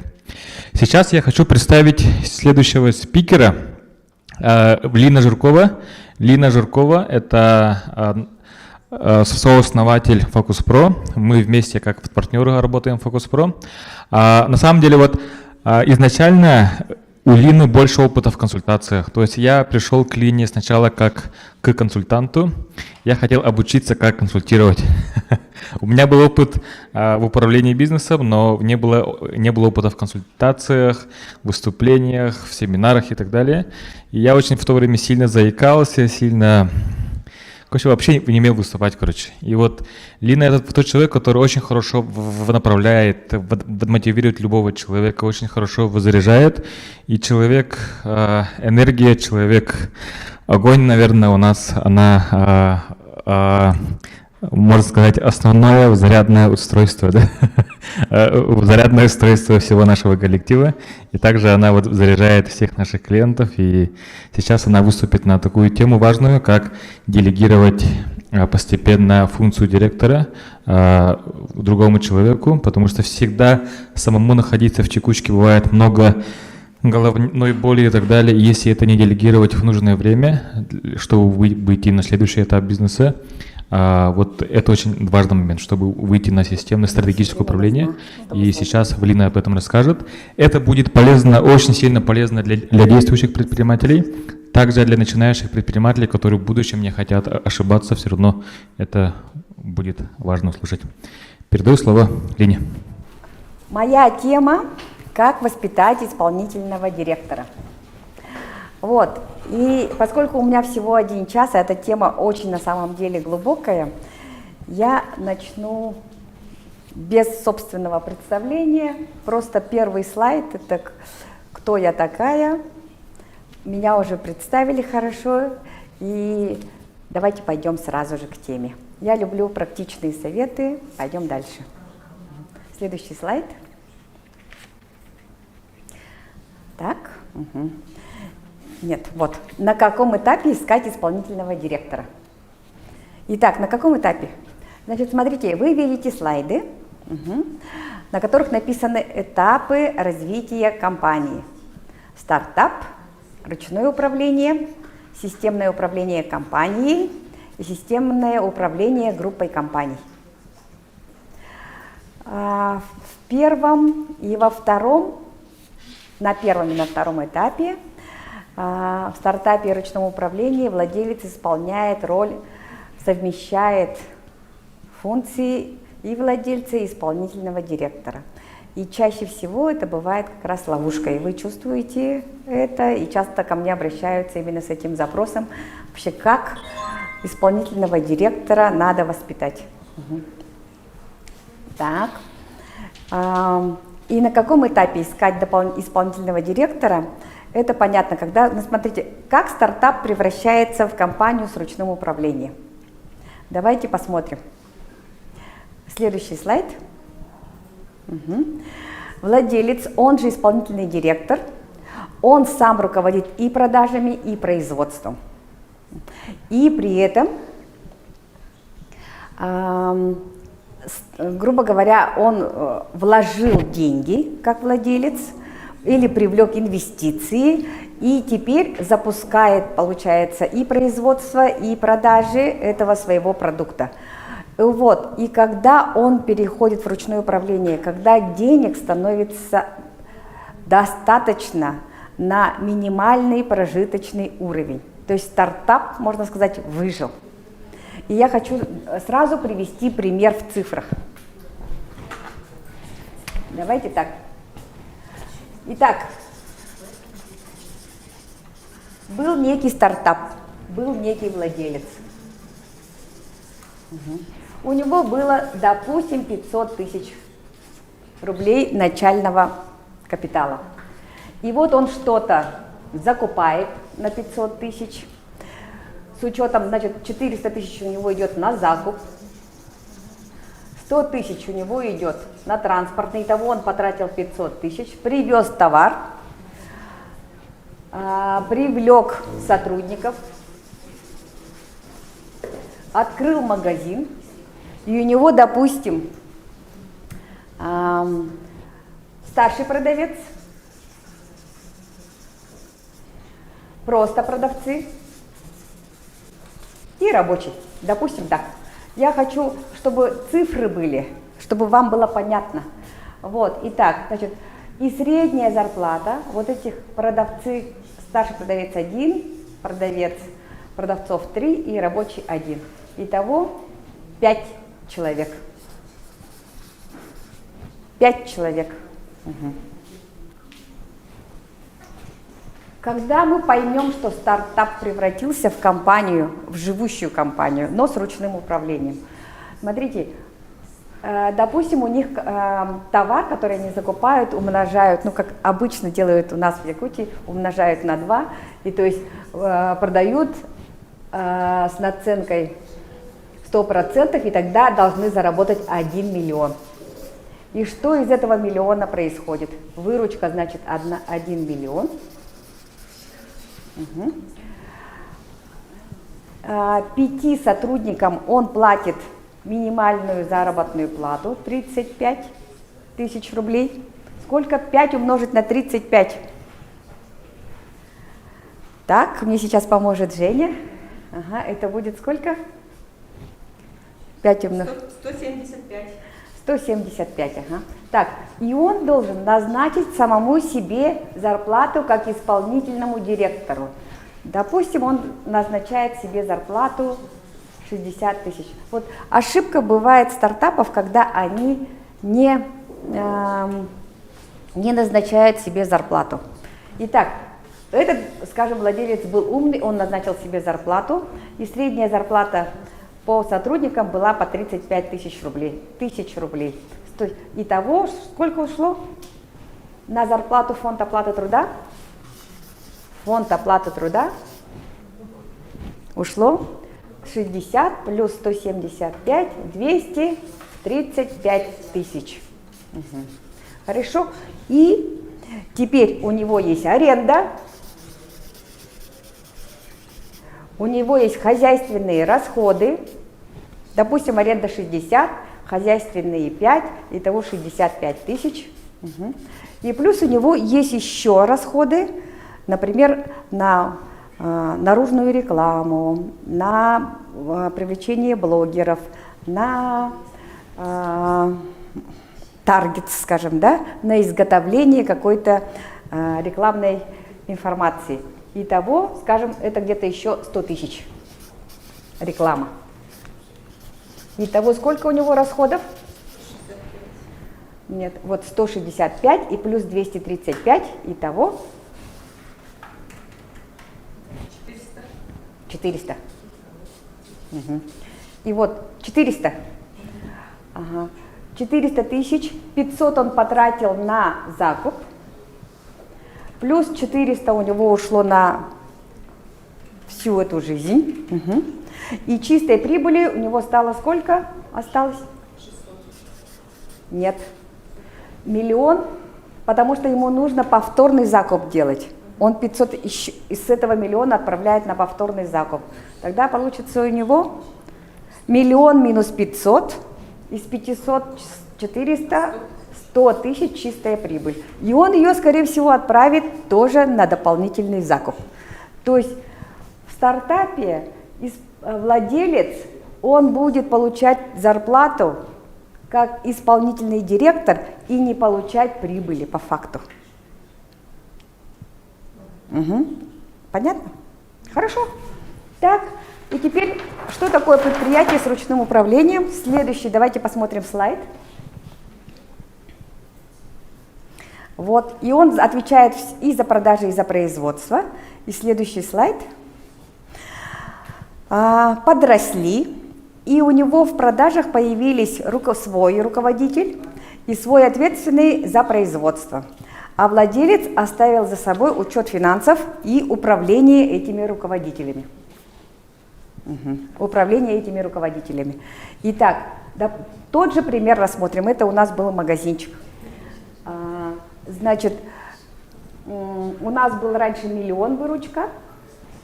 Допустим, мы подросли, и у нас теперь 1,5 миллиона выручка. 1,5 миллиона выручка. Половина у нас уходит на закуп, 750. Остается 750. Из них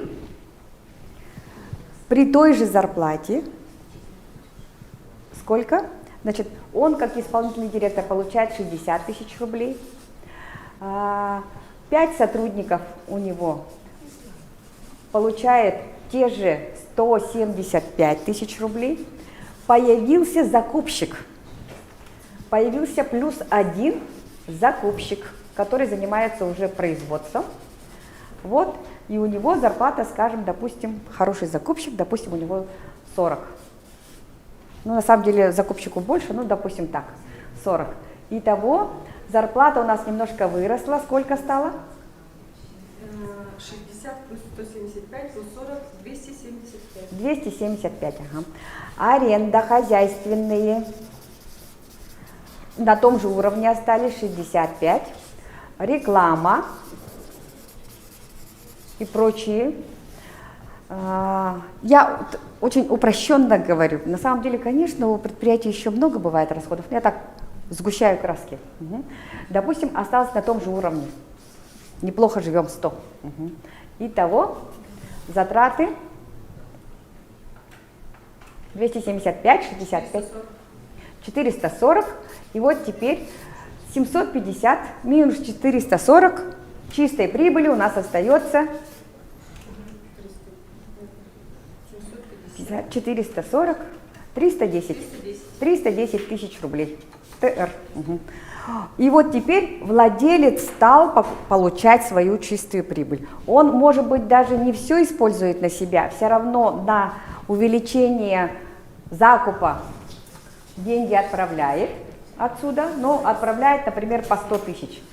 100 тысяч на увеличение закупа, и у него останется 210 как дивиденды. Вот это компания, которая из стартапа вышла в компанию с ручным управлением.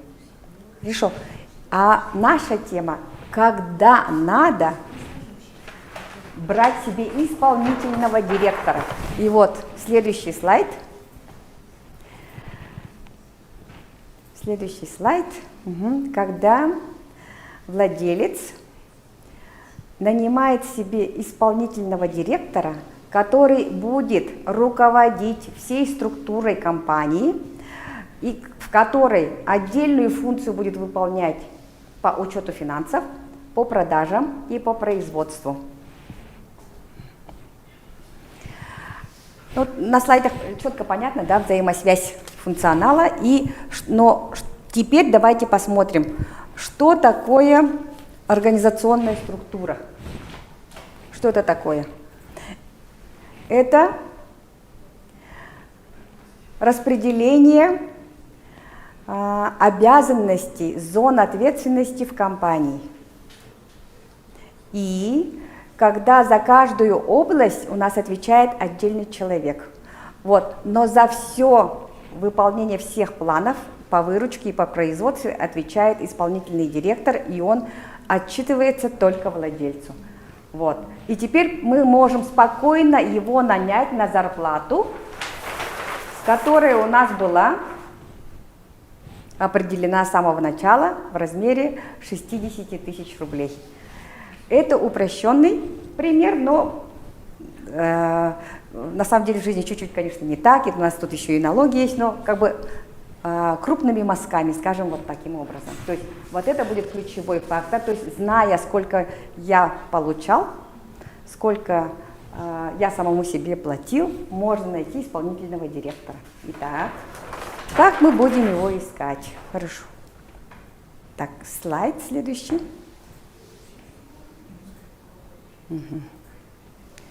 Итак, как мы будем его искать?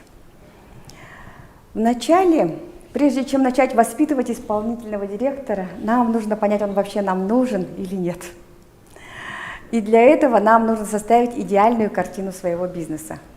И вот на слайде видно то, как мы будем определять эту картину своего бизнеса. То есть то, что рассказывала Айсена Сыроватская, берем за основу.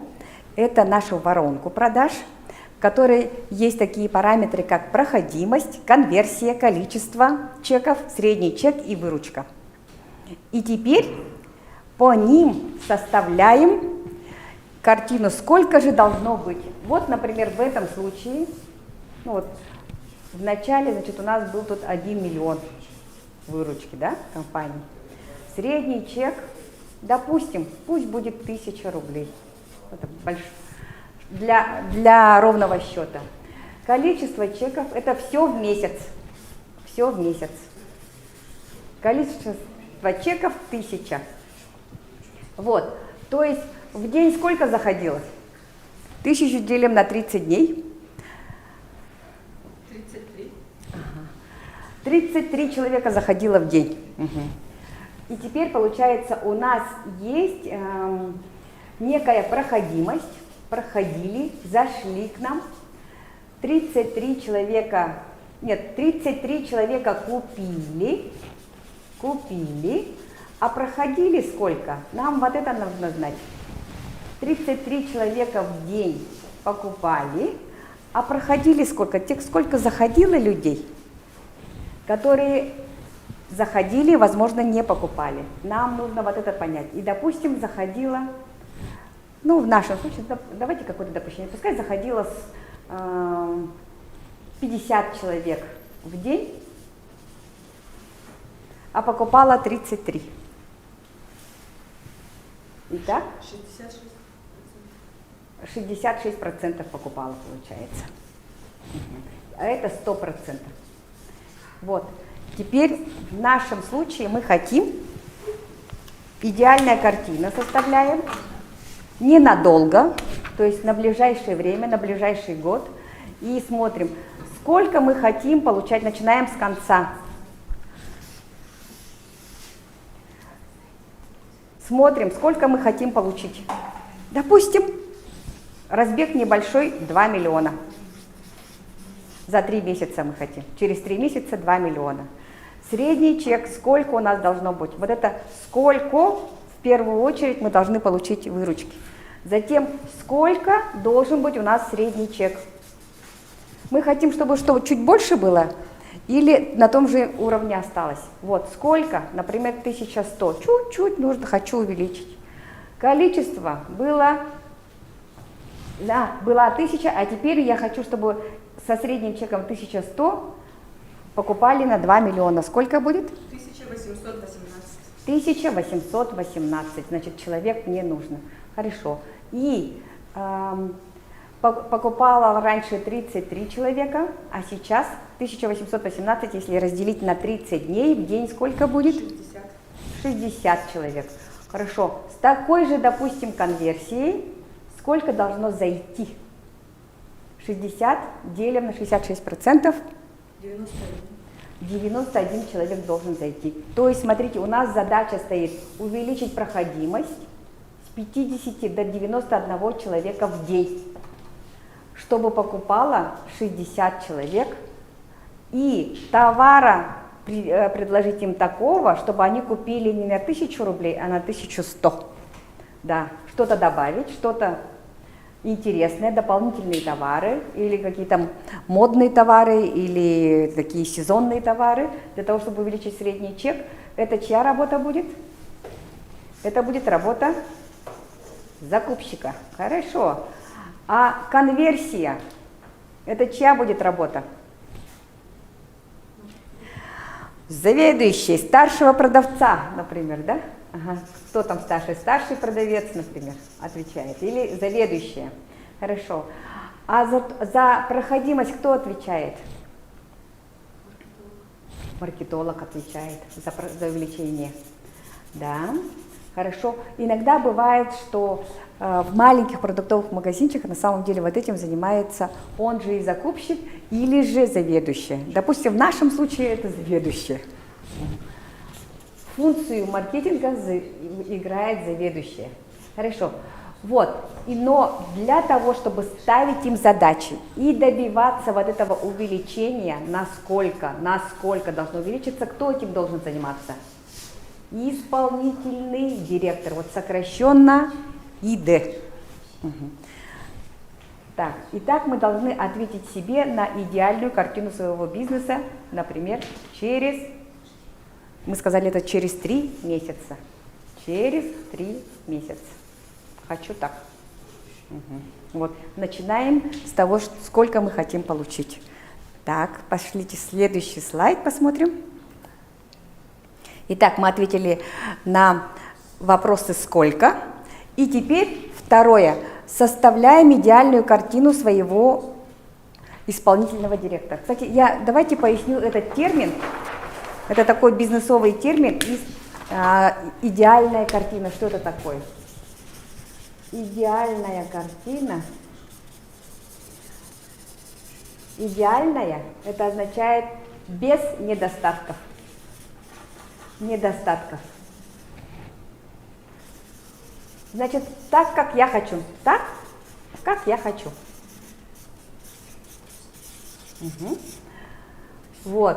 А картина – это наше представление. Мысленное представление.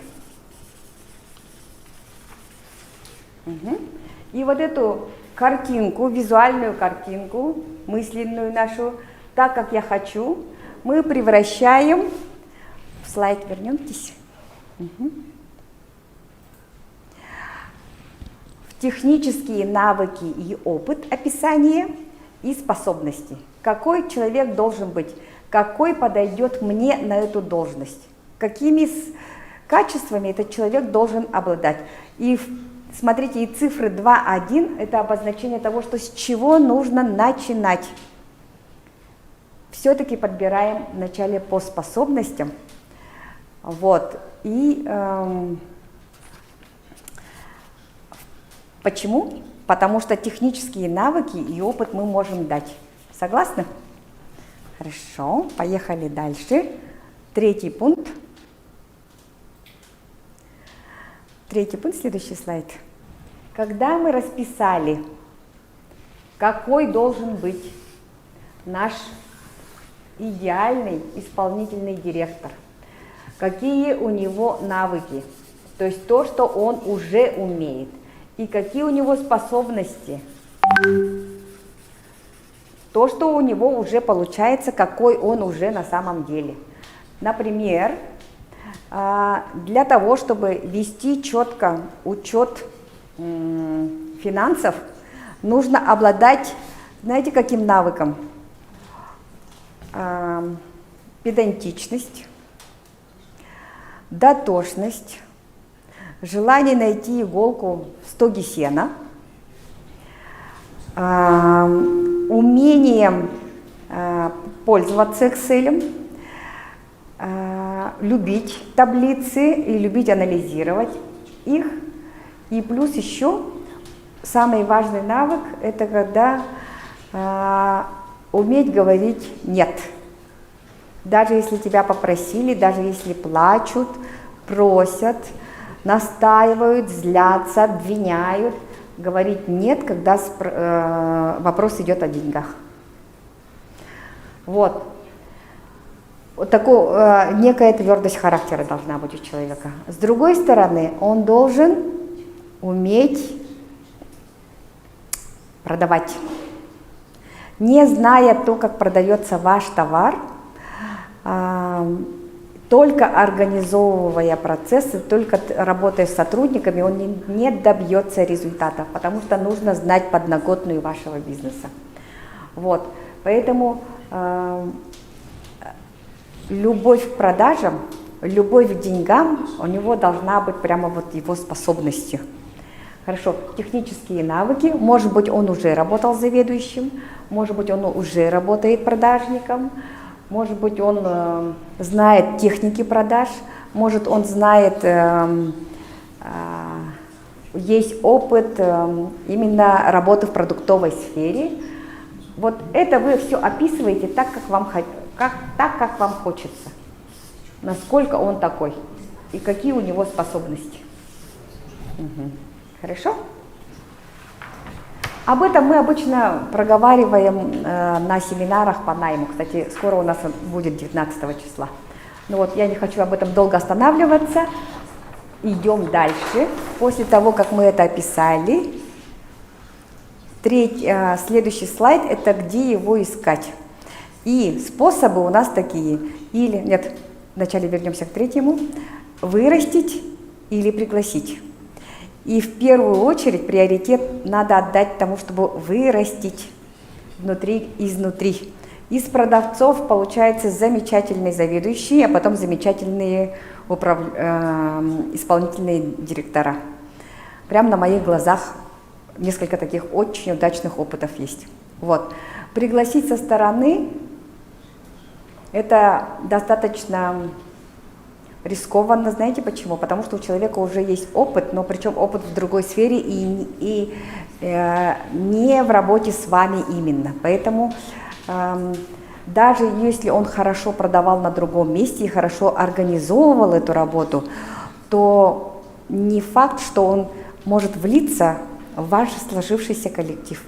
Буквально вчера ко мне на консультацию приходил достаточно успешный владелец, который уже в основном вышел из рутины. Вышел из рутины, но как бы хочет окончательно нанять исполнительного директора.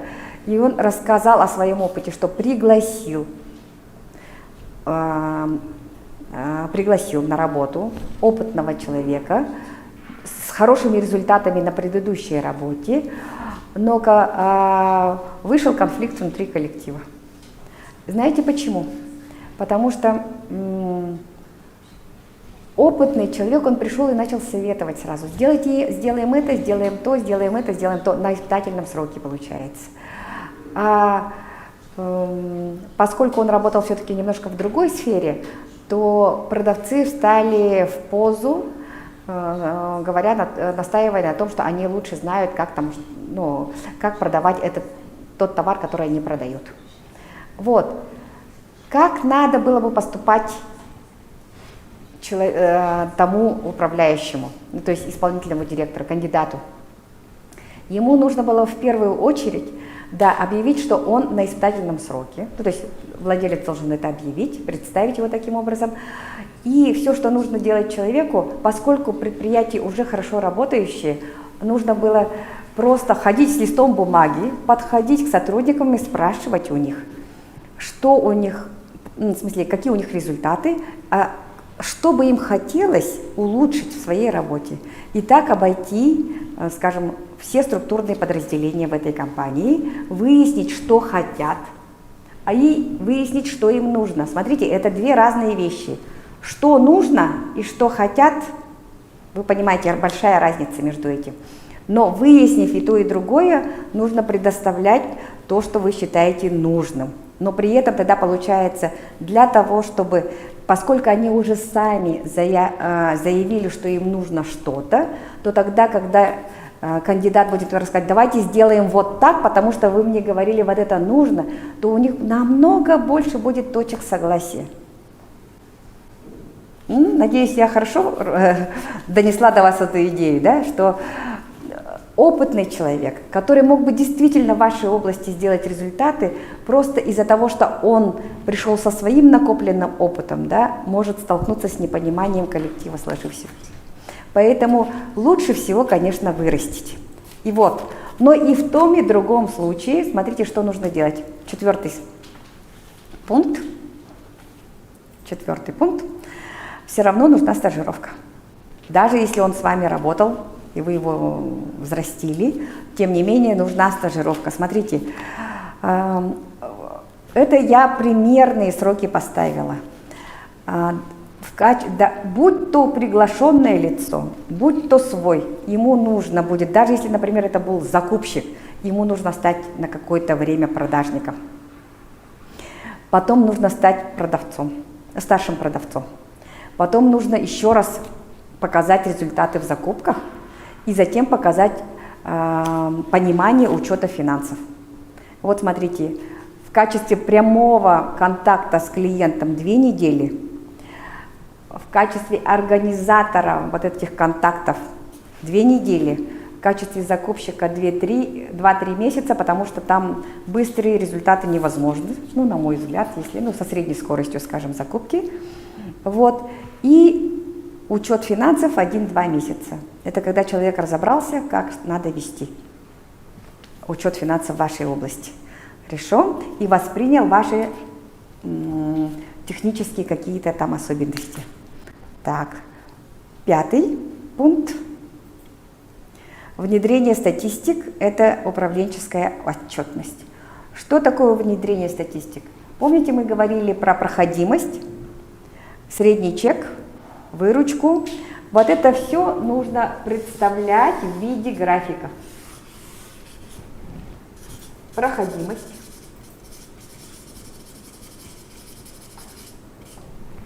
Конверсия.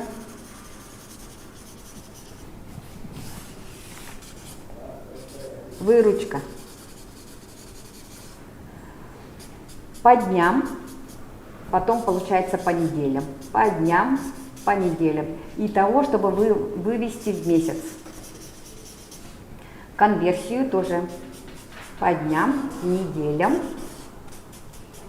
и потом в месяц. Выручку по дням, неделям и месяц. Итак, теперь мы будем смотреть, значит, у нас проходимость то растет, то падает. И, значит, вот такая-то проходимость какая-то, вот в неделю вот такая средняя вышла. Потом опять то растет, то падает. Вот на этом уровне. И таким образом сосчитать, вывести график, получается по 4 недели. 1, 2, 3, 4 недели месячные, когда что-то будет расти или падать. Вот такой график. Вот на основе вот такого графика очень легко понимать, достигаете вы цели или не достигаете. Согласны? И тоже делать самое с конверсией, и то же самое делать с выручкой. Хорошо. Ну, так, значит, более подробно это все такое мы делаем на своем бизнес-сопровождении «Сильная команда», когда мы учим составлять управленческую отчетность. Я сейчас вам бегло просто показываю. Но главный принцип – это все равно наблюдать в виде графика визуального. Хорошо? Следующий пункт. Итак, внедрили статистики. И затем, шестой, давайте так, шестой, вернемся. Контролируем результаты по проходимости, по конверсии.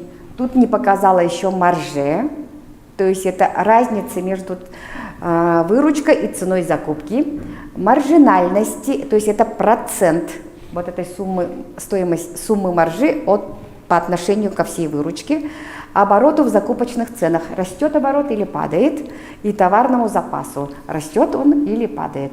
Контроль результатов должен быть понедельный и помесячный.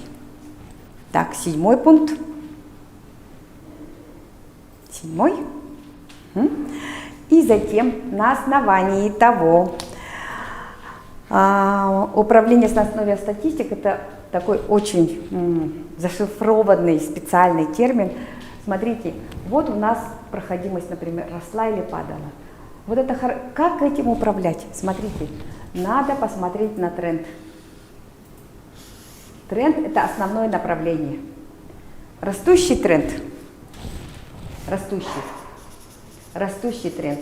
Хорошо растет. Растущий тренд – это норма жизни. Тогда ничего не меняем, делаем то, что делали. А допустим, если бы тренд оказался бы вот такой. Вот так, и у нас была бы вот такая черта. Что бы это означало? Это бы означало, что мы падаем. Падающий тренд. Падающий тренд. И мы в опасности. Мы можем сильно упасть. Что нужно делать? Срочно разбираться срочно поднимать, срочно что-то делать, даже не разбираться. В первую очередь нужно усилить свои действия для того, чтобы поднять, изменить положение вещей. В первую очередь, не разбираемся, почему пожар случился, а в первую очередь тушим пожар. Выправляем тренд. И только после этого начинаем выяснять, кто там спички разбросал или кто там что-то делал. Хорошо? Вот. И вот это и называется управление на основе статистики. Причем по каждому показателю нужно разбираться отдельно и принимать разные действия. Вот. Этому вы должны научить своего исполнительного директора. То есть ему показать, как вы оцениваете, какие меры вы принимали. Вот тут выход на первый план вашего опыта. Вы рассказываете, что вы делали, как вы поднимали проходимость, как вы поднимали конверсию, что вы применяли, каким образом вы работали над выручкой. Это серия ваших успешных действий. То, что должен будет копировать исполнительный директор. Копилка ваших знаний. Хорошо. Следующий. Итак, возвращаемся. И вот теперь планирование доходов на неделю, месяц, квартал, сезон и год. Поскольку вы берете исполнительного директора с единственной целью, чтобы выполнялись ваши планы по прибыли, то есть для того, чтобы, смотрите, это конечный результат, это увеличение чистой прибыли вашего бизнеса. Все остальное это то, на основе чего будет достигаться этот результат. Но в первую очередь важно планировать доходы, планировать действия для того, чтобы это все случилось. То есть не занимать позицию, как получилось, не сезон, локдаун случился, политика изменилась, какие-то заградительные меры, а планировать доход с учетом всех этих барьеров, с учетом всех текущих барьеров. Тем не менее, мы поставлены в такие условия, когда мы должны, несмотря ни на что, тем не менее выживать и стремиться к росту своего бизнеса. Хорошо? И последнее. Вот это самое сложное.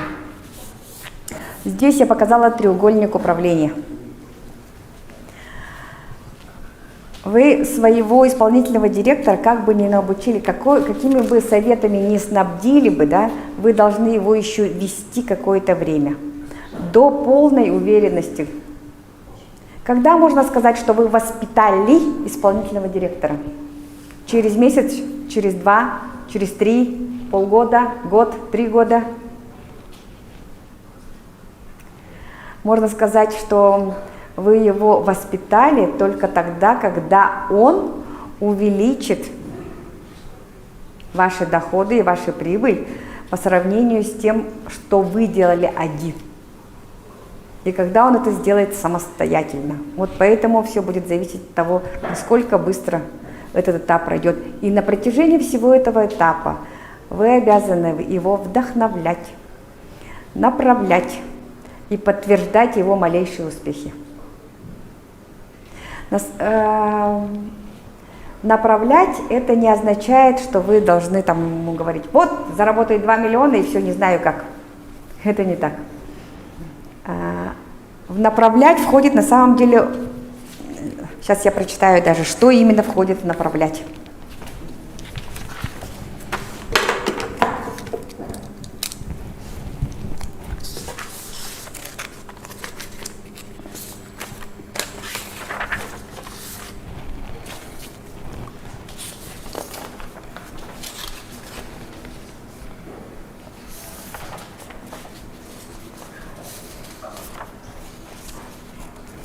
Направлять – это поставить задачу таким образом, чтобы она была невозвратна.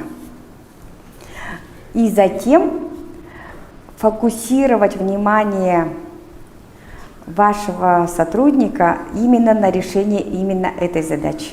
Он же тоже будет говорить о том, что что-то невозможно, что-то не получилось, он не смог с чем-то справиться, может быть, этого не делать. Все, что вам нужно, это не споря, не наказывая, не ругаясь, ставить эту задачу вновь и вновь и говоря, что его взяли именно ради этой задачи на роль исполнительного директора и управлять его вниманием каким образом, чтобы он смотрел на то, как решить. Не почему не получилось, а как решить, тем не менее, даже если не получилось с первой попытки. Вот.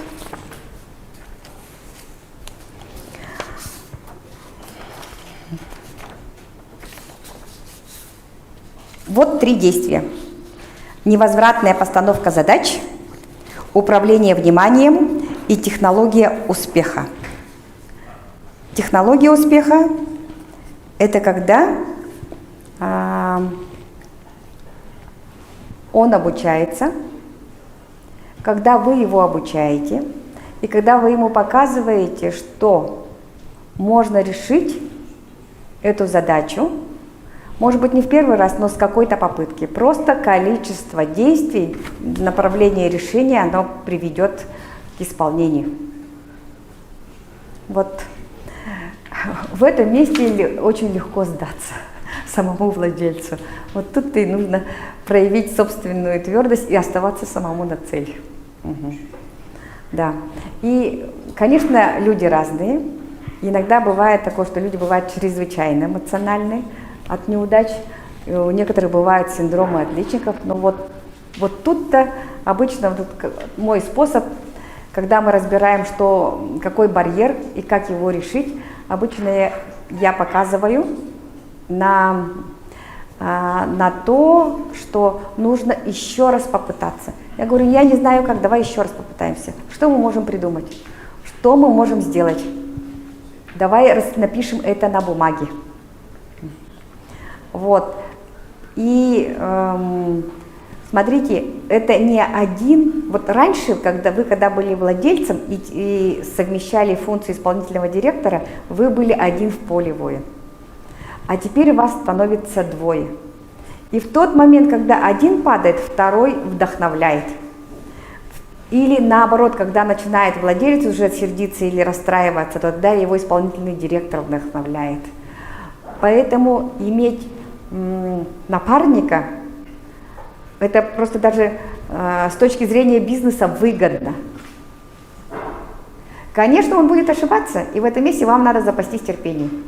Потому что, еще раз помните, когда вы можете сказать, что задача выполнена, что вы воспитали исполнительного директора, когда доходы выросли, и они стали больше, чем при вас, когда вы были один.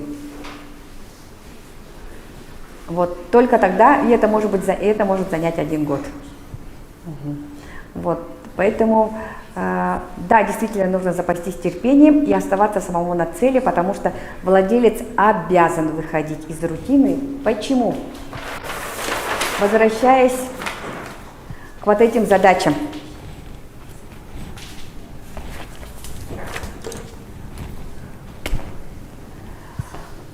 Изучать то, как развивается рынок. Изучать новые способы. Как можно продвигать собственный магазин, свой бизнес, находить новое проходимое место. Это задача стратегического маркетинга. Стратегический маркетинг. То есть мы выясняем, то есть каким способом мы будем продвигать себя на рынке, сколько будем на это денег тратить, кому продавать, вот выбирать свою целевую аудиторию и выбирать тот продукт, который мы хотим продавать им. Потому что мы узнали, что именно это больше всего они любят. Вот это задача владельца, и он ее делегировать не может. И все начинается с проходимости. Именно владелец должен вот эту линию тянуть вперед, а исполнительный директор все остальное подхватывает и ручками других сотрудников и руководителей доводят до конца. Вот. Ну что ж, теперь бы я хотела послушать, ну, если есть обратная связь, комментарии, вопросы.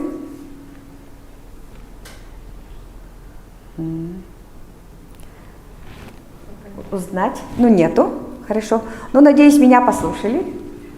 Да, в любом случае это в записи будет. И я вам дала именно свой подход к тому, как воспитать исполнительного директора. И 8-й пункт, еще раз давайте вернемся к 8-му пункту. Управлять им. Управлять исполнительным директором, который добивается вот этих результатов, это тоже задача, которую владелец никому не может делегировать. Это его задача – управлять собственным директором. И вечно направлять его, вдохновлять его и подтверждать его малейшие успехи. Так, звук сильный. Ага, хорошо. Ну что ж, конечно, кроме этого есть еще технические вещи. Есть, например, такой инструмент, как бальная система. Есть такой инструмент, как подсчет личных статистик. Есть такой инструмент, как разбор того, что мы хотим получить от сотрудника в конечном результате, для того, чтобы выплачивать ему достойную зарплату. И какие функции мы хотим, чтобы он выполнял. Ага, хорошо. Лина Дмитриевна, обратная связь. Браво, очень все доступно. И вопрос от Людмилы Унаровой. Как считать проходимость? Угу. Должны быть счетчики на входе. Угу. Или, смотрите, у вас есть, например, торговый зал.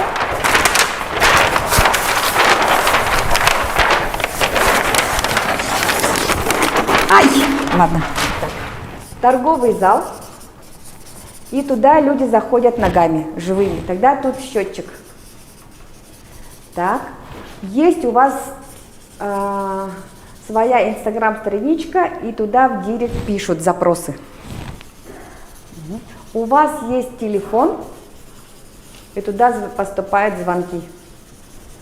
Так, есть еще WhatsApp на телефоне, и туда приходят сообщения.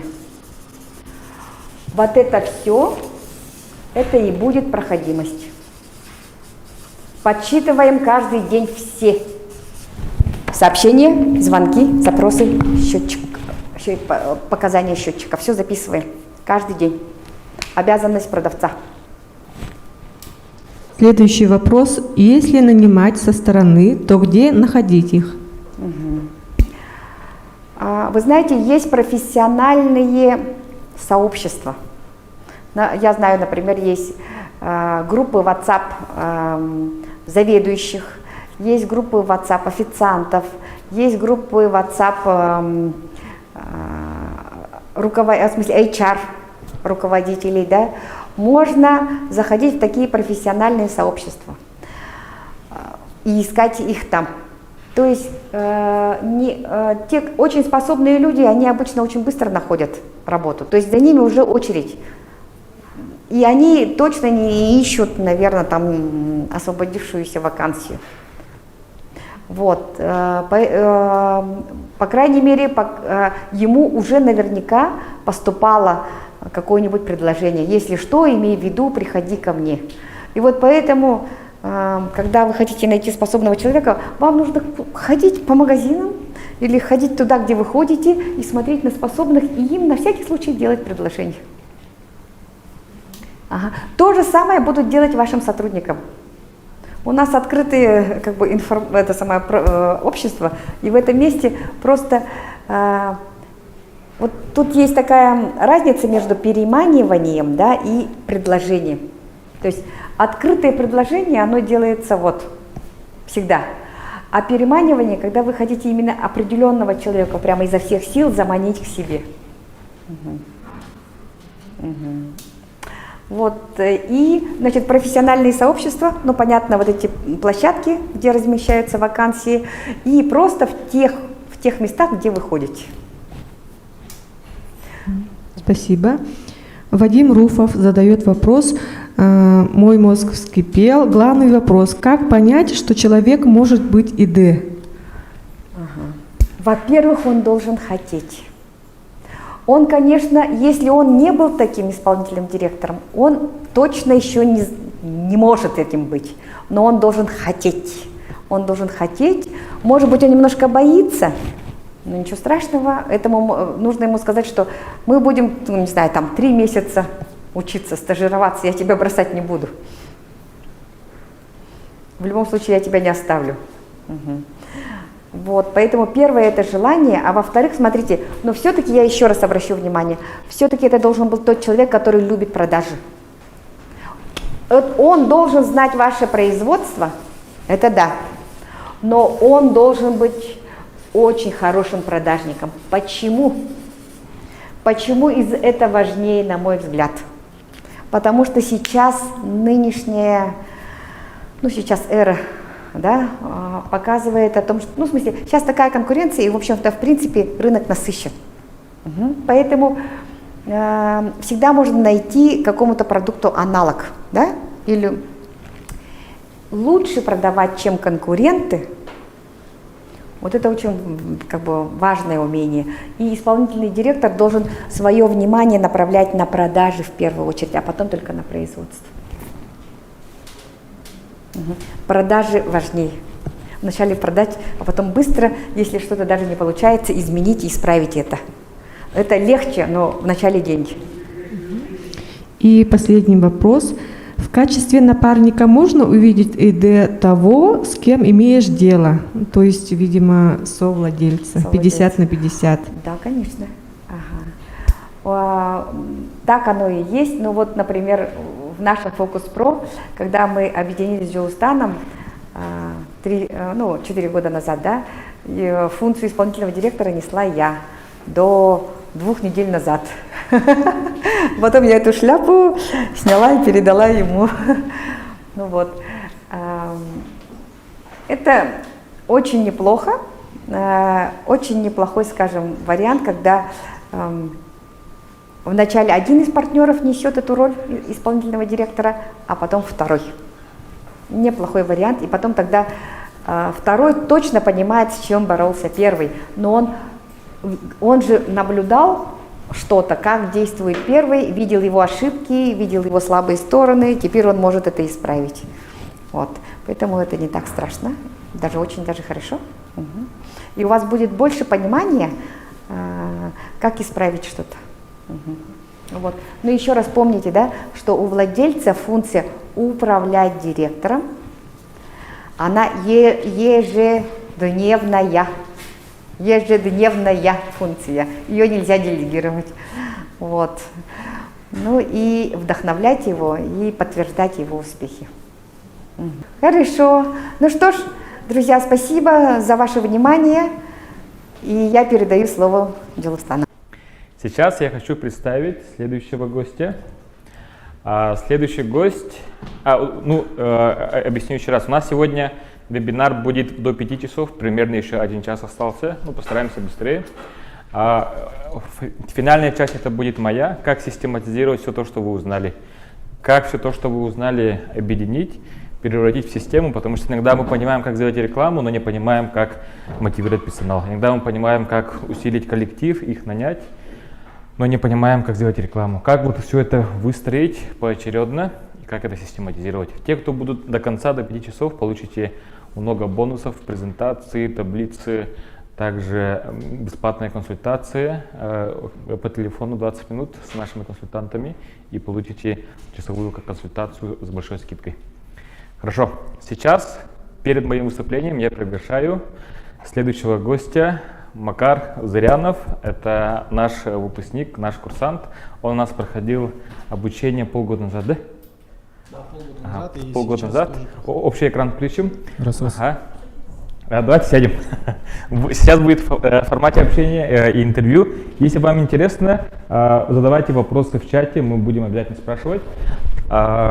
Макар Зарянов, совладелец и сооснователь молодой компании спортивной одежды Iron. Расскажи, пожалуйста, вот с чего все начиналось и что сейчас? Да, спасибо большое команде Focus Pro, то, что нас пригласили, то, что предоставляете такую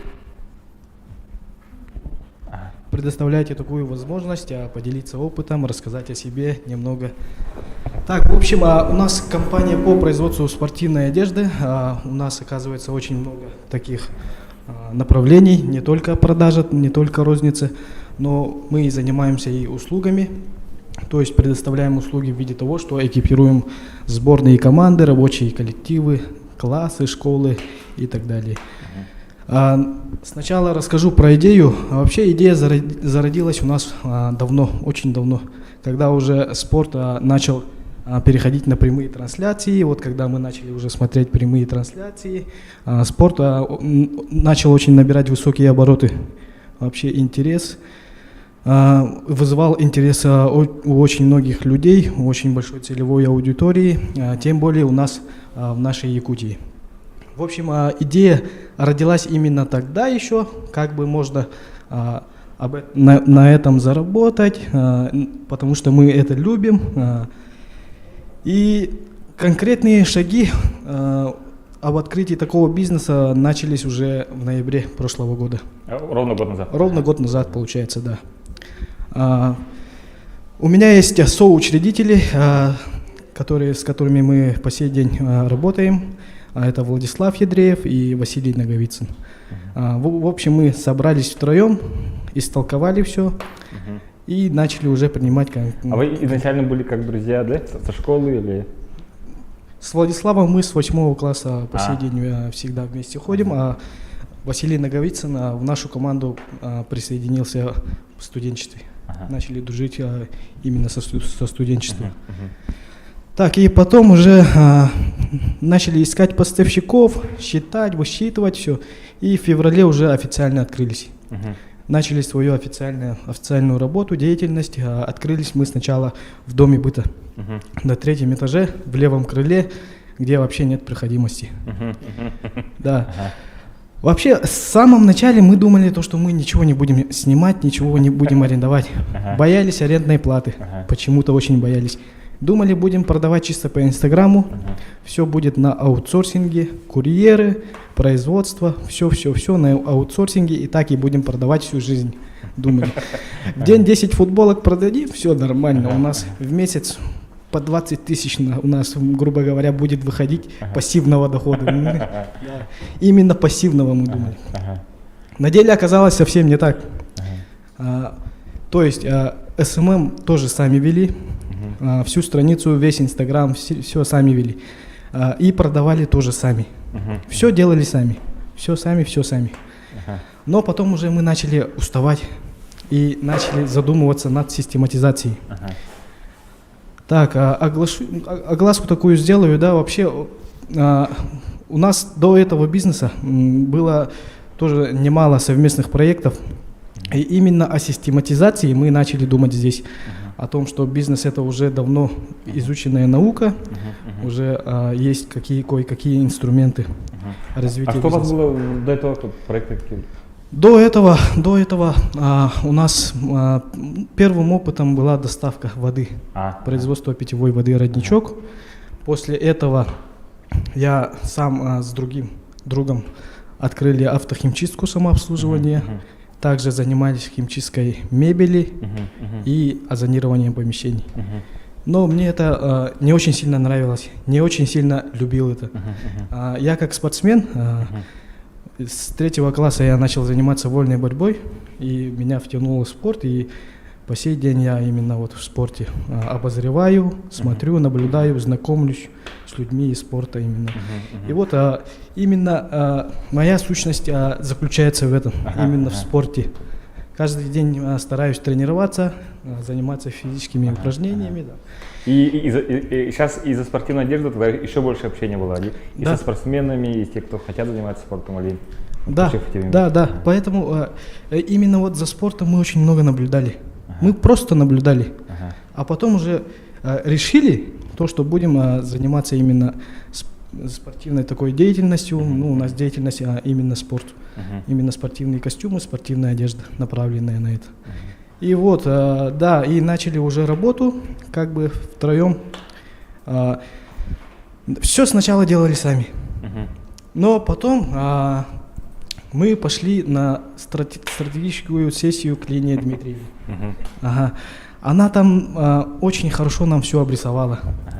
Вообще, сколько функций имеет бизнес, как оно должно управляться, с кем оно должно управляться, как делегироваться, какие задачи должны выполнять сами, а какие должны делегировать.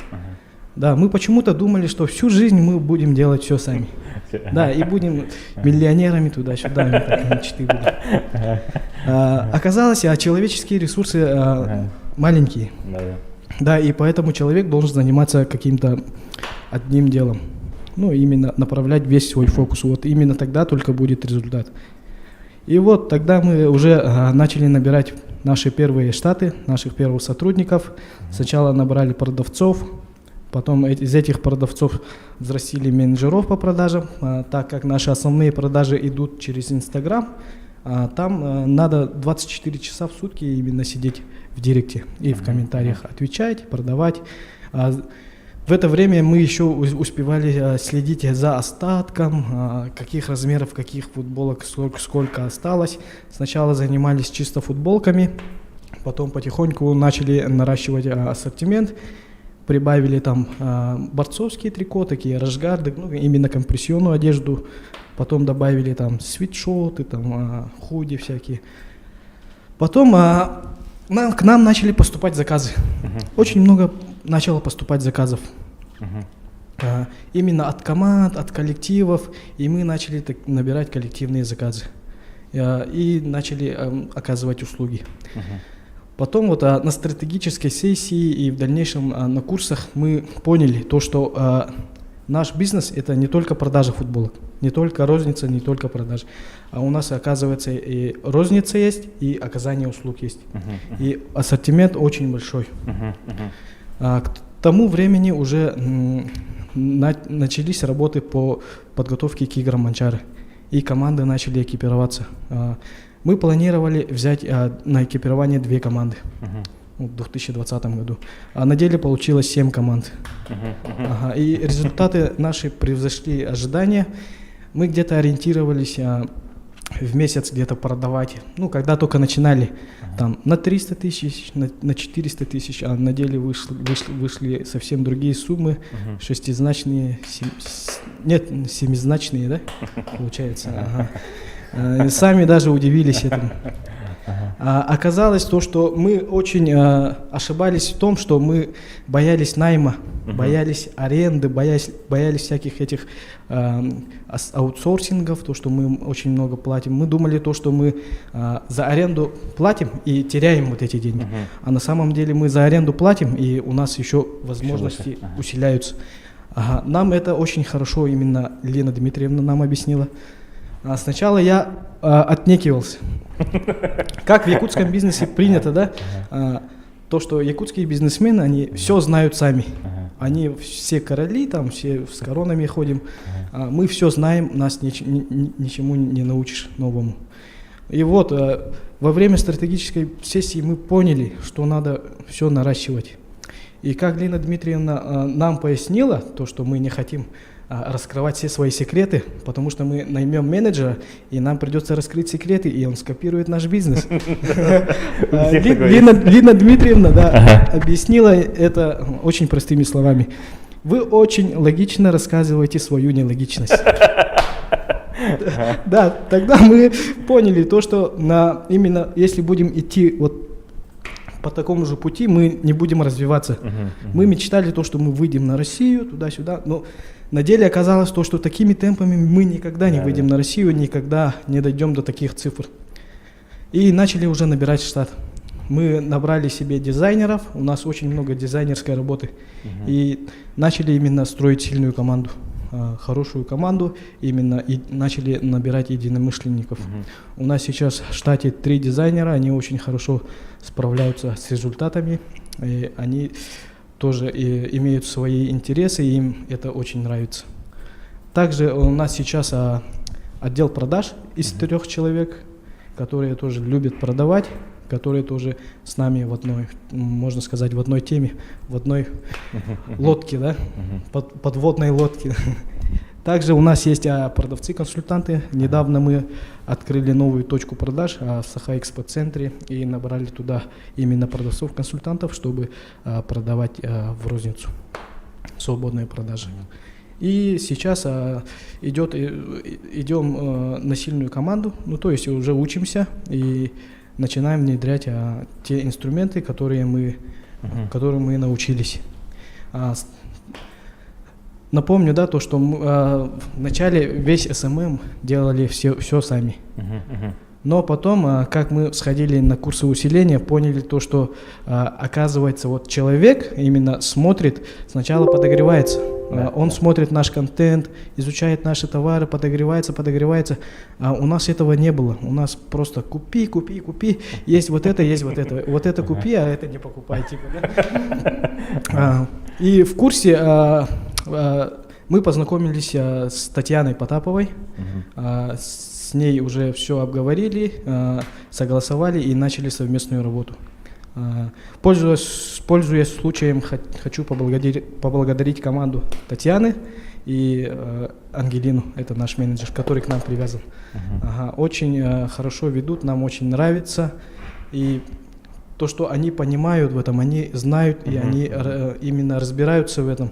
У них очень хорошо настроен таргет, очень хорошо знают, как надо подходить к целевой аудитории. И вот вместе вот в тандеме у нас пока идут очень хорошие показатели.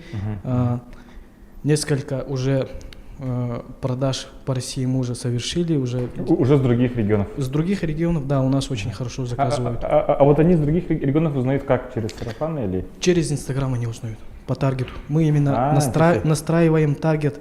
Именно, допустим, вот футболки с боксерами очень хорошо уходят. Именно с культовыми личностями, такими как Мухаммед Али, так Майк Тайсон, которых все знают, да, все люди на планете, все знают о них. Именно вот таких людей мы отправляем в таргет по России. Да, и очень хорошие продажи были именно с Владивостока. Тоже регион такой спортивный, и с Кавказа были заказы, и были заказы с Мурманска, ну, почти по всей России уже были заказы. Также у нас заказы были из Америки, аж 2 заказа было из Америки, им отправили все, они посмотрели, они очень довольны. Им очень нравится работа наших дизайнеров, потому что таких компаний с такой направленностью, как мы, очень мало вообще по миру. Мы именно делаем для людей индивидуальность. Мы продаем не футболки, а мы делаем индивидуальность для каждого человека. Именно тот дизайн, который они хотят, а не который им предлагают в магазинах. Поэтому людям очень нравится. Очень много заказывают, и нам тоже нравится то, что мы тоже им нравимся. Макар, расскажи, что было самое полезное на обучении усиления, которое было 1 месяц? Да, самым полезным на усилении было разорвать свои страхи. Именно страхи потери денег. Мы сначала даже боялись прийти на курс, потому что думали, заплатим такую сумму, и что мы там узнаем? Мы, оказывается, даже не считали объем рынка. Да. На первом же занятии мы посчитали объем рынка, и у нас глаза такие закатились. Оказывается, можно работать, можно развиваться. Можно развиваться не только здесь, а за пределами республики. Да, вот я помню, как Макар, вот здесь же было обучение, здесь считали, вот говорил, вот где деньги, будем работать. Вот, самым полезным, наверное, было вот именно вот разрушение вот этих стереотипов, этих страхов, преодоление. То есть перепрыгнули через себя, разорвали страхи и начали уже работу над систематизацией. Так, также мы внедрили CRM-систему, AMU CRM, что очень хорошо тоже позволяет держать на контроле каждого клиента, каждую историю работы с клиентом. О необходимости введения CRM узнали тоже в курсе. Также узнали то, что необходимо на аутсорсинге держать SMM-агентство. Это тоже узнали в курсе. Ну вот, объемы рынка считали. Сейчас я как-то, когда вижу какой-нибудь другой бизнес, уже начинаю считать объем. Сразу? Да, сразу автоматически начинаю считать объем этого рынка. Там можно очень быстро определить вообще, этот бизнес будет расти или нет. Там можно очень быстро это посчитать. Да. Мы вот обучаем, как это посчитать быстро, буквально за 10 минут. И можно дать быстрые рекомендации. Ты скоро закроешься или будешь развиваться? Да. Вот именно вот для меня вот самым полезным было вот это и очень огромная мотивация. Мы познакомились с очень многими предпринимателями, так, обзавелись очень хорошими знакомствами. И как бы это дало очень сильный толчок. И по сей день мы учимся у вас. Сейчас проходим сильную команду. Там тоже очень полезно и внедряем тоже те инструменты, которые узнаем. Бальная система, вот система мотивации тоже очень нравится. Тоже сейчас внедряем.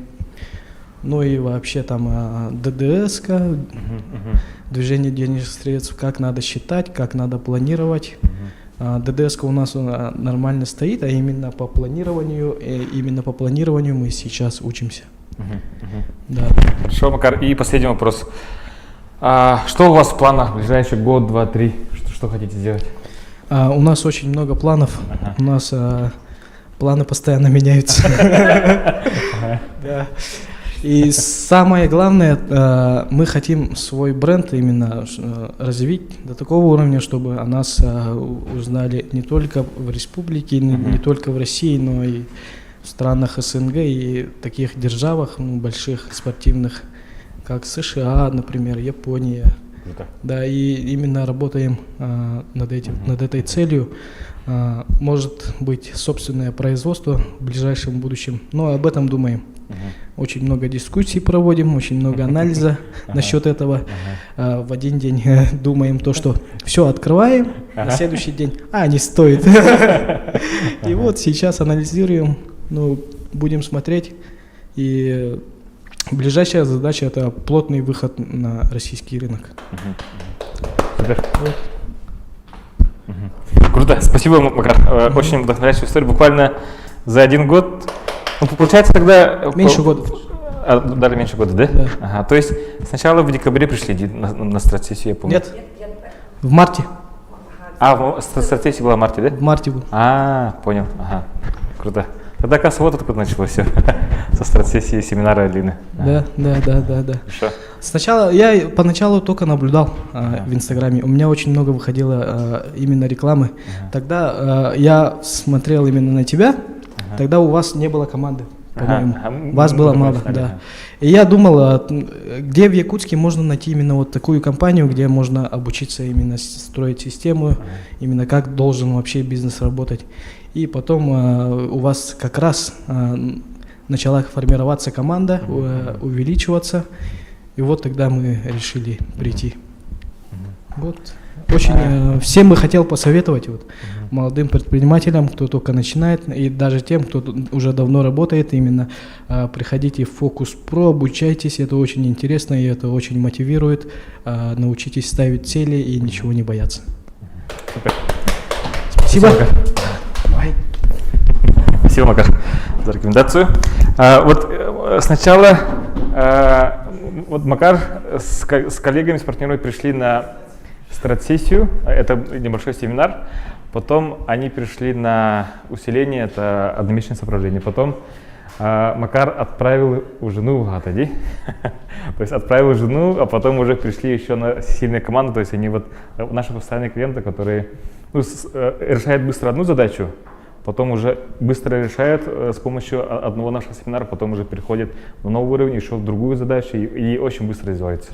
Вот короче, у нас есть большая цель вывести на Россию каждый год минимально 10 компаний. И вот большая надежда есть, что одним из них будет коллектив Iron. Спасибо. Хорошо, сейчас давайте мы приступим к последней теме. У нас еще примерно 50 минут. Где кликер? Женя? Последняя тема – это систематизация бизнеса.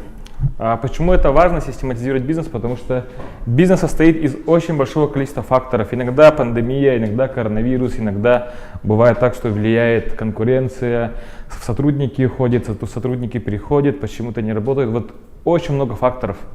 И на развитие бизнеса, на продажу, прибыль влияют все эти факторы. И факторов очень много. Почему? Потому что здесь в основном все зависит от людей. Потому что продажа зависит от клиентов. Клиенты — это люди, они постоянно меняются. Каждый день меняются. Один день хотят одно, второй день другое. Также все зависит от людей, как сотрудников, партнеров. Они тоже каждый день меняются. Люди меняются очень быстро и постоянно, поэтому очень сложно все это контролировать, если нету системы. Есть система контроля, которую я сейчас вкратце объясню. Давайте включим. С первого слайда. Есть система контроля, которой можно очень быстро понять, что у вас сейчас работает хорошо, что работает плохо. Перед этим давайте сейчас вспомним, что было сегодня за один день, чтобы все это систематизировать и упорядочить. Сначала, так, включим презентацию. Кликер, как нажать? Хорошо. Так, систематизация бизнеса. Хорошо, дальше как?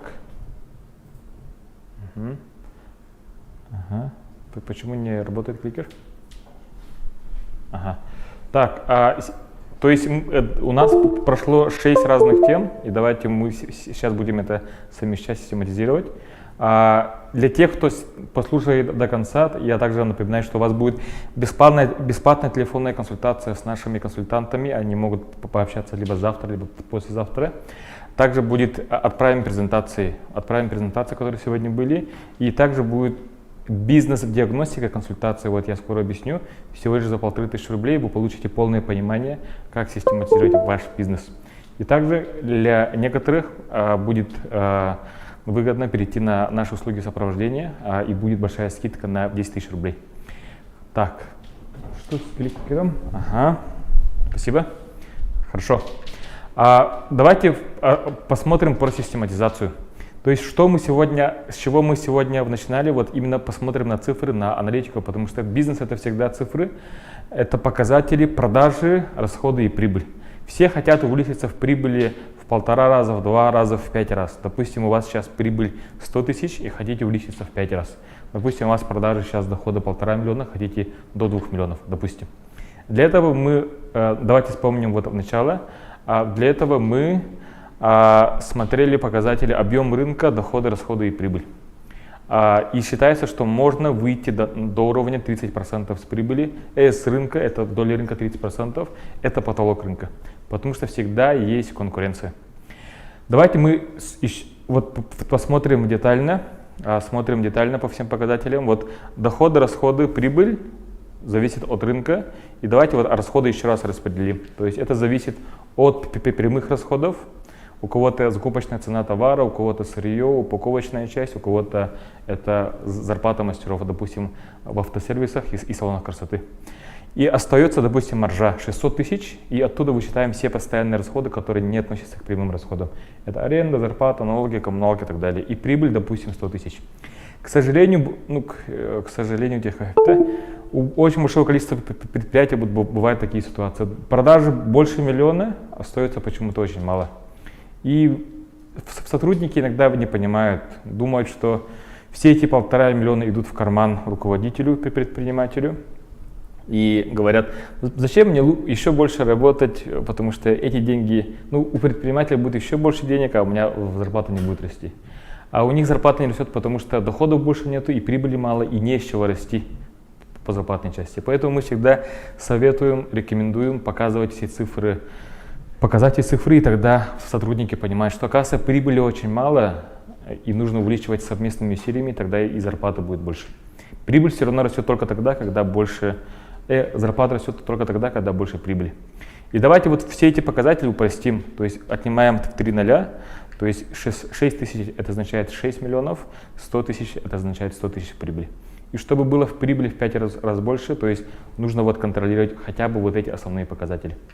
Также мы смотрели, что в разных сферах деятельности можно любой вид деятельности разделить по 5 направлениям, потому что непонятно, как это сделать, и поэтому вот делиться по направлениям мы это уже смотрели, и тогда уже четко становится, где можно учиться, а где невозможно, и где увеличиться по маржинальности, по ценам, где сократить расходы.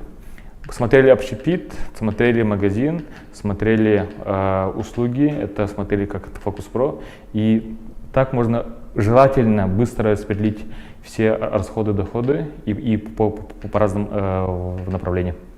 Давайте мы сейчас рассмотрим вот что. Вот, чтобы вот это сделать, возможно, кому-то до конца еще непонятно, как все-таки увеличить прибыль в 2, в 3, в 5 раз очень быстро.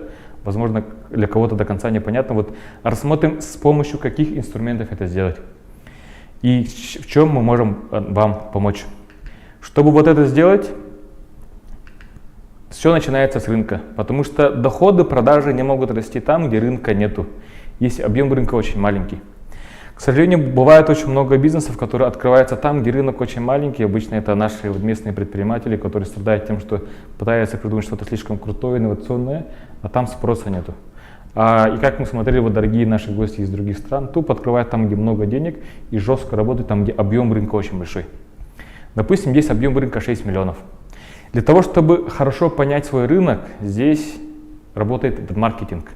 Маркетинг — это не реклама на самом деле. Вот реклама — это маленькая часть маркетинга. Маркетинг включается изучение рынка, расчет объема рынка, работа с конкурентами, сервис, там, опросы и так далее. Здесь очень много включается. Например, вот сегодня все, кто у нас сегодня выступали, и Лена, и Макар, и Ника, вот они очень хорошо посчитали свой рынок и сейчас уже точно понимают, что через месяц они могут вырасти в 1,5 раза, через полгода в 2 раза, через год в 3 раза. Но они все понимают, что есть потолок рынка.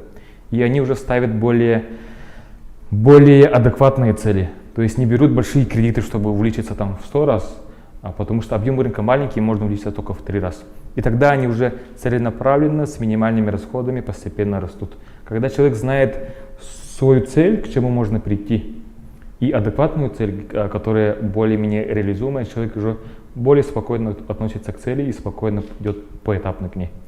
У нас у всех клиентов уже есть четкое понимание, к чему можно прийти, какой рынок и насколько можно вырасти. Это все зависит от первого этапа, это маркетинг. Второй этап, чтобы с этого рынка привлечь больше доходов, чтобы росли продажи, это продвижение. Продвижение — это проактивное, то есть про — это в переводе активное, усиленное движение, то есть усиленное движение в сторону клиента, в сторону рынка. Для кого-то это Инстаграм, для кого-то это другие виды рекламы, для кого-то это просто обзвон клиентов, для кого-то общение, связи, там обычно это в стройке бывает. Для кого-то просто встать в хорошем местоположении, в хорошем торговом месте, например.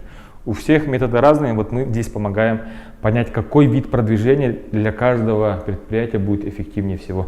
Потому что все бизнесы разные. То, что работает для торговли, не работает для общепита. То, что работает для общепита, не работает для сферы услуг. Они все разные. Допустим, рынок строительства по тендерам, аукционам, там что думаете, что самое эффективное, какой вид продвижения? Там не Инстаграм, там не местоположение, там просто вот активное общение с людьми, которые принимают решения, это чиновники и так далее, вот именно активно с ними общаться, это связи, контакты и так далее. То есть у всех методы продвижения разные. И только тогда уже можно спокойно контролировать продажи и постепенно расти. Третий этап — это персонал, потому что, чтобы росли продажи, иногда, если мы сами очень сильно вовлекаемся в продажи и рекламы, то сильно устаем, потому что все зависит от нас. Когда мы работаем, все растет, когда мы устаем, все падает. Поэтому здесь желательно сделать так, чтобы персонал это мог делать самостоятельно, мог это увеличивать, и чтобы они понимали, к чему можно прийти. Это персонал, контроль. Обычно персонал, все думают, что это большие расходы, Но здесь, если эффективно управлять, системно управлять процессами и бизнеса, и финанса, и персонала, то тогда уже это более спокойно получается. Можно заранее спрогнозировать, насколько нужно заложить расходы, чтобы в прибыли было больше. Это то, о чем сегодня говорил Макар. И тогда уже спокойно можно спрогнозировать, чтобы было в прибыли 500 тысяч, что конкретно нужно сделать. Это уже по финансовой части. У нас, к сожалению, у большинства клиентов нет четкого понимания, сколько они вообще зарабатывают. То есть нет вообще финансовых расчетов.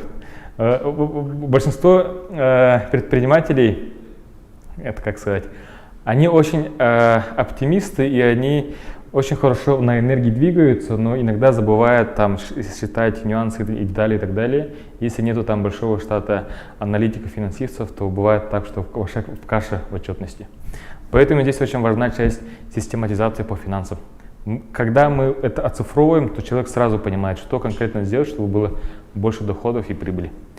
И здесь у многих даже нет четкого понимания, сколько у них доходов в месяц. Кто-то говорит 1 миллион, а возможно и 2 миллиона. Мы не знаем, говорят. У некоторых нет четкого понимания, сколько у них остается в прибыли. К сожалению, вот у большинства предпринимателей такое есть, что они не знают, 30 тысяч остается или 300 тысяч. Вот, потому что движения денег много, и что-то идет на определенные виды расходов, что-то на другие, и сколько остается, не понимают. И тогда они и не совершают активных действий по увеличению доходов, потому что там нужны больше расходов, нужных расходов. Потому что они боятся и не вкладываются, и из-за этого не растут, когда нет еще четкого понимания. И вот давайте посмотрим вот эти 4 составляющие: маркетинг, продвижение, персонал, финансы. Давайте углубимся. На самом деле вот 4 составляющие это слишком мало для бизнес-процессов, поэтому на самом деле еще здесь можно раскрыть еще больше процессов. Вот мы обычно делим на 7 этапов. До маркетинга это рынок, вообще понять свой рынок. У кого-то одежда, у кого-то автозапчасти, у кого-то услуги, автосервисы, кто-то находится на рынке города Якутска, кто-то находится в улусах, кто-то в селах, кто-то, допустим, за границей. У всех рынки разные. И внутренние процессы зависят всегда от рынка. И поэтому вот у нас клиенты любят больше за то, что мы всегда сначала начинаем с рынка. И только для этого рынка даем уже конкретные советы, как выстроить внутренние процессы. Изучаем рынок, как это сделать, это маркетинг. Маркетинг, на самом деле, если перевести, это не реклама. Маркет – это рынок, в переводе с английского. Маркетинг – это изучение рынка и работа с рынком. В маркетинге процессов внутренних очень много, сейчас я не успею объяснить. Это все у нас в наусилении мы объясняем. Но в чем разница маркетинга от продвижения? Продвижение, когда мы делаем много действий, допустим, много рекламных действий, много общаемся с клиентами и так далее. Но почему-то, если нет результата, значит у нас маркетинг хромает. То есть мы не понимаем свою клиентуру, из-за этого реклама не срабатывает, общение с клиентами не срабатывает и почему-то не покупают. Маркетинг – это понимание клиента, и на основе этого сделать уже эффективную рекламу и точечную рекламу. И тогда растут продажи. И тогда продвижение бывает эффективнее всего.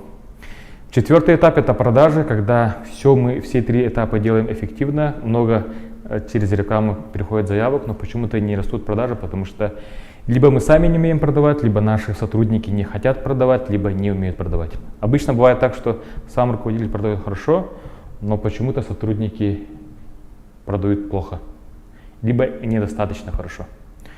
5-й этап – не умеем мотивировать сотрудников. Иногда продажи растут, но потом падают, потому что персонал не хочет больше работать, нет мотивации, либо не хватает персонала. И вот этот этап бывает самое узкое место. У большинства бизнеса этот этап самое узкое место, потому что не справляется с большим коллективом. Там 1-2 человека контролировать можно, а вот 5, 10, 20, 30 уже контролировать бывает сложнее. 6-й этап – это умение планировать финансы так, чтобы доходов было гораздо больше, чем расходы. Финансовое планирование – это не расчет бухгалтерии факта, это уметь планировать будущее. Бухгалтерия – это в основном про прошлое, а финансы – это про будущее. Запланировать так, чтобы доходы по-любому росли и прибыли было больше, чем расходов. И последний этап – это вкладывать, уметь накапливать капитал, не тратить всю прибыль на себя, на лексусы, путешествия и так далее, а вкладывать в развитие, чтобы бизнес всегда развивался. И мы на мы считаем, что вот это все должно быть системно. Потому что иногда бывает так, что кто-то очень хорошо разбирается в рекламе, в маркетинге, много заявок принимают, но почему-то персонал вообще не хочет работать. Либо бывает наоборот, есть очень хорошие сотрудники, персонал, но продажи не растут, потому что нету хорошего маркетолога и нету понимания рекламы. Здесь все взаимосвязано. Большинство людей в чем-то одном хороши и в другом плохие, а предприниматель, руководитель бизнеса, он должен во всем уметь понимать всю систему. И у предпринимателя должно быть обладание понимания системы всех этих процессов. И только тогда можно уже расти системно, спокойно, постепенно. Если нет понимания системы, то это как бывает, там рекламу усиливаем, заявки много, сотрудники устают, потом увольняются, потом уже никакая реклама не срабатывает, уже сотрудников нету, доходов нет и так далее. Системно, когда это спокойно, постепенно растет. Это умение систематизировать.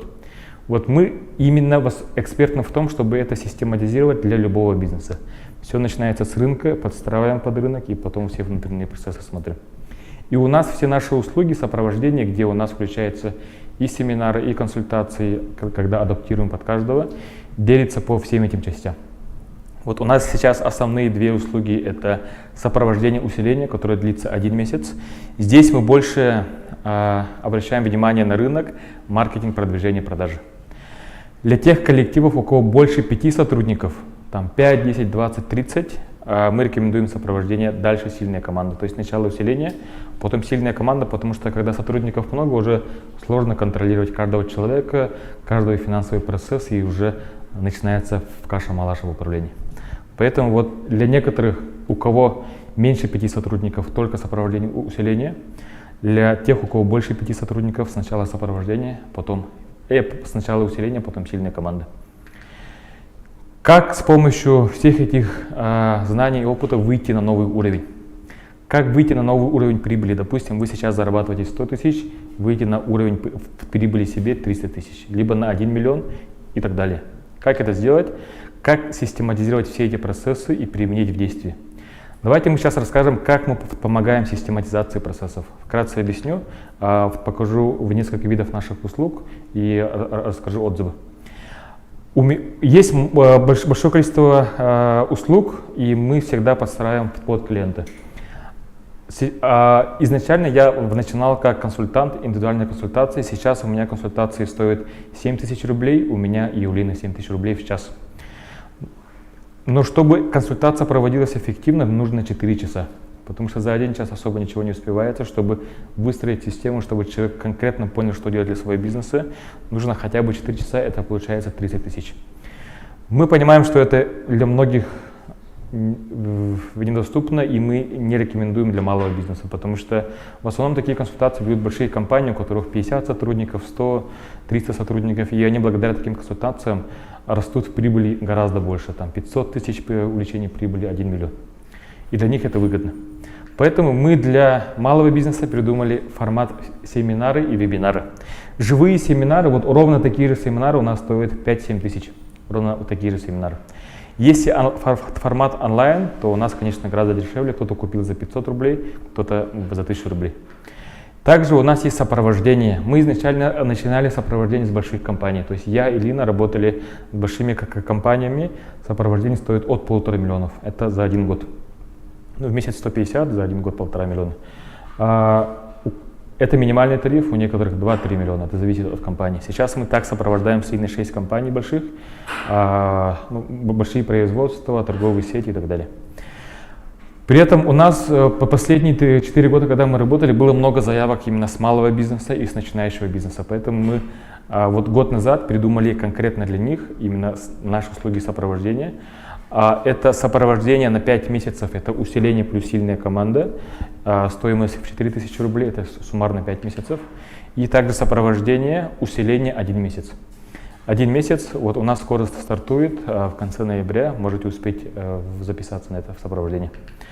Сопровождение 1 месяц, где мы не только обучаем, но и консультируем на месте, собрания, планерки делаем и выстраиваем стратегию на ближайший год, чтобы у вас весь бизнес развивался системно, без больших падений и взлетов, чтобы был системный хороший рост. Усиление и сильная команда. Сейчас я про сильную команду рассказывать не буду, я расскажу про усиление. Усиление длится 1 месяц, и что туда включается? В основном туда включается рынок, маркетинг, продвижение, продажи. Персонал, финансы, вложения, конечно, они нужны, но мы всех заставляем пройти сначала через усиление. Даже большие компании, которые говорят, что у нас все хорошо по финансовому персоналу, мы заставляем пройти через усиление. Те, у кого 50 сотрудников, 100, там, 300, они всегда проходят через усиление. Почему? Потому что обычно проблемы в персоналах и финансах бывают потому, что доходы почему-то не растут, значит, они не понимают до конца свой рынок, не делают опросы, исследования, из-за этого много неэффективности. Когда быстро это сделать, анализ, опросы и систематизацию по этим процессам через усиление, то тогда гораздо быстрее становится понятно, как делать по персоналу и финансам эффективность. Только после этого. Поэтому сейчас я вкратце расскажу про усиление. Усиление стоит 70 тысяч рублей, но у нас есть система скидок. Сейчас, если внести предоплату сегодня на вебинаре, вы получаете скидку 10 тысяч рублей, то есть у вас цена будет 60 тысяч. При этом в предоплату 1500 рублей включается бизнес-диагностика. Это консультация 1 час с нашими консультантами. Почему это важно? Потому что мы не всех сразу берем на усиление. Для некоторых усиление может не подойти. Это примерно 20-30% наших клиентов, для них не подходит. Мы им иногда рекомендуем подойти чуть позже, либо через месяц, либо через полгода, либо через год. Объясняем, что нужно сделать для начала, для подготовки, чтобы перейти чуть позже. И поэтому включается бизнес-диагностика. То есть мы обязательно сначала даем понимание, сможем ли помочь, и только потом уже рекомендуем. Бизнес-диагностика — это когда мы смотрим внутренние показатели бизнеса и внешние показатели, и смотрим, что конкретно нужно сделать, чтобы был быстрый рост. Это как в автомобиле. Если нет диагностики автомобиля, в чем причина по поломке, например, да, то бывает так, что целый месяц копаемся в автомобиле и ничего не решаем. Буквально за 1 час в диагностике автомобиля можно быстро найти причину и быстро отремонтировать. Также в бизнесе. То есть мы за 1 час помогаем быстро понять, как расти быстрее. Также диагностика здоровья. Человек там целый год страдал, все болело и так далее. И экспертный врач, когда смотрит на что болит на самом деле, из-за чего это болит, и выясняет ситуацию, то он может дать быстрые рекомендации, как от этого избавиться. Также у нас бизнес-диагностика, когда мы диагностируем бизнес. Сразу понятно, вот буквально за 1 час сразу понятно, вот, что происходит в организации и что нужно сделать. Наши клиенты сразу понимают и сразу начинают делать быстрые действия. Для некоторых клиентов даже вот усиление, сильная команда не понадобится, то только вот диагностика уже даст быстрый рост. У нас некоторые клиенты вот поняли, что им нужно делать, и сказали, перейдем через 3 месяца, пока вот то, что вы дали сейчас, это уже очень важно, и мы это сделаем. Бизнес-диагностика. Мы там будем сканировать все процессы и будем давать рекомендации, как усилить рынок, маркетинг, продвижение, персонал, продажи и финансы и вложения. То есть будем смотреть по всем этапам. Если вкратце рассказать, у нас вот были клиенты, которые вот благодаря такой методике бизнес-диагностики увеличили прибыль в 4 раза. Допустим, это была большая продуктовый магазин, прибыль была 400, стала 1 200 000. Вот вы получаете ровно такую же таблицу, и уже конкретно будем помогать им в ваших показателях. Это как усилить и увеличить. Был магазин с продажами 300 тысяч, сейчас у них 3 миллиона и увеличились прибыль с 50 до 800 тысяч. Также услуги увеличились в продажах немного, но в прибыли увеличились в 2 раза. То есть мы помогли определить, что самое важное в текущей ситуации, буквально за месяц они выросли.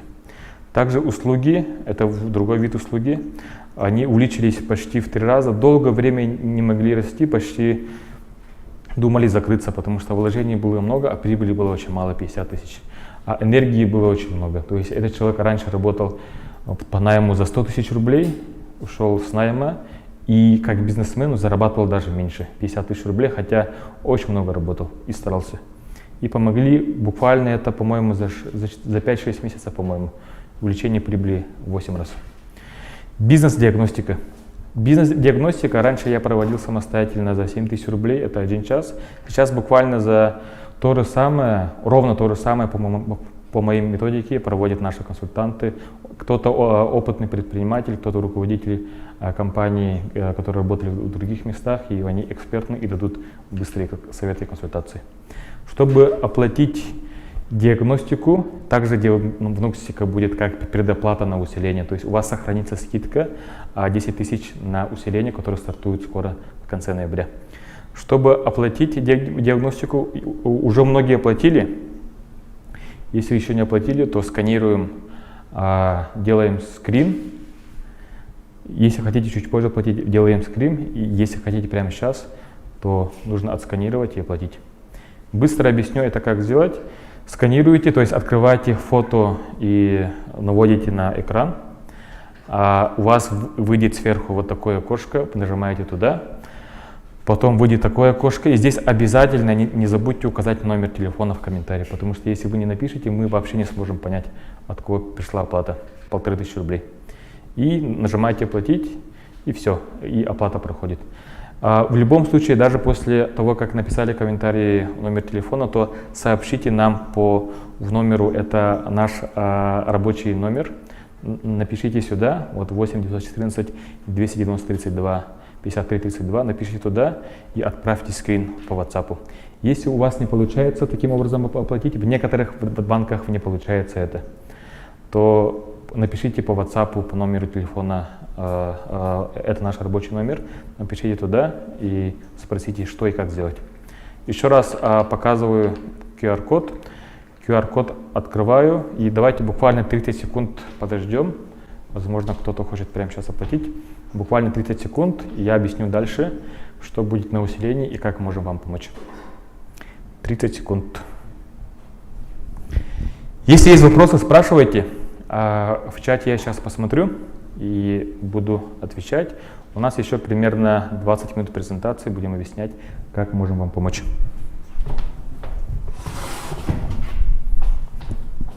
Да? Так. Супер мотивация успехов, отличный наглядный пример результативности, супер. Как рассчитать объем рынка? Как рассчитать объем рынка, я очень упрощенно вкратце в начале сегодняшнего дня объяснял. Количество клиентов умножается на их расходы в месяц. И у нас вот на усилении мы целый день считаем объем рынка, и тогда человек сразу понимает, здесь можно вырасти, здесь невозможно. И даже если в действующий бизнес, он сразу определяет, вот это направление вообще лучше пока прекратить, а здесь нужно быстро усилиться. То есть это сразу становится понятно. И многие после расчета объема рынка либо закрывают бизнес, понимают, что вошел в готов день, либо жестко усиленно работают по текущему направлению. Потому что если раньше у них были страхи, что рынок маленький, они понимают, что рынок большой, и находят направление, где больше всего будет роста, и активно вот туда целятся. Хорошо. На некоторые вопросы я отвечу чуть позже. Сейчас давайте еще один вопрос. Есть ли рассрочка платежа?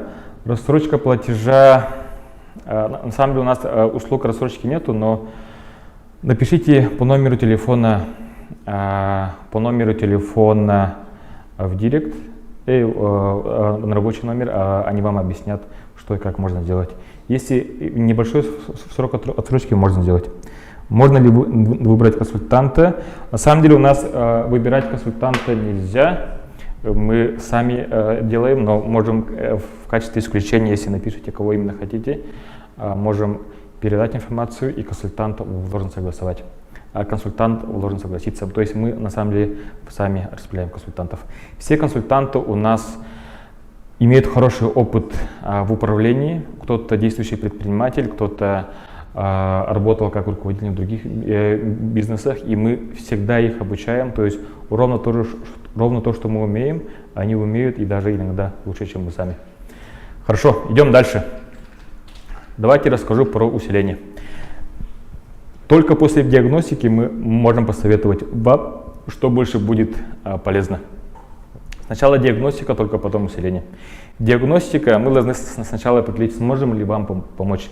К сожалению, бывают ситуации, где мы не можем помочь, и тогда мы рекомендуем либо других, либо вообще, либо закрыть бизнес, либо переехать и так далее. Там, есть много нюансов. Есть темы, на которые мы не можем ответить на некоторые темы по бизнесу, и тогда мы рекомендуем наших партнеров. У нас есть партнеры по налоговой части, есть партнеры по сырым системам, их можем рекомендовать. Посоветуем других.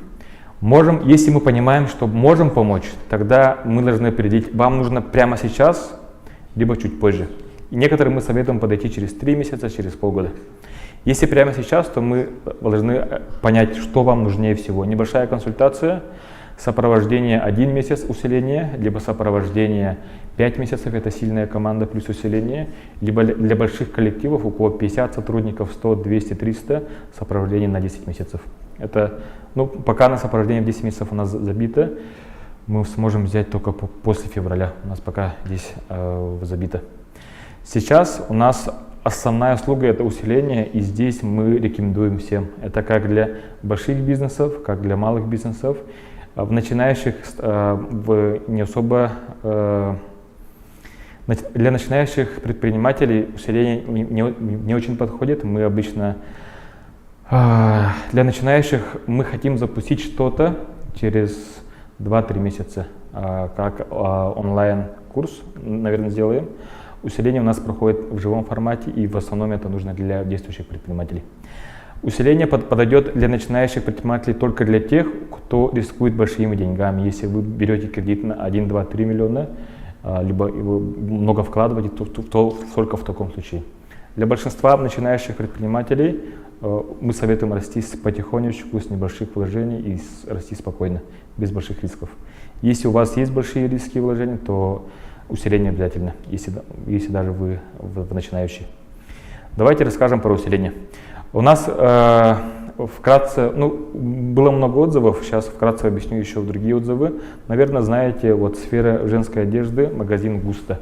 Это владелица магазина Густо, она буквально записалась за 1 день до начала усиления, и она сейчас очень довольна. Она выстроила бизнес, систематизировала и уже спокойно может контролировать с любого города, с Москвы, с Калининграда. И бизнес сам уже процветает, развивается, и сотрудники уже работают самостоятельно. Выросла в продажах гораздо больше, чем в 2 раза, то есть очень хороший рост показателей, хотя в долгое время находились на одном уровне. Свитбейкеры сегодня выступали, в Лену Узнаева рассказывать не буду. Soul — это аксессуары, они открылись в Калининграде, то есть выстроили бизнес по аксессуарам, и Макар сегодня также выступал. Давайте сейчас объясню, что такое сопровождение. Для некоторых непонятно, что это такое. Сопровождение состоит от слова «сопро» — вождение, то есть это можно перевести как совместное вождение. Допустим, у вас есть бизнес, и мы сначала вводим совместно. С кем-то 1 месяц, с кем-то вводим в 5 месяцев, с кем-то дольше. И как мы это делаем? Просто небольшие семинары, консультации иногда бывает так, что человеку особо непонятно, что конкретно делать для его ситуации. А на сопровождении мы всегда адаптируемся под его ситуацию, под его рынок, под их текущее финансовое положение, под их текущий персонал. И для этого нужно больше сопровождения, больше консультаций вести от начала до конца. Не полдня, не 1 день, а месяц для кого-то нужно больше, чтобы довести до результата. Сопровождение, когда идет конкретный рост результата, и мы на каждом этапе контролируем все процессы. Сопровождение. Цель простая — увеличение в прибыли. Не в продажах, а в прибыли. Иногда бывает, что в продажах расти сложно, но в прибыли возможно выстроить, если оптимизировать внутренние процессы. Допустим, прибыль сейчас 100, сделать так, чтобы была стабильная системная прибыль 500 тысяч. Допустим, такая цель. Для этого мы смотрим сначала, что болит у вас. То есть, допустим, у вас есть машина, диагностируем, что ломается, что плохо, быстро определяем и даем быстрые рекомендации, как отремонтировать машину, точнее бизнес, и как все открутить, чтобы машина была очень быстрой и мощной.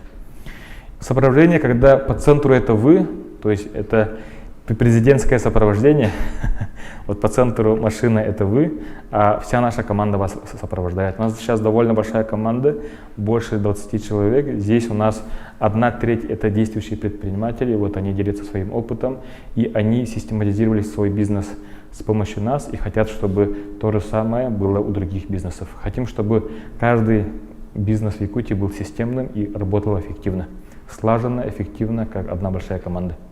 Сопровождение. Когда мы помогаем всей нашей командой усилить ваши результаты. Тематика состоит из нескольких частей. Кто-нибудь может из нашей команды отправить материал в WhatsApp-группу? Материал мы отправим в WhatsApp-группу вот со сопровождением усиления. Сейчас я расскажу вкратце, потом посмотрите более детально. То есть состоит из нескольких частей. Основной эксперт я по маркетингу, также эксперт Айсена, Николаев, Татьяна и Лина. То есть мы основные ведущие эксперты будем от начала до конца советовать, рекомендовать, и также плюс наши консультанты, инструктора будут помогать во внедрении системы. Здесь у нас включается и обучение, и консультации. Вот обучение нужно посещать вживую обязательно, то есть это начинается с 25 ноября. То есть 25 ноября, 26, четверг, пятница, одна неделя, следующая неделя тоже четверг, пятница и последняя неделя только четверг. 5 дней обязательного посещения, обычно делаем с 9 до 6. То есть здесь выстраиваем систему. При этом сюда добавляется консультация. Консультация уже в удобное для вас время и в удобном формате. Для кого-то удобно через онлайн, Zoom, для кого-то встретиться вживую. Приходите к нам и здесь обсуждаем, либо мы приходим в ваш коллектив, там делаем упражнения, расчеты, планирование и собрание. Что входит? Это сначала групповые встречи, мы все вместе собираемся и очень быстро на месте делаем собрание и планирование.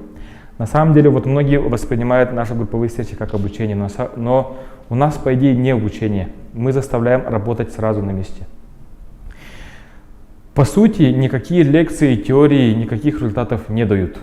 Просто там узнать что-то, это неэффективно. Нужно сразу сделать. То есть теория ничто, практика это все. То есть именно сразу быстро все сделать. Мы помогаем сразу быстро сделать сразу на месте. То есть во время групповых встреч объясняем тему и сразу там заставляем сделать. Поэтому все 10 консультантов на месте все находятся и быстро дают рекомендации. Расчеты, планирование, собрание сразу на месте. И иногда вот в некоторые клиенты у нас приходят коллективно по 2, 3, 4 человека с коллектива и говорят, за 1 месяц усиления мы сделали настолько большой объем работы, что откладывали 3 года. По стратегии, собраниям, планированием. Раньше этого не делали, поэтому было очень много ошибок. За 1 месяц это все сделали, и у них уже есть четкое понимание, что делать через месяц, через полгода, год. И буквально за месяц, за 5 групповых встреч они все это делают. При этом здесь мы обязательно включаем консультации. Будет 5 консультаций, потому что у всех специфика разная, все бизнесы разные, и нужна адаптация под каждого. Рынки разные, методы продвижения разные, персонал совершенно разный, финансовая ситуация разная, поэтому всегда нужна адаптация. Мы всегда адаптируем под клиента, чтобы каждый человек понял, что делать конкретно в его ситуации. И помогаем в разработке плана, для кого-то на 3 месяца вперед, для кого-то на 1 год вперед. Некоторые даже получают по плану работы на 10 лет вперед. И контролируем. Самое ценное, что в нас любят, это контроль, когда мы заставляем все делать. По идее, любой предприниматель, он понимает, что должен делать, просто почему-то не делает. Почему? Потому что если человек работает по найму, то есть руководитель, который его контролирует. И он ответственность перекладывает на него. А когда предприниматель работает сам на себя, он контролируется сотрудников, а его никто не контролирует. Поэтому если настроение хорошего предпринимателя, человек работает эффективно. Если плохое, то уже устает. Из-за этого идет такая колбасня, там доходы то растут, то падают. И в принципе, если посмотреть за год, примерно доходы слегка только выросли. А когда уже мы конкретно контролируем каждый процесс и последовательно выстраиваем систему, то человек гарантированно растет. И вот что в нас любят, это именно контроль, когда мы заставляем все сделать и при этом по определенной последовательности. Если у человека нет понимания последовательности, он и не делает, потому что думает, по-любому это не получится. А когда есть конкретная, понятная последовательность, сначала первый шаг, потом второй и третий, то человек уже более уверенный в действиях. И мы это контролируем, чтобы довести до результата. Это называется бизнес-сопровождение усиления, которое длится 1 месяц. Почему мы назвали усиление? Чтобы росли продажи на растущем рынке. Кстати, вот если есть вопросы, пишите в чате, я через 5 минут отвечу. Усиление на рынке. чтобы росли продажи на растущем рынке. Мы будем смотреть, какие рынки будут расти, какие будут падать. Даже если действующий бизнес, будете понимать, что внутри вашего бизнеса можно увеличить, а что невозможно увеличить. И тогда начинается быстрее рост. Чтобы не обанкротиться, снять розовые очки, большинство предпринимателей большие оптимисты и всегда думают, что мы сможем много заработать, много стараются, но получают почему-то мало. И некоторые слишком много перерасходов делают, потом уходят в минус. И поэтому здесь лучше перестать быть большим оптимистом, снять розовые очки и посмотреть очень четко, детально. И поэтому мы всегда оцифровываем, основываясь только на фактах, только на конкретных фактах ваших рынков, ваших продаж и вашего персонала. Ускорить рост с помощью маркетинга. В 90-е, в нулевые можно было расти без маркетинга. Можно было, потому что конкуренции не хватало, был большой дефицит в стране. Все то, что завозилось, очень быстро закупалось. А сейчас какая ситуация? Уже рынок сильно не растет, а конкуренция растет очень быстрыми темпами. И остаются в живых только те, кто справляется с маркетингом и у кого большие вложения. Только такие компании уже эффективно работают. Поэтому те, кто справляется с конкуренцией с помощью маркетинга, они быстрее растут. Экономить на том, что не важно клиенту. Вот у нас после опросов по маркетингу многие сокращают ненужные расходы в 2 раза, и прибыль только благодаря этому растет в 2 раза. То есть в некоторых ситуациях невозможно увеличиться в продажах, это все считается относительно объема рынка. Но можно увеличиться в прибыли в 2 раза. При этом расти системно-стратегически, когда человек понимает, что ему нужно сделать в ближайший год, 3 года, 10 лет, ближайшие 3 месяца, 1 месяц, неделю и ежедневно. То есть как четко, системно расти стратегически.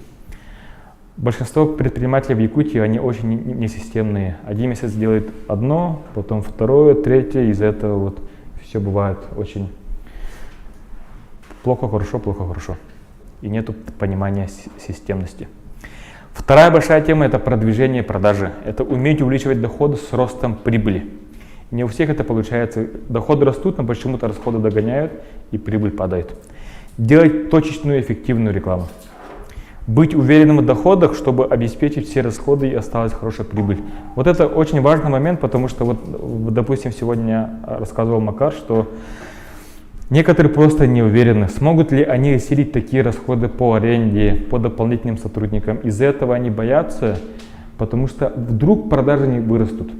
А когда предприятие уверенно справляется с продвижением, с маркетингом, с продажами, когда очень много заявок, реклама хорошо работает, заявок много, просто не успеваем это сделать, тогда уже есть сильная уверенность, что продажи по-любому вырастет, просто нужно чуть-чуть расширить помещение по аренде, чуть-чуть расширить там сотрудников и так далее. И тогда идет спокойный рост.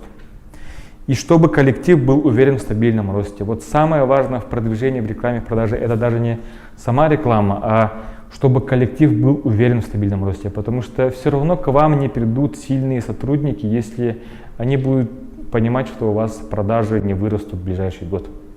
Потому что если продажи не растут, то, скорее всего, и зарплата не вырастет. Скорее всего, и по карьерной лестнице невозможно вырасти.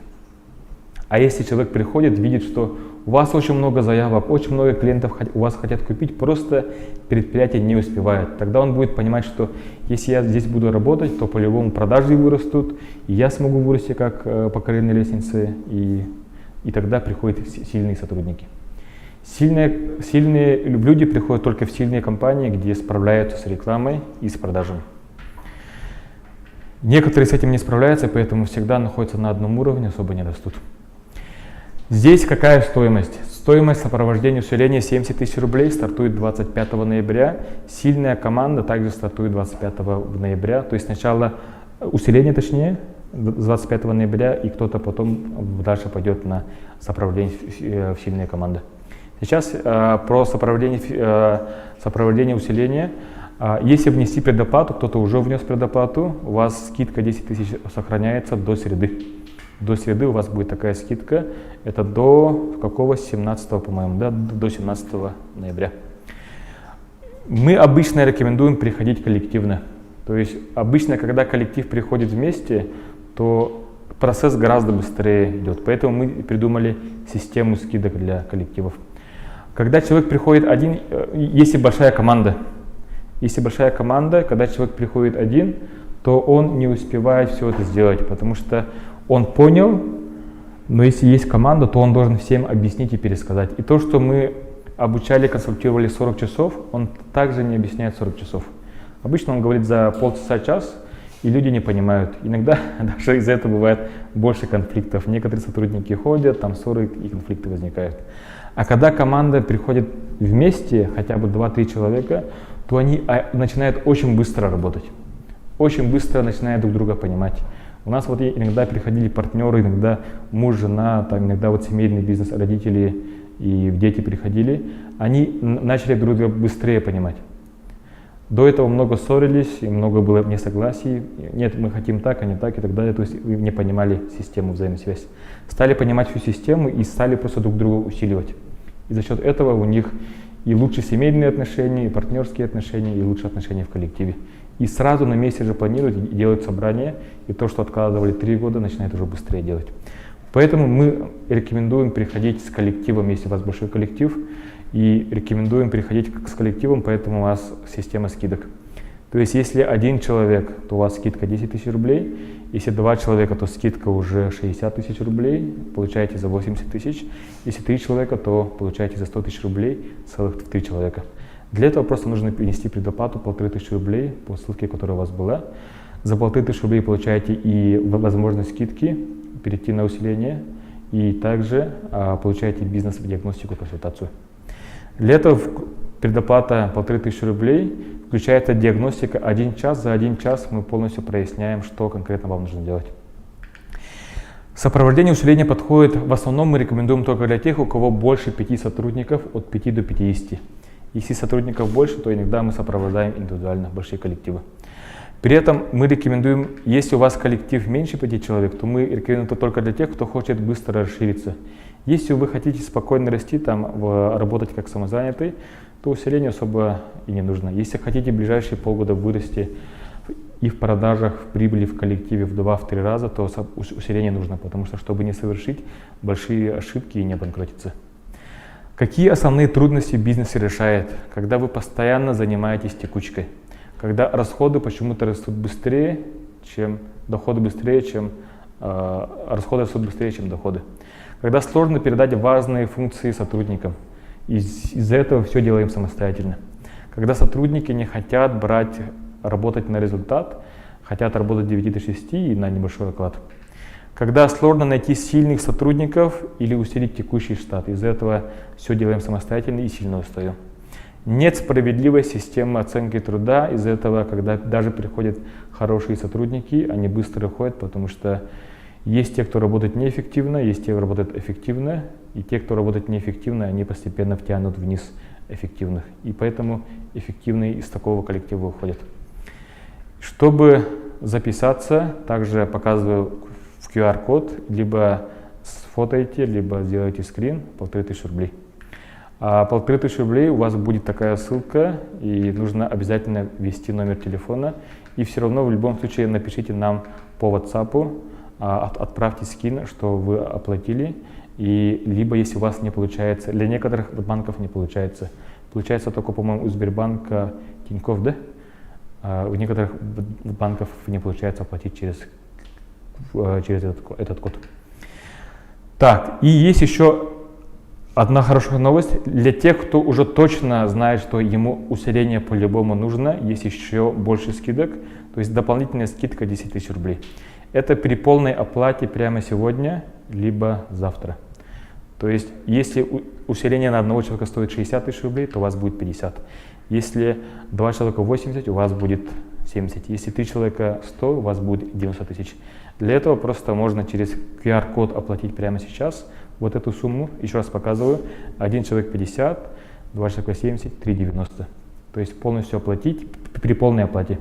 Если оплата до среды, вот эти цены. Если оплата прямо сегодня или завтра, полная оплата, если вы уже точно уверены, то нужно ввести по QR-коду эту сумму и также нам отправить скрин. Хорошо, скриним, либо оплачиваем. Идем дальше. Вот что у нас, у некоторых клиентов бывает сопротивление, у некоторых клиентов мы убеждаем месяц, полгода, год. Когда мы понимаем, что мы сможем помочь, мы настоятельно рекомендуем усиление. И какие бывают сопротивления, что им обычно мешает? Говорят, что не пойму. У нас все адаптировано конкретно под рынок Якутии. Многие ценят у нас в то, что конкретно у нас все подстроено под рынок Якутии. Здесь вы не сможете мне понять, потому что мы поможем конкретно для вашей ситуации. Мы знаем местный рынок, мы знаем текущие рынки. У нас прошло уже большое количество предпринимателей, и мы знаем уже почти каждую отрасль. Некоторые говорят, что нет времени. Если у вас нет времени, означает, что вы что-то делаете не так. Что-то у вас неэффективно все сделано. То есть у вас всегда нет времени, значит, наверное, нет системности. Из-за этого всегда, как белка в колесе, работаете, не можете делегировать сотрудников. Если вы это сможете систематизировать, буквально там через месяц, у кого-то через полгода, уже будет гораздо больше времени. У нас некоторые сотрудники за 3 месяца систематизировались и уже переехали в другие города. В Москву, Сочи, Калининград.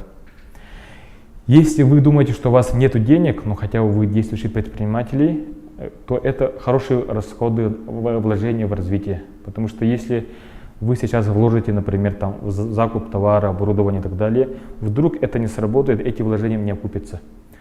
Расходы выросли, а доходы не выросли. Вот наши вложения в наше обучение и сопровождение гораздо быстрее окупаются, потому что мы помогаем не делать большие ошибки, там сотнями тысяч, у кого-то миллионами рублей, а для некоторых гораздо больше заработать. У нас в некоторые клиенты купили обучение сопровождения за 400 тысяч рублей и сказали, что буквально за 1,5 месяца купили. Нужно приезжать, если вы из улусов, ближних и дальних улусов, вы думаете, что сложно приезжать сюда, то если вы придете сюда, то вы начнете думать по-другому, потому что если вы всегда находитесь в вашем селе Улусе, то по-любому у вас нету стратегического мышления, обычно бывает так, что думаем слишком узко. Когда вы придете сюда, у вас будет общение с другими предпринимателями, будет большая тусовка, большое общение, и уже посмотрите на ваш бизнес сверху и будете делать более системные стратегические решения. Теория. Многие говорят, что зачем вообще обучаться? Обычно это старшее поколение предпринимателей так говорят. Зачем им все обучаться, я так все знаю. У нас на самом деле, у нас где-то 3 года назад у нас было больше теории обучения, но поняли, что это особо не работает, поэтому у нас полностью изменили программу, у нас не лекции, у нас конкретно сопровождение, консультации сразу на месте. То есть мы заставляем делать много действий там же на месте, и в ближайший месяц буквально за 1 месяц делается много действий, и после этого гораздо более эффективнее все происходит. Многие говорят, что мне не подходит, говорят, что у меня своя специфика своего рынка, но у нас прошли почти все сферы деятельности. Это и магазины, и услуги, и общепит, и производство, даже проходили банки, администрации улусов, школы, то есть мы уже знаем специфику каждого предприятия, и города Якутска, и сел, и улусов, даже из дальних улусов к нам приходили и консультировались. Чтобы записаться, просто нужно через QR-код внести предоплату 1500 рублей, либо в полную оплату, если вы хотите большую скидку. Давайте пишите вопросы в чате, сейчас буду отвечать на любые ваши вопросы. Как получить презентации? Презентации мы отправим. Женя, презентацию для всех или только для тех, кто оплатил? Всем, да? Хорошо. Презентации для всех или... Ладно, презентации для всех. Таблица только для тех, кто... в таблице, которая была в начале и в конце, только для тех, кто внес предоплату 1500 рублей и диагностику. Хорошо.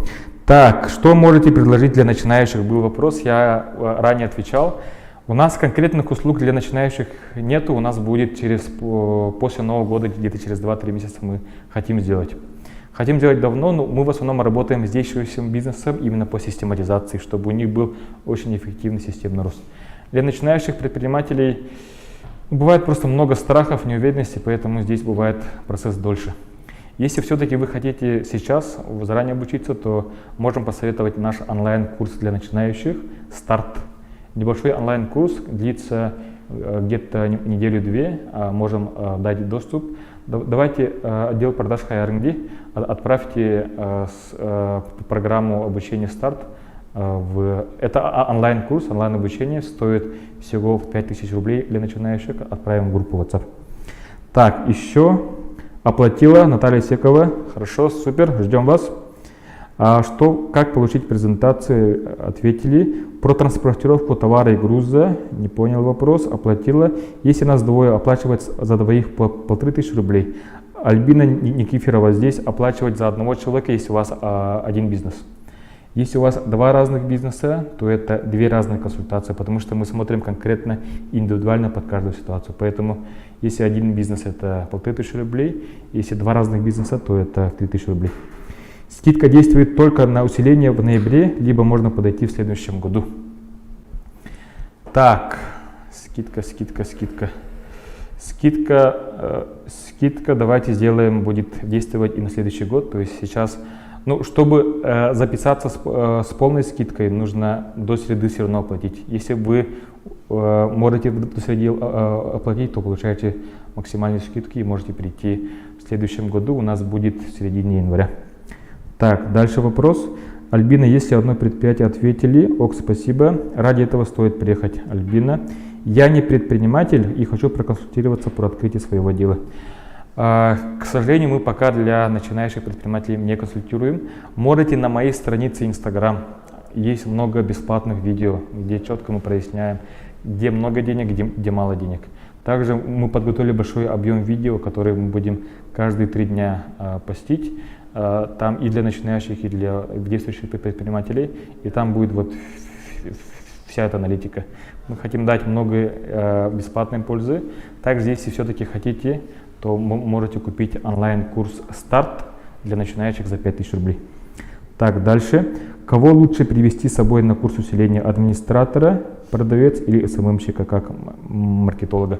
Здесь смотрите, если у вас коллектив большой, то лучше приглашать второго человека. Если у вас коллектив маленький, можете прийти только в одного. Допустим, это как можно посчитать?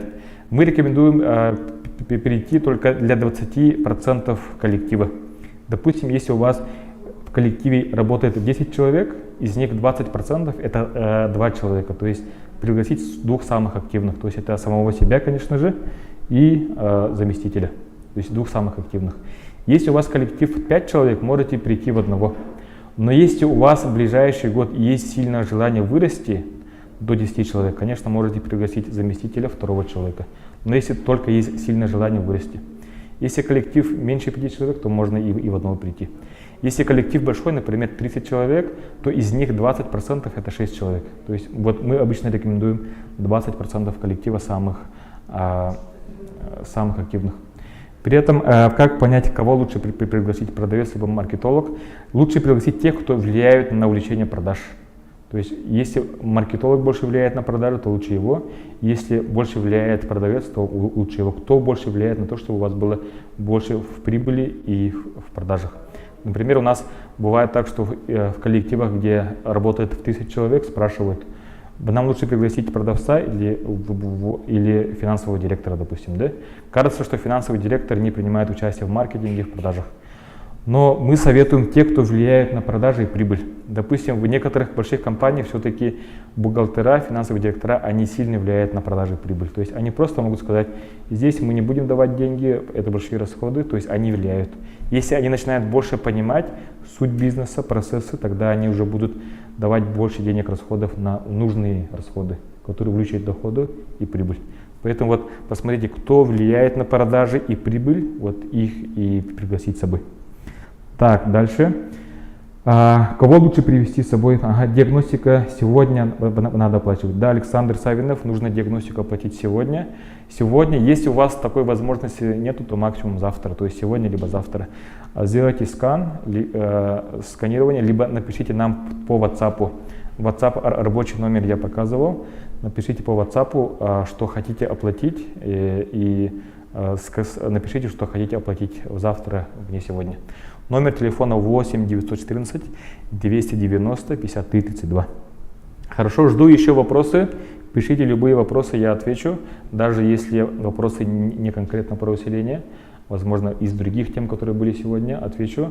Буквально давайте еще 2-3 минуты и потом закончим. Хорошо. Со скольки самым маленьким процентом можно брать кредит, если я ИП? Так, еще раз не понял. Со скольки самым маленьким процентом можно брать кредит? Со скольки это что имеется в виду? Со скольки лет, со скольки уровень доходов или процент? Вы можете еще раз более точно сформулировать? Ага. Еще вопросы? Жду вопросы. Так, давайте еще раз проясним по усилению. То есть у нас сейчас при предоплате сегодня у вас включается консультация бизнес-диагностика, где консультант полностью будет помогать в оцифровке базового бизнеса. И тогда сразу становится понятно, что вам делать в ближайший день, в ближайшую неделю, в ближайший год. И тогда очень четко все видно и прозрачно. Для этого нужно внести предоплату 1500 рублей. Для некоторых будет понятно уже за 1500 рублей, что вам делать. А для некоторых будет понятно, что нужно перейти на сопровождение. Один человек 60 тысяч, два человека 80, 3 100. При этом есть для тех, кто уже точно знает, что хотите на усиление и хотите больше скидок, то можете внести полную плату сегодня, завтра. Можете через этот же ссылку, это 50, 70 и 90 тысяч рублей. Ага, для этого просто нужно через QR-код внести предоплату либо полную плату. Так, дальше. Какой банк лучше для получения кредита ИП? Здесь все зависит от вашей кредитной истории, скорее всего, и от вашей ситуации. Сейчас я не смогу ответить на это быстро, потому что у всех по-разному бывает. Где-то бывает процентов больше, но выдают быстрее. Где-то бывает процентов меньше, но для этого нужно очень много хорошей кредитной истории. Обычно не всем предпринимателям дают. Везде все по-разному. Это все зависит от вашей текущей ситуации, насколько у вас большие доходы продажи. Если у вас доходы продажи 5-10 миллионов в месяц, то тогда бывает так, что вам спокойно дадут. Если вы только начинающий предприниматель, то сложно будет получить кредит. Хорошо. Для бизнеса кредит не нужно брать. Да, вот Вадим Руфов написал, если вы начинающий предприниматель, особо не стоит сильно рисковать. Лучше начать с маленьких действий. Сначала попытаться без кредита все сделать. Сначала нужно пытаться привлекать больше клиентов, продаж и самостоятельно все делать. И с минимальными вложениями, с минимальными рисками. Почему так? Потому что обычно начинающий бизнес или малый бизнес не понимает свой рынок, спрос. Иногда бывает так, что много вложений делают, кредиты берут, а оказывается рынок очень маленький. Оказывается, там невозможно вырасти. И когда вы делаете маленькими шагами, то становится понятно, там можно вырасти или нет. Когда много заявок можно, когда мало заявок, то невозможно. И лучше начинать маленькими шагами. Допустим, если вы только начинаете, например, как самозанятый, можете 1 год поработать, 2-й год уже набрать команду 2-3 человека поработать и постепенно с прибыли вкладывать в развитие. И обычно все успешные предприниматели, которых мы смотрели, вот они так развивались по шагам. Но в каких случаях они взяли кредиты? Только когда у них есть точная уверенность, что если прямо сейчас я вот это возьму кредит, буквально за месяц у меня будет рост продаж в 2-3 раза, например. Если у них есть точная уверенность. Если уже есть много клиентов и заявок, которые хотят купить что-то у вас, а вы просто не можете это предоставить. Только в таких случаях обычно рекомендуют брать займы кредиты. Хорошо. Так, если скидку можно перенести на следующий год, то в следующем году с какого месяца можно начать вместе работать? Subil to School у нас в следующем году будет в середине января. Напишите в директ по WhatsApp, что интересует следующий год. Если у вас не получается в этом году, напишите в директ по WhatsApp 8 914 290 53 32. Напишите «Хочу в следующий год», что нужно сделать. Сначала можно пройти небольшую бизнес-диагностику, дадим рекомендации, что нужно делать в ближайшие 2 месяца. У нас тогда получается еще 2 месяца, да? Еще 2 месяца до следующего потока, который будет в январе середине. И объясним, что нужно подготовить до этого. Потому что бывает так, что люди приходят и, оказывается, пропустили очень много возможностей за эти 2 месяца. А благодаря бизнес-диагностике там сразу все понятно становится, что делать, и уже растут продажи, и уже к переходу на усиление уже есть, хорошие результаты бывают. Хорошо? На этом все. Всем пока. Спасибо. Будем дальше общаться, дальше работать. Я так понял, у нас конференция прошла успешно, потому что активная вовлеченность, хорошее общение. Будем проводить чаще такие конференции. Мы сейчас делаем раз в 2 месяца, возможно, делаем через 2 месяца. Да, скорее всего, будет после Нового года. То есть будем проводить на постоянной основе. И ждем вас, будем дальше общаться и совместно работать. Бу видеоны бартын көрбіп болақатына, алта чағы бұға бартын көрбіп болақатына бұ бігі спикердер бұтын баратын, өйдәбі көп болып бігі тұғынан жарқынар бұдын. Біға бағалар консультации, семинары, онна услуги сопровождения. Сопровождение, когда мы ведем компанию биры, сылаңары, хорықтыры сылыбыға ведем. Полностью бизнеса көріммет қайда құлатарға көмілген беребет.